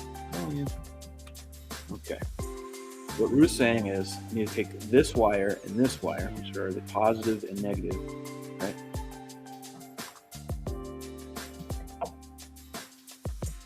And let's see what he wrote again. Make sure I follow it correctly. Run the VTX to VBAT. Okay. So he's saying ditch this and run it straight over here. And then he's saying take these two and run them to this. And then we're by. That's a lot of filtering we're missing. Which that changes my filtering drastically. So right now my image is absolutely butter. There is not an inkling of any noise. But we're gonna try it. We're gonna go down this silly ass road. All right, so again, we're gonna go ahead and take power off of here and ground, and we're going to slide it over here to the VBAT over here. And you know what the hell, just stack this an inch tall. We'll go with that. Okay. And then we're going to take the VBAT from here. No, we're going to take the power and ground from the camera.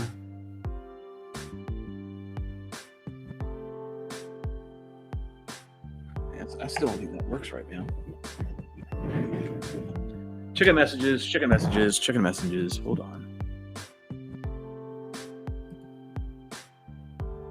The VTX has OSD built in. All right, so I'm going to make sure we get this wiring right.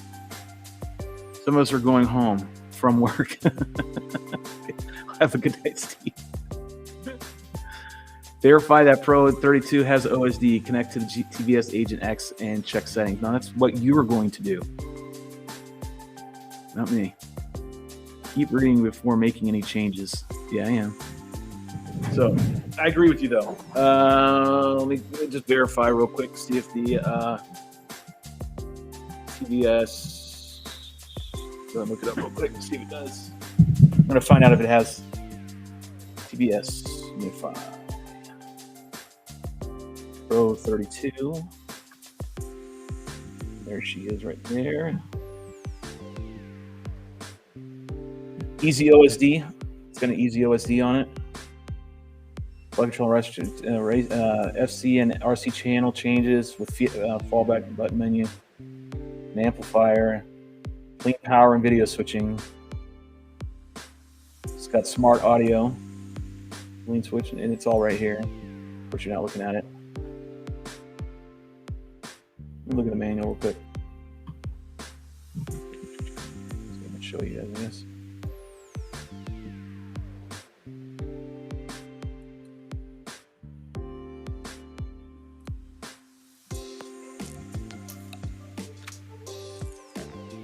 Okay, looking right here. On a 3S input or 2.6 input with 5 volt output version.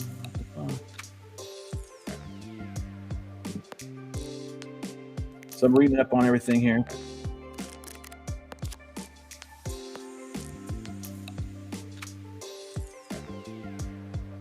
What I don't like is we're going to be immediately bypassing the video filtering. And if it does that, man, I'm just going to go back to raw and screw it. Put it on timer, do old school ways. Because you got to remember, there was a time where we didn't fly with all this stuff. You know, we didn't have voltage regs, and we didn't have this stuff on our OSDs. We didn't have any OSD. Right? There was a time. We had no voltage. You used a timer. You figured out how long your battery would last, and you ran a timer and you gave yourself a buffer. I'm trying to look for anything with. I'll just scroll down here and see what we find. Pictures, flow charts, band channel or channel charts. There's your ins and your outs. So in, we have to go to that FPV. There's no doubt about it. All right, is this the right one? No, that's the right one. 726 in.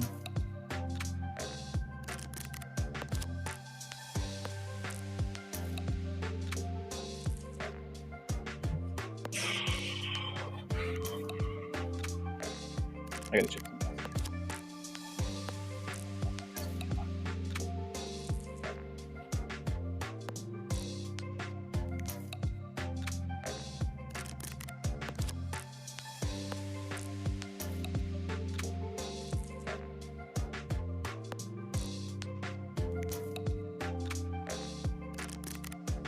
Am I still on there? Yeah.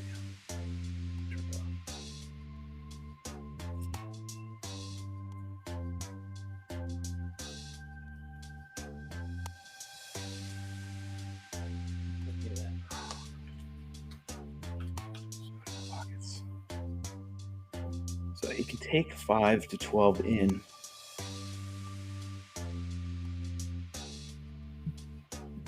So why can't we? I mean, there's no reason why we need to switch over.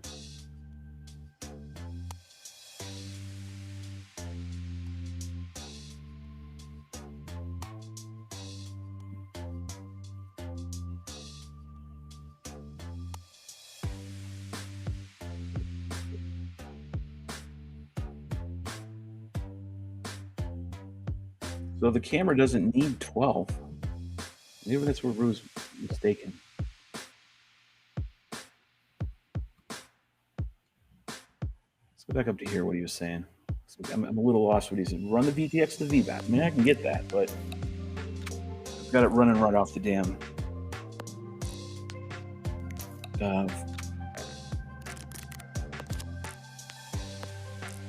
You got me. You threw me a curve, man. Threw me a curveball. You got me thinking everything now.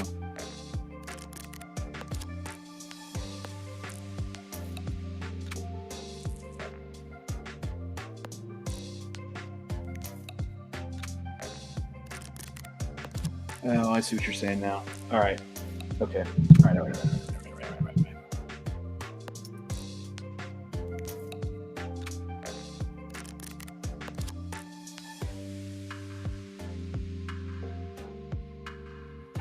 So I guess where I'm getting lost, I'm getting a little stumped, Rue, if you're still listening, which you probably are. So follow my logic. The camera can take 5 to 12 volts. We could run it off of the Unify. Unify's outputting 5 volts. So the camera alone will take 5 volts. So doesn't need anything more than that. You're saying it needs more than that.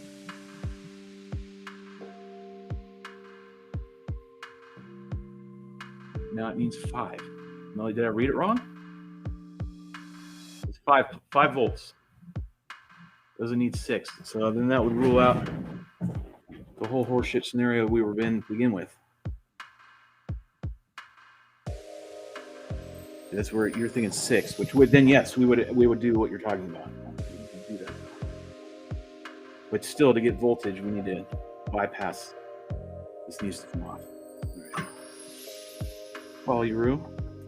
Helping hands over here. Get that over here real quick.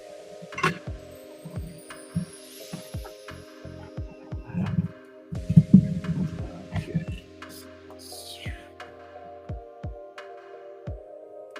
Directly to VBAT.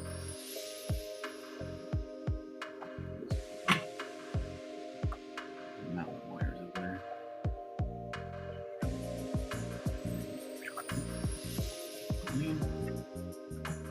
All right, so now we have a naked UC right there. No use right now.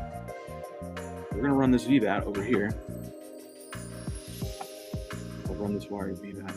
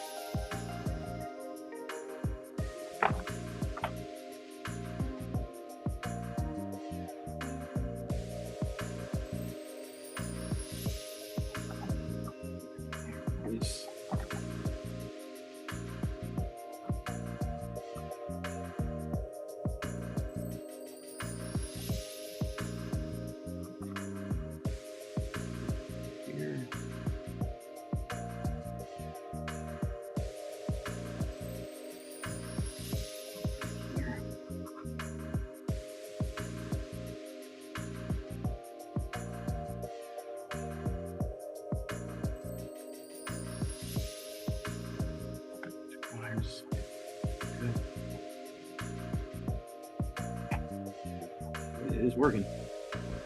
Okay, do the same thing for negative.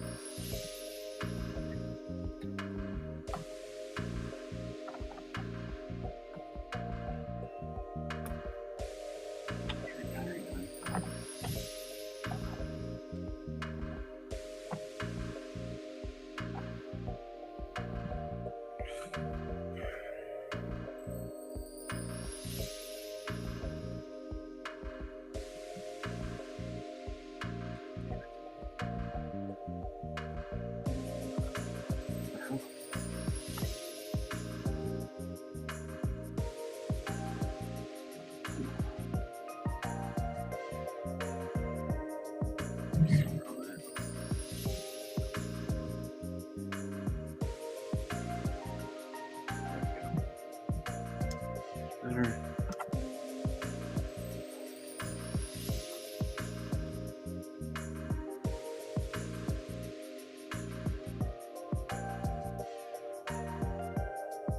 What in the hell?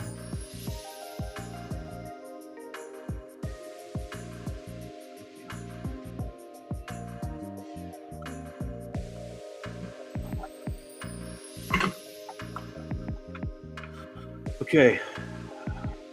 Power, ground, straight from wire. Look at the freaking wires coming off this thing. Absurd.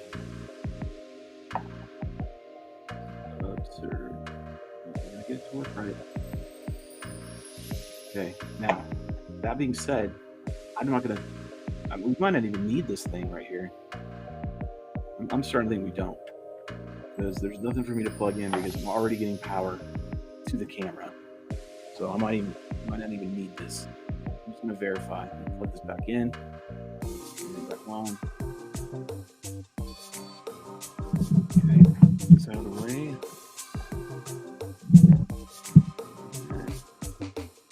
And let's check on power and ground. Check. Okay, there's nothing. Alright. Everything powered up, no magic smoke, and I see a lens cap. So good. That means I'm going to go ahead and do a little rewiring. And check. Again, let me check. Noise. Please be no noise. Please, please, please, please, no noise. Come on, be nice to me, gods.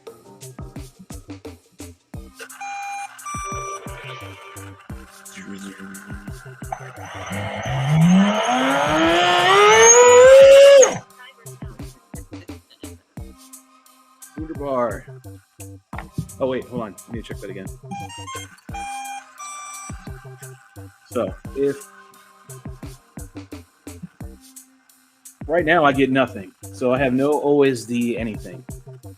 VBAT straight in, camera's going straight from the VTX, and I've got nada. There's no wires to connect to the camera, nor is there an option. All right, so what I'm thinking is, I really don't know. I don't know what needs to be done next in order to get any OSD information, because right now it's just it. But it's good to note that it is working and running straight from the VTX. We're fine. I don't have to worry about anything. Well, I'm wait for Rue to give me some confirmation on this one, because it takes 5 volts, man. It takes 5.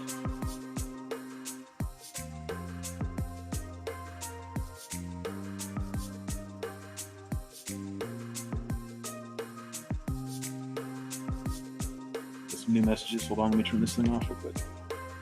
1, 2.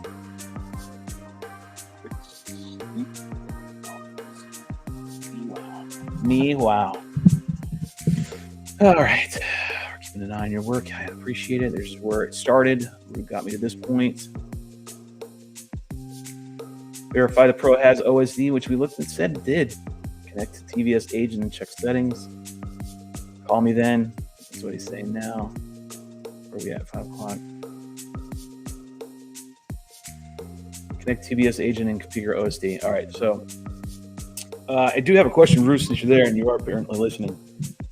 I've got the green and white wires right here that are the RX TX. I'm going to go ahead and solder them onto the the adapter, and that way we have them on there, and then we'll be completely linked up. And I guess I just need to change it in the crossfire if I were to venture a guess. Right.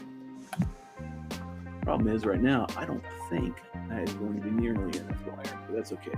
These are just signal wires. Make a jumper. Get that over there. Tons of wires. Unless it's got a pick at that. It's in perfect condition.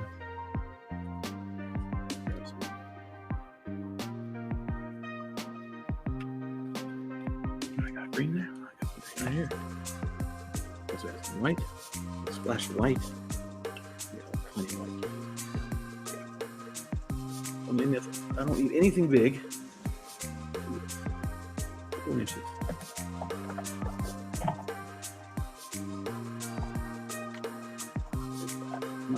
Yeah, I do. Rather have some than none. Got a fucking center gauge. 4 inches. Yeah, my goggles going. Get that off. Rolling through and grabbing some scrap. Scrap wires that I need. There we go. Clear gauge. Inches. Perfect. Right now, take this one.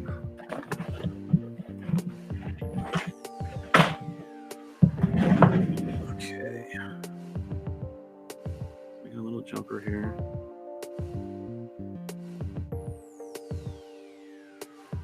And I'll have to map this.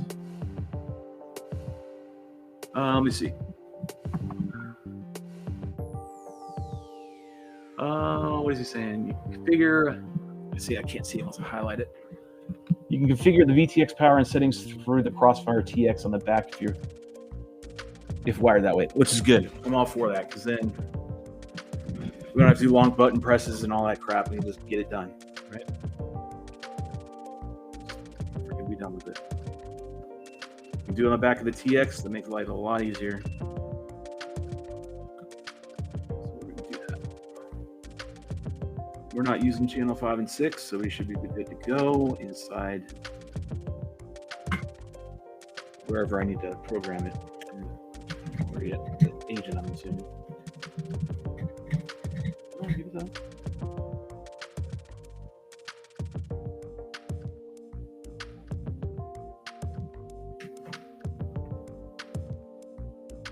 Like I said, it's gonna take a long time to do it sometimes. Sometimes it'll be pretty quick. I am going slower. I'm just trying to slow the pace down. Pay attention to a little more detail.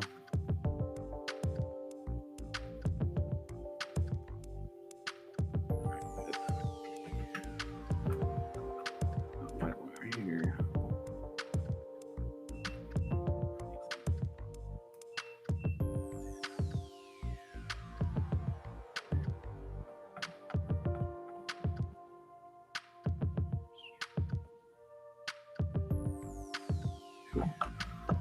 Green wire. Turn that real fast.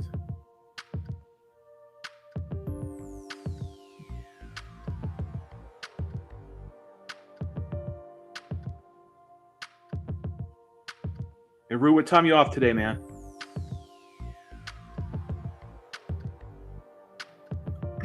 Try to get it fly. You can hear batteries are charged. So green and white, good to go.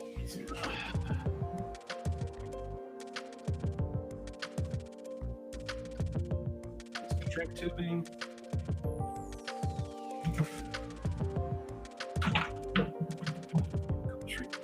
Pieces of shrink here.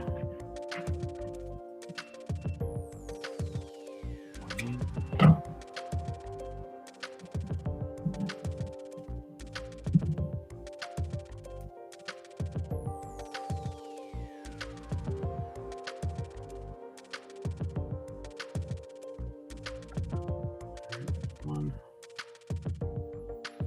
Two. Okay. It's all set here.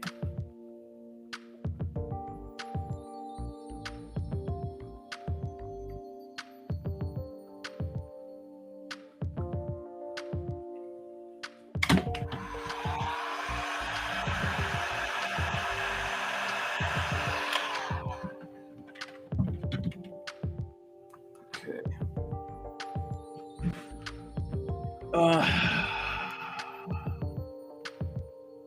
I'm trying to figure out the logic, the logic of the getting the OSD to me, right, via the VTX. Camera set. Well, it's going to be sent to the camera, so those are the only options I have. So it's got to be sent down the video. It's going to be done. It's going to be overlaid that way. Okay, I'm thinking it all out. I'm trying to figure it all out. So, bear with me. Which side's the top? Which side's the bottom? Okay.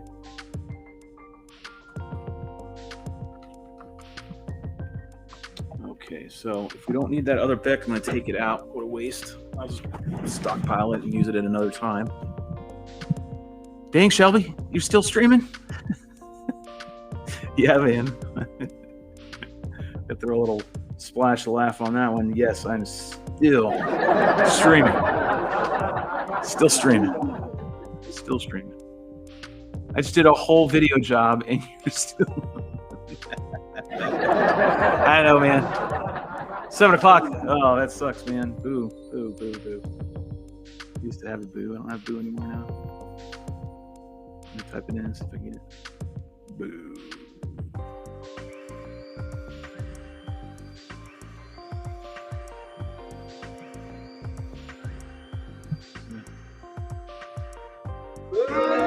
Oh, there you go. There you go, Rue. That's for you.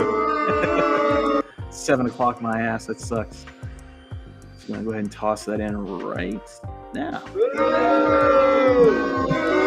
7 o'clock. That's horrible. Yeah, but it's funny that Ed went and did a job. Keep happening. I'm still on the stream. You'll have voltage only and call sign. Just how mine was yesterday on my 40-inch. All right, so I can't. You gotta turn that on the agent, right? Is that correct? Is what I'm understanding. Go through the timer. We're getting some Q&A here from giving Ruth some Q&A. So I just want to know. Go in the agents, I'll be able to turn it all on, right? Because right now I don't see it in my goggles. I don't see anything. I mean, I see the video image, but there's no information, no OSD. There's nothing. Just a beautiful, uninterrupted, no noised image. We'll see if he chimes in here with nothing else special I need to do because that bet that I bought, put in there, looks like it's going to come back out. Looks like I don't need it. I mean, I ain't screwing with anything else. Everything else is working great. All right, we got something coming in here now. What does it say? Or push the button. TPS agent is so much easier. All right, push the button menu. All right, let me see if we can do that. I just want to see if I can get anything into my videos. Got ran in here and turn hit shit. On the button. Here it says button. The USB port too, man. I didn't realize it had. The reason why I got this one was because of I was hoping that it had heatsink on it, right? It was really trying to solve the overheating issue. All right. I'm shocked that it went to channel 7, but hey, whatever. Button. That didn't do anything.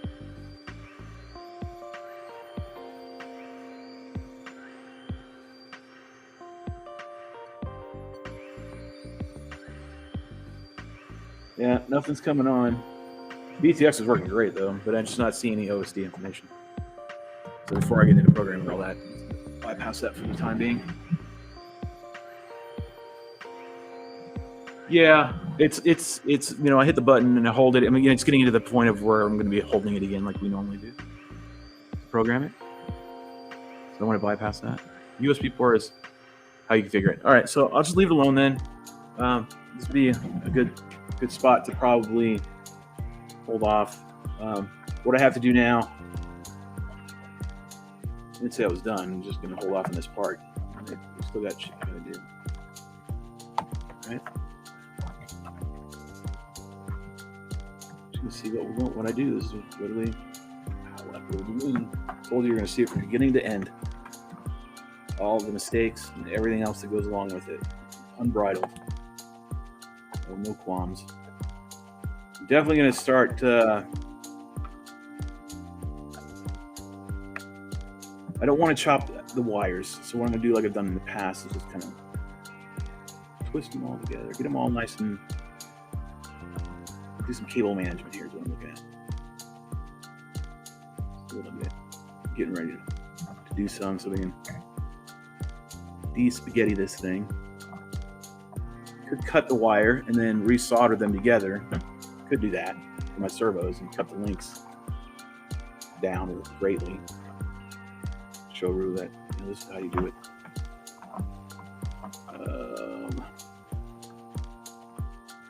Cable management is definitely an issue right now. So let's start doing this. Let me take some of this stuff out real quick. Pop that right there. Take this off. Take the goggles off.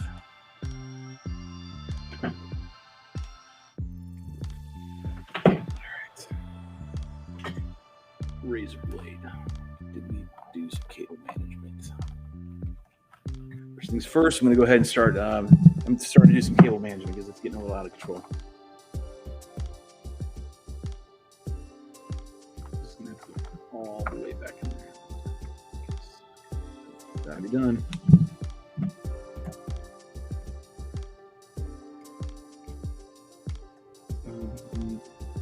Channeling, cutting up channel for my servo from my servo lead over here. Trying to bury it.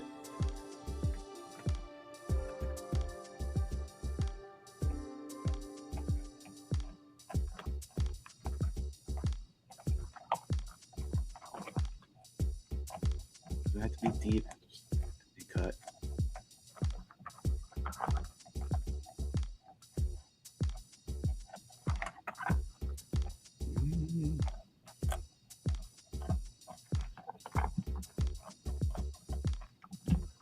Okay, and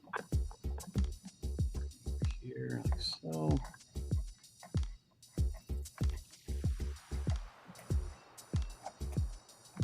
All right, since we've already verified that the servos are going in the right direction, I can go ahead and start burying these wires a little bit more.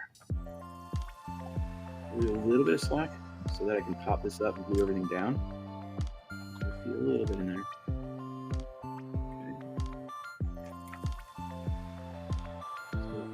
Okay.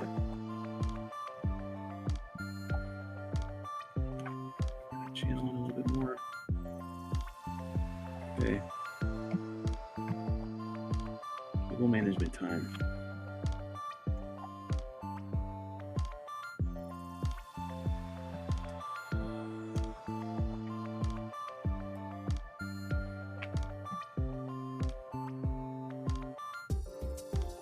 Come on. Being stubborn.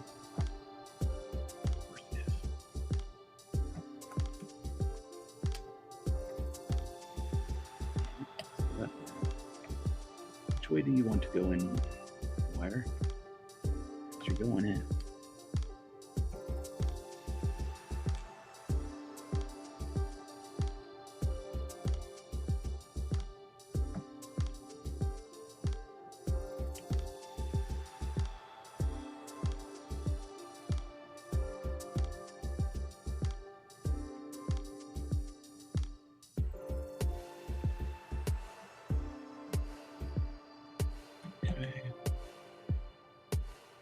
So this phone is stubborn.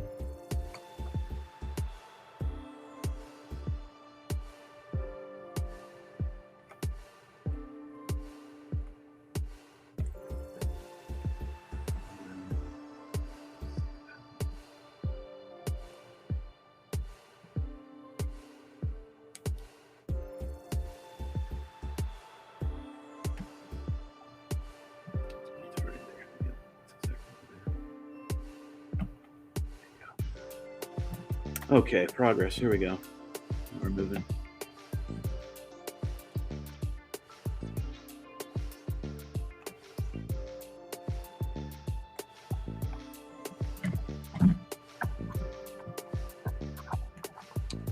August.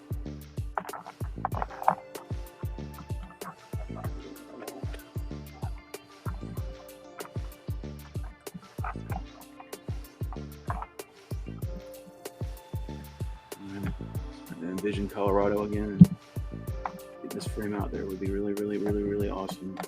I don't know how it will handle wind yet.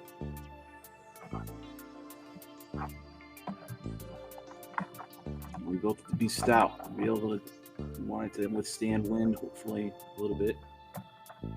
Still a small frame, so not so much.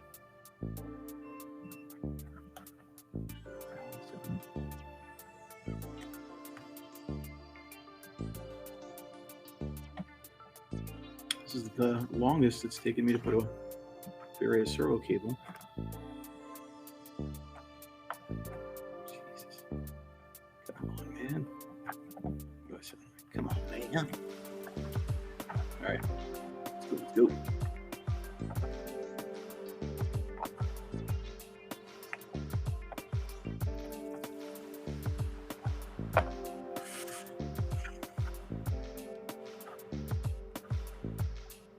There we go.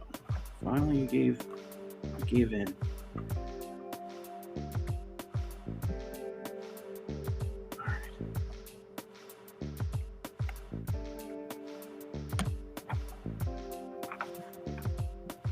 Notice I'm still using these bean bags, right? I'm pushing pressure on. I'm putting some pressure on here, right? So, these wires are not cooperating. The foam's not cooperating, right? I didn't melt it. The channel doesn't do all that. Just thinking I could bypass the step right here.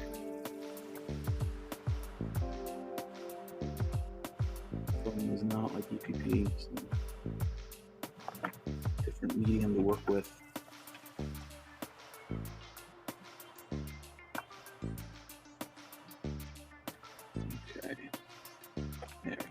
good.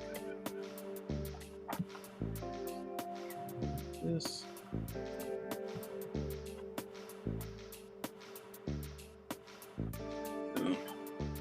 Nice. Cleaned up. Got a little bit of slack right here, just in case I needed it. I just got a little bit of slack, just in case. A little bit. See what happens. The rest of it's all good to go. All right, it's going to be our limiting factor right here. So, on this cable.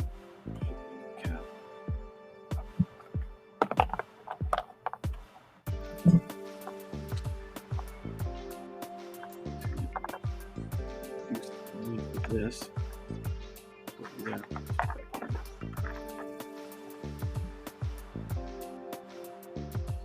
Two. I'm gonna mark this out of the way. Two.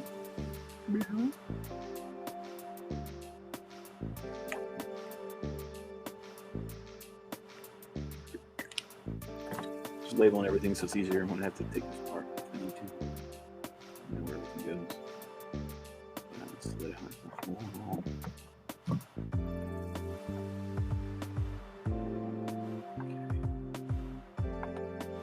Next, job 3.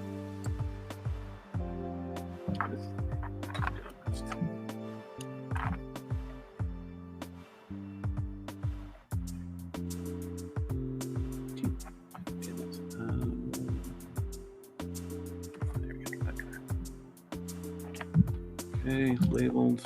All right, I don't want to cut up wire this time. Normally I would, but I don't want to do that. I'm just gonna use a zip tie and zip tie the slack together. Not right there. Probably a little less. Reduce that a little bit more.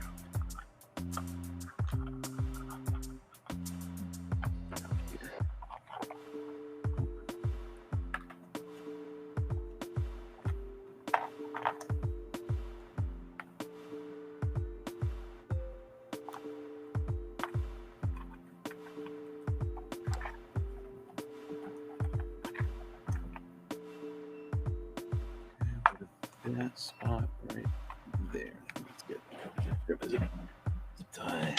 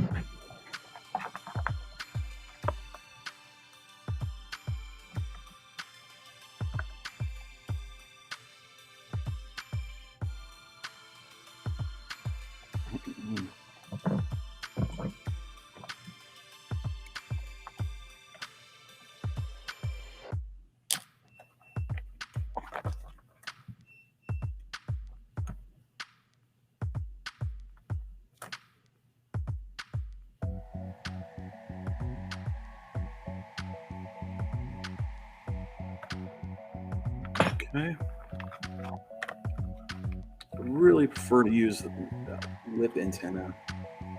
We've tested it. It can go far. It's got good range. For what we're using it for, it's fine. More of the T's is kind of like overkill, I think. And I don't like it on these frames. To be honest with you, I just don't. They're great, but you have to bore it down, and I don't know. I like it when it lays up here and then lays down below. It's nice and clean. Let's see if we can get an idea how we're going to fit in here. Changes I need to make to my cable management, if any. Race.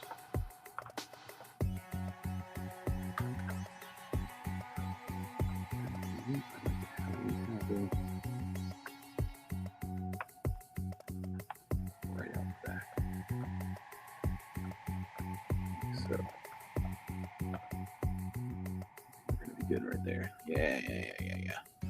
Good. But down its home. I worked with it a little bit, let it kind of figure out where it wanted to go.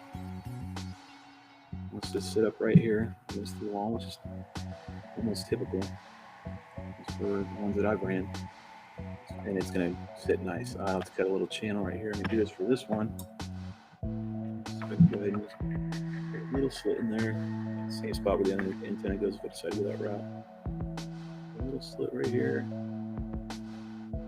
Into this, up to here, right to there. Such. And then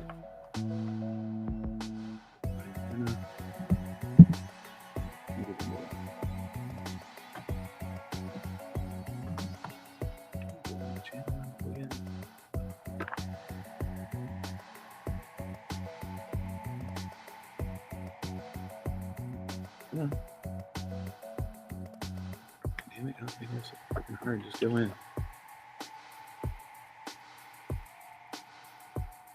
Okay.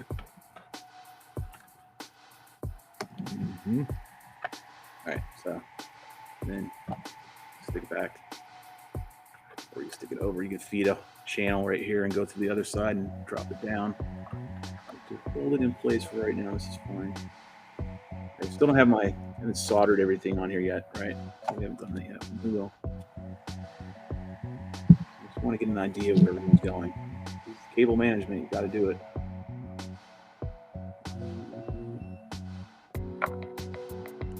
Here's the power for everything. Boom.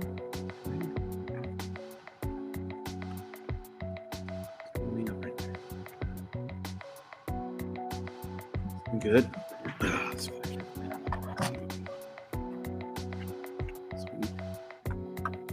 Okay.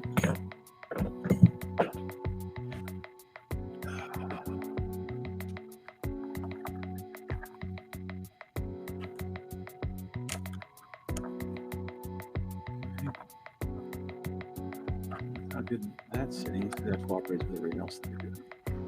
Might not.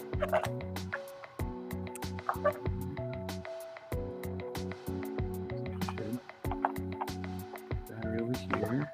I'll glue this up against the wall. This will get mounted down at an angle, or whatever it wants to do. I don't really know where it wants to go yet.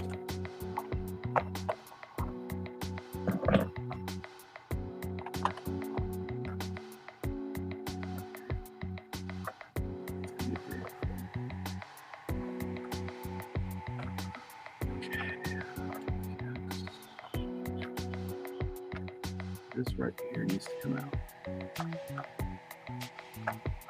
And that leaves this. So get that just a step. All right, we got that side looking pretty good. All right. That looking pretty good. Okay. Now I got to redo these spots right here. I have to redo these wires right quick. Clean that up. So we don't need that one board. Take it off. Free up some space here. Right? Getting a little overhang over. It's too much. Take this one first. Probably do this one first. And this. Thank you. All right.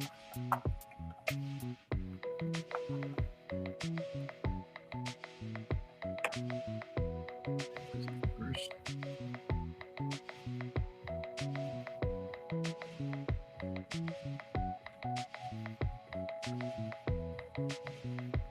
That one first, all right. Next. Last. Okay. That's off. All right. Now I'll put everything back together again. Humpty Dumpty. Humpty Dumpty. Do VTX first this time. This side.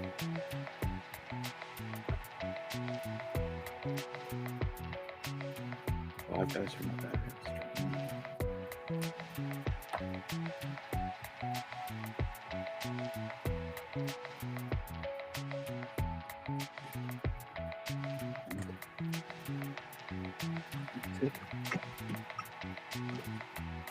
Positive one.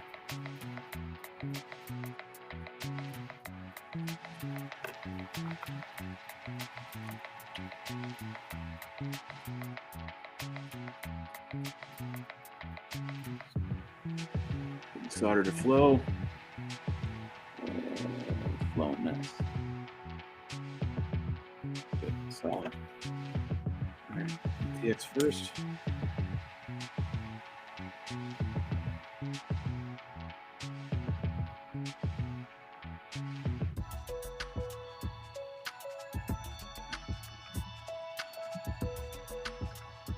Spec next.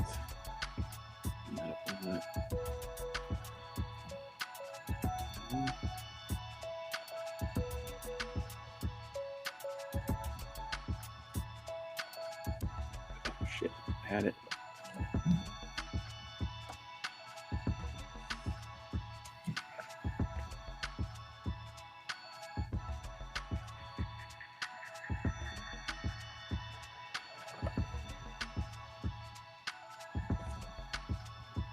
Touch more solder, that's it. Pretty good. Yep. Oh, brother. Get on there.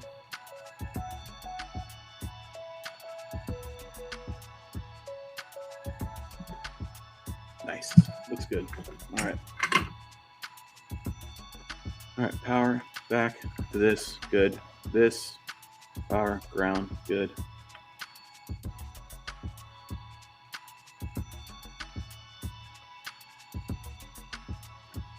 All right, naked boards running around right now.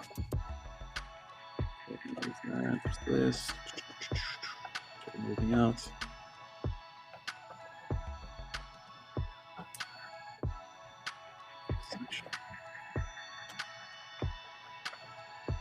Good. And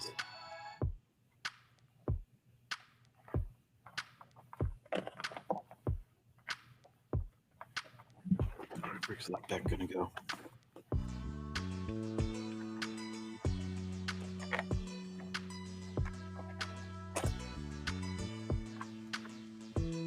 All right, you're plenty of deck over there.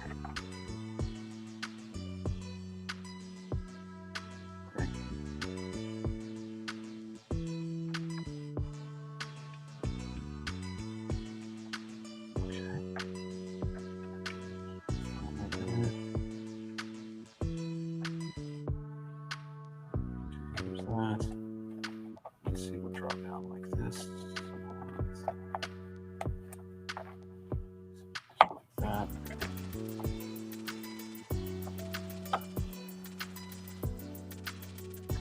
These two wires.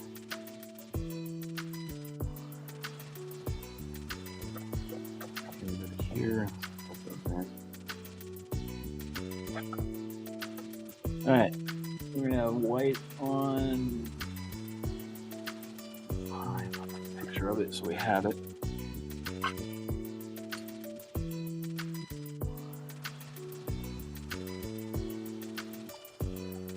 Alright, gonna be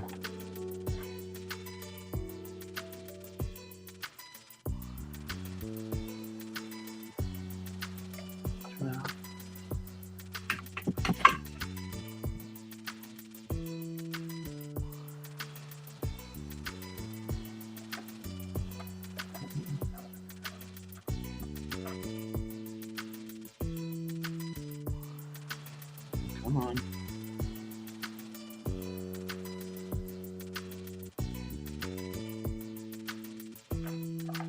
Alright. 5 is white, green is 6. Read out what that is. On board now.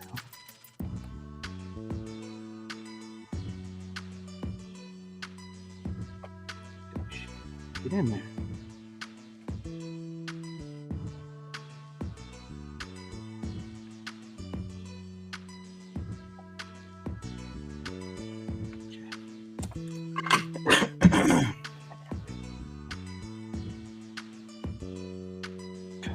Good. All right, what is 5 and 6 then? 5 is white, and 6 is green. 5 is white, 6 is green. That would be.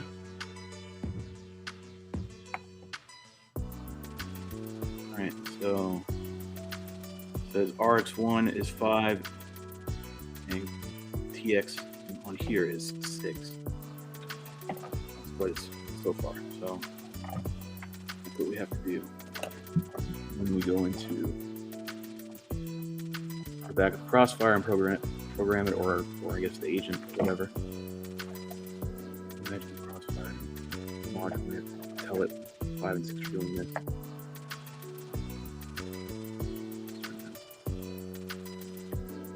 Wires back. We need to do this.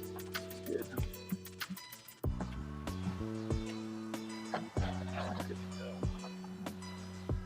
Fudged it all up.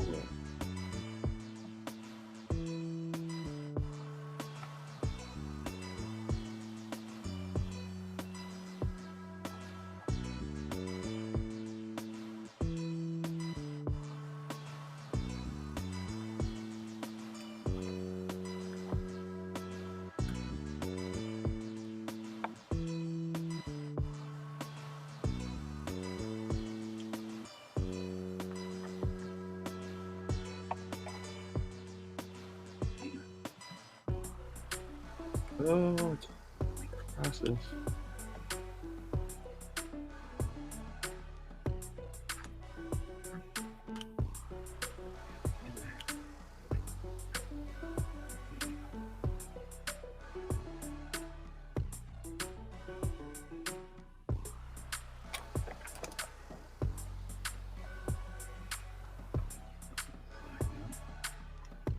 Gotta wire this.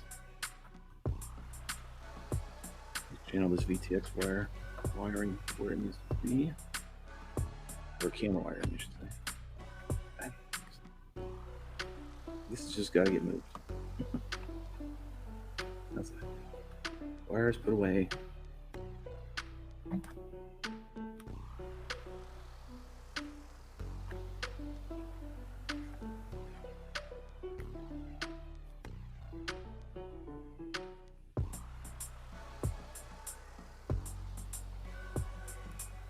Good.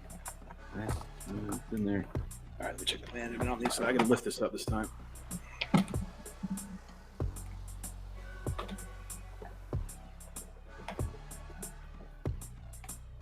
So I'm cutting in another. It's hard to tell unless it's showing in the camera, but I've got to cut a little channel up here from the detail wiring.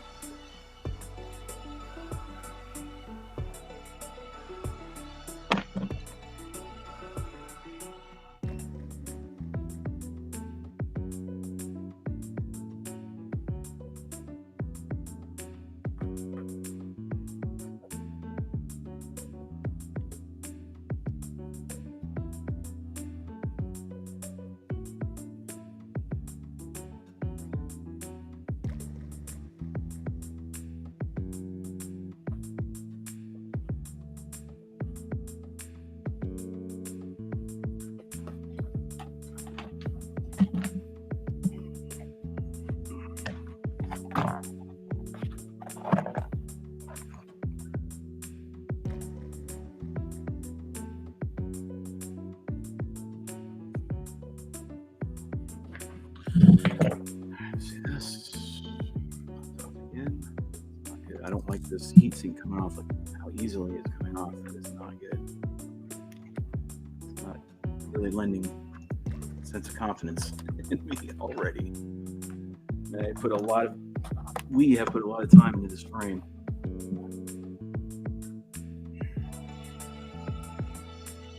Get my cabling done. Exactly what I need. A little bit of glue right now. Just a little bit.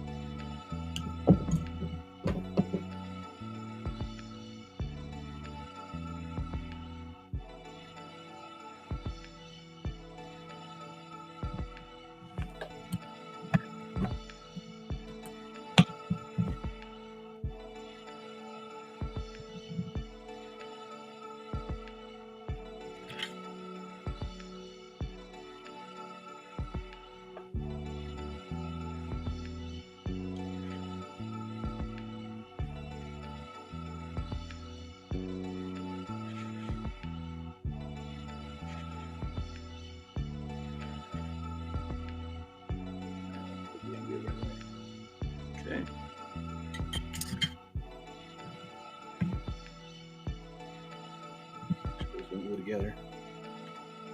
Trying to fix up my channel right here where I've got this wiring. Wired the raised blade cut a little too deep. Fixing it out. That's all.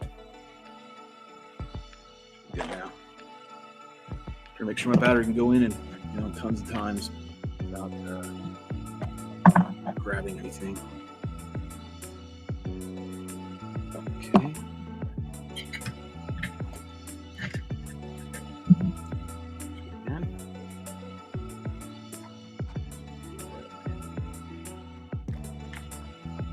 Batteries keep getting used a lot.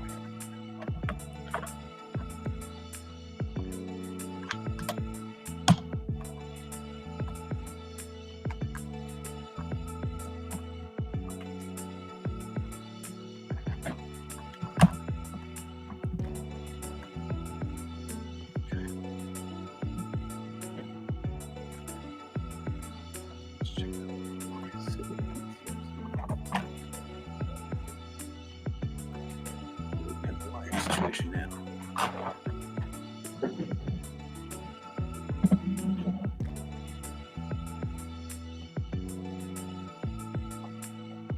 All kinds of room now.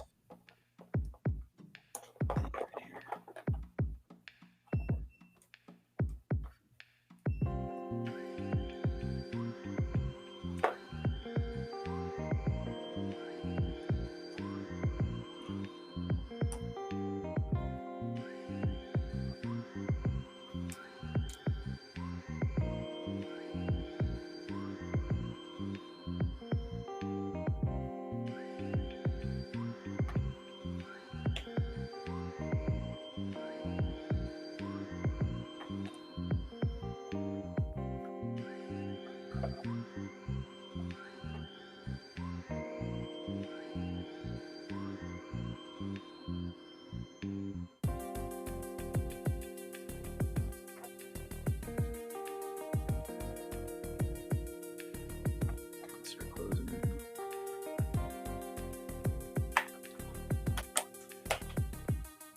Oh yeah. We're starting to get close up now. Everything's in it. It's not Vomitron. Anti-Vomitron. That's what that is. Rue. We still got some of you guys watching. Long press maybe. Need to unlock it too. Yeah. Well, you're gonna help me with that. There's no doubt about it. Well, we did a lot. We've been on for sorry, I didn't mean to swear like that. We've been on for 4.5 hours. Holy cow. What time is it? Got lost in that. Oh my god, it's almost 6. Jeez. I think this is a good stopping point. I'll go ahead and start buttoning stuff up. Going back where we had.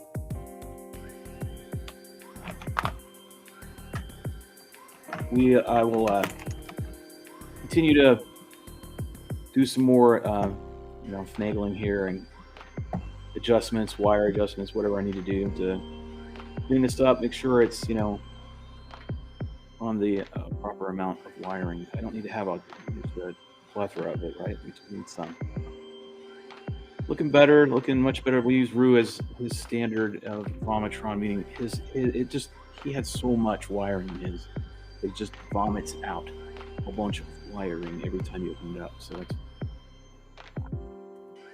the word we've been using for it. But anyways, we just want to limit the cables, the wiring, reduce it all. I mean, I can get really, really about this.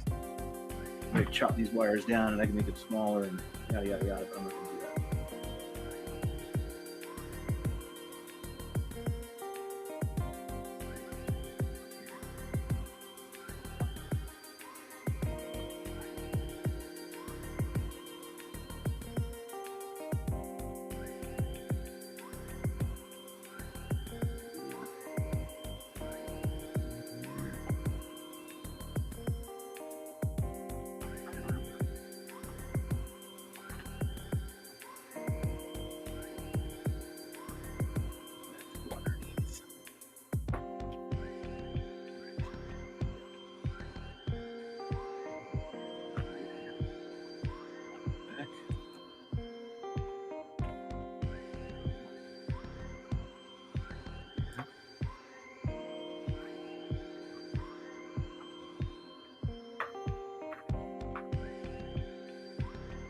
theoretically, I could stick the back on the back of this damn thing. But I don't want to do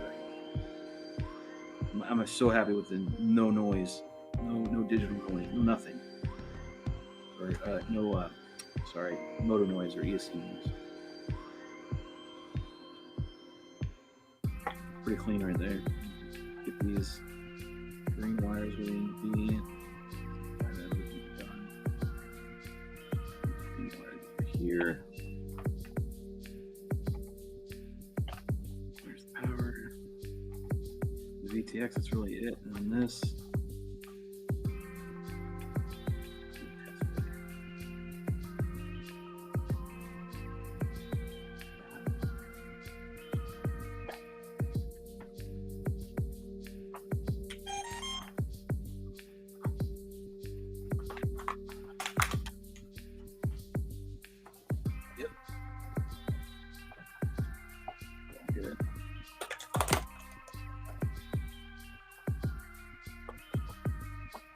Pretty good. Pretty good.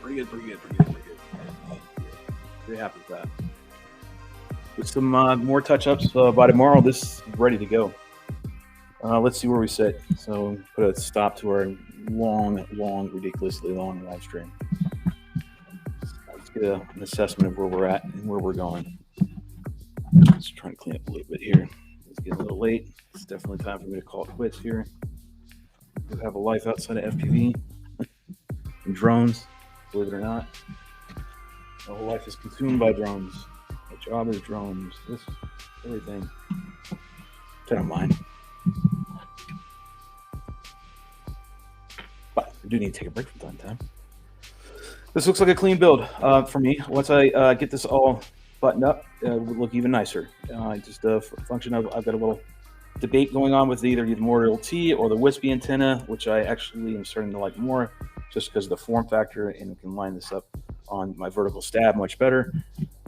The bay looks really nice. All we really have is just one cable hanging out right here, which is our place to disconnect the VTX, so we don't go Chernobyl and go overheat.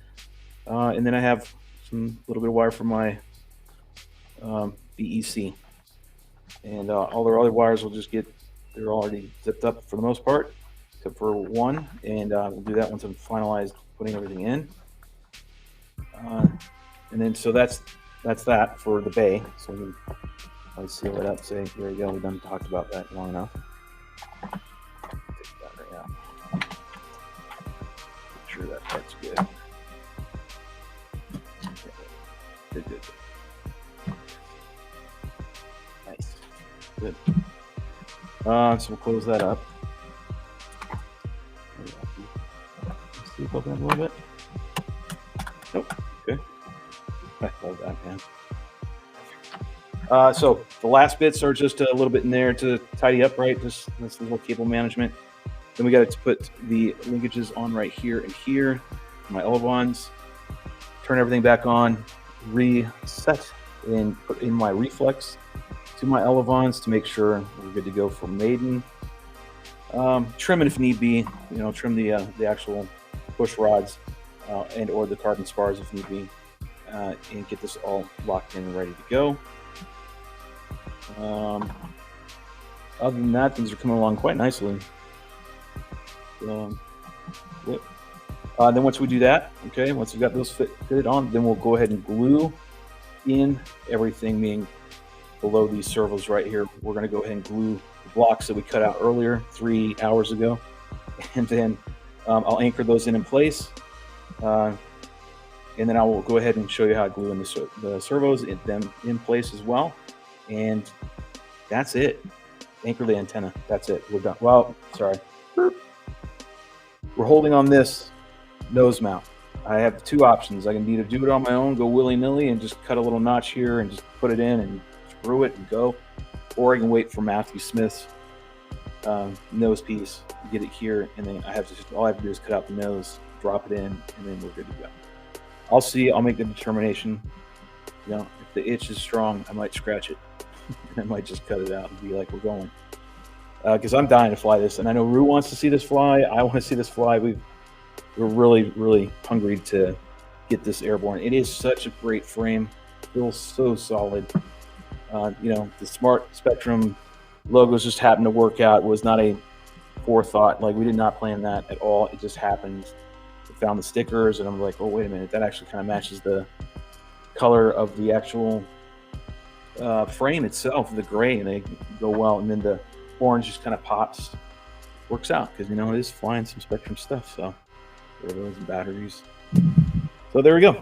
Good enough. Good stop. 4.5 hours we worked on this. And what did I say it would take the other day? I think I quoted and said it would take probably 4 hours to get it completely, you know, get it, well, at least at this stage. Could be a little farther along, I would say. We didn't have some hiccups in here, but we definitely hit a roadblock on the camera. So I think that's it. That's all I'm going to do for today. That's more than enough. It should fulfill your needs of watching someone build a frame until tomorrow, right? So we're going to just call it quits on this one for today. My God, it is 6 o'clock. Jesus. But had fun. I'm glad you guys stuck around, whoever stuck around. It was crazy that you did. And we'll come back here tomorrow. We'll go ahead and wrap all this up. And to the point of either A, I'll have this cut in, or B, we'll wrap it all up as well again. But I will say we're not going to go any farther. Just wait till the nose piece gets here. I'll let you know that tomorrow. I'm going to sit and think about it. But now what I'm going to get prepared to do is go and take that nano track out that I worked on earlier this morning. Put in the heat seek on the ESC, hoping that that will solve at least one of the many problems that we have on that current frame. Where this one right now, the Super Spec, is wow. It's ready to go. It is. The video is perfect under load so far. So, all right, cool. That's it. Sit here and babble, but it's time to get going. Rue, you got 1 hour, man. Hopefully it's not raining in that 1 hour, but I'm ready to go and do a couple flights before I head on home. So let me know, Rue, in the good old phone and send me a message. Otherwise, I'm out. It's time to get out of here and enjoy the rest of the evening and /day. So cool. Till next time, guys. I'm out. Go beat you soon.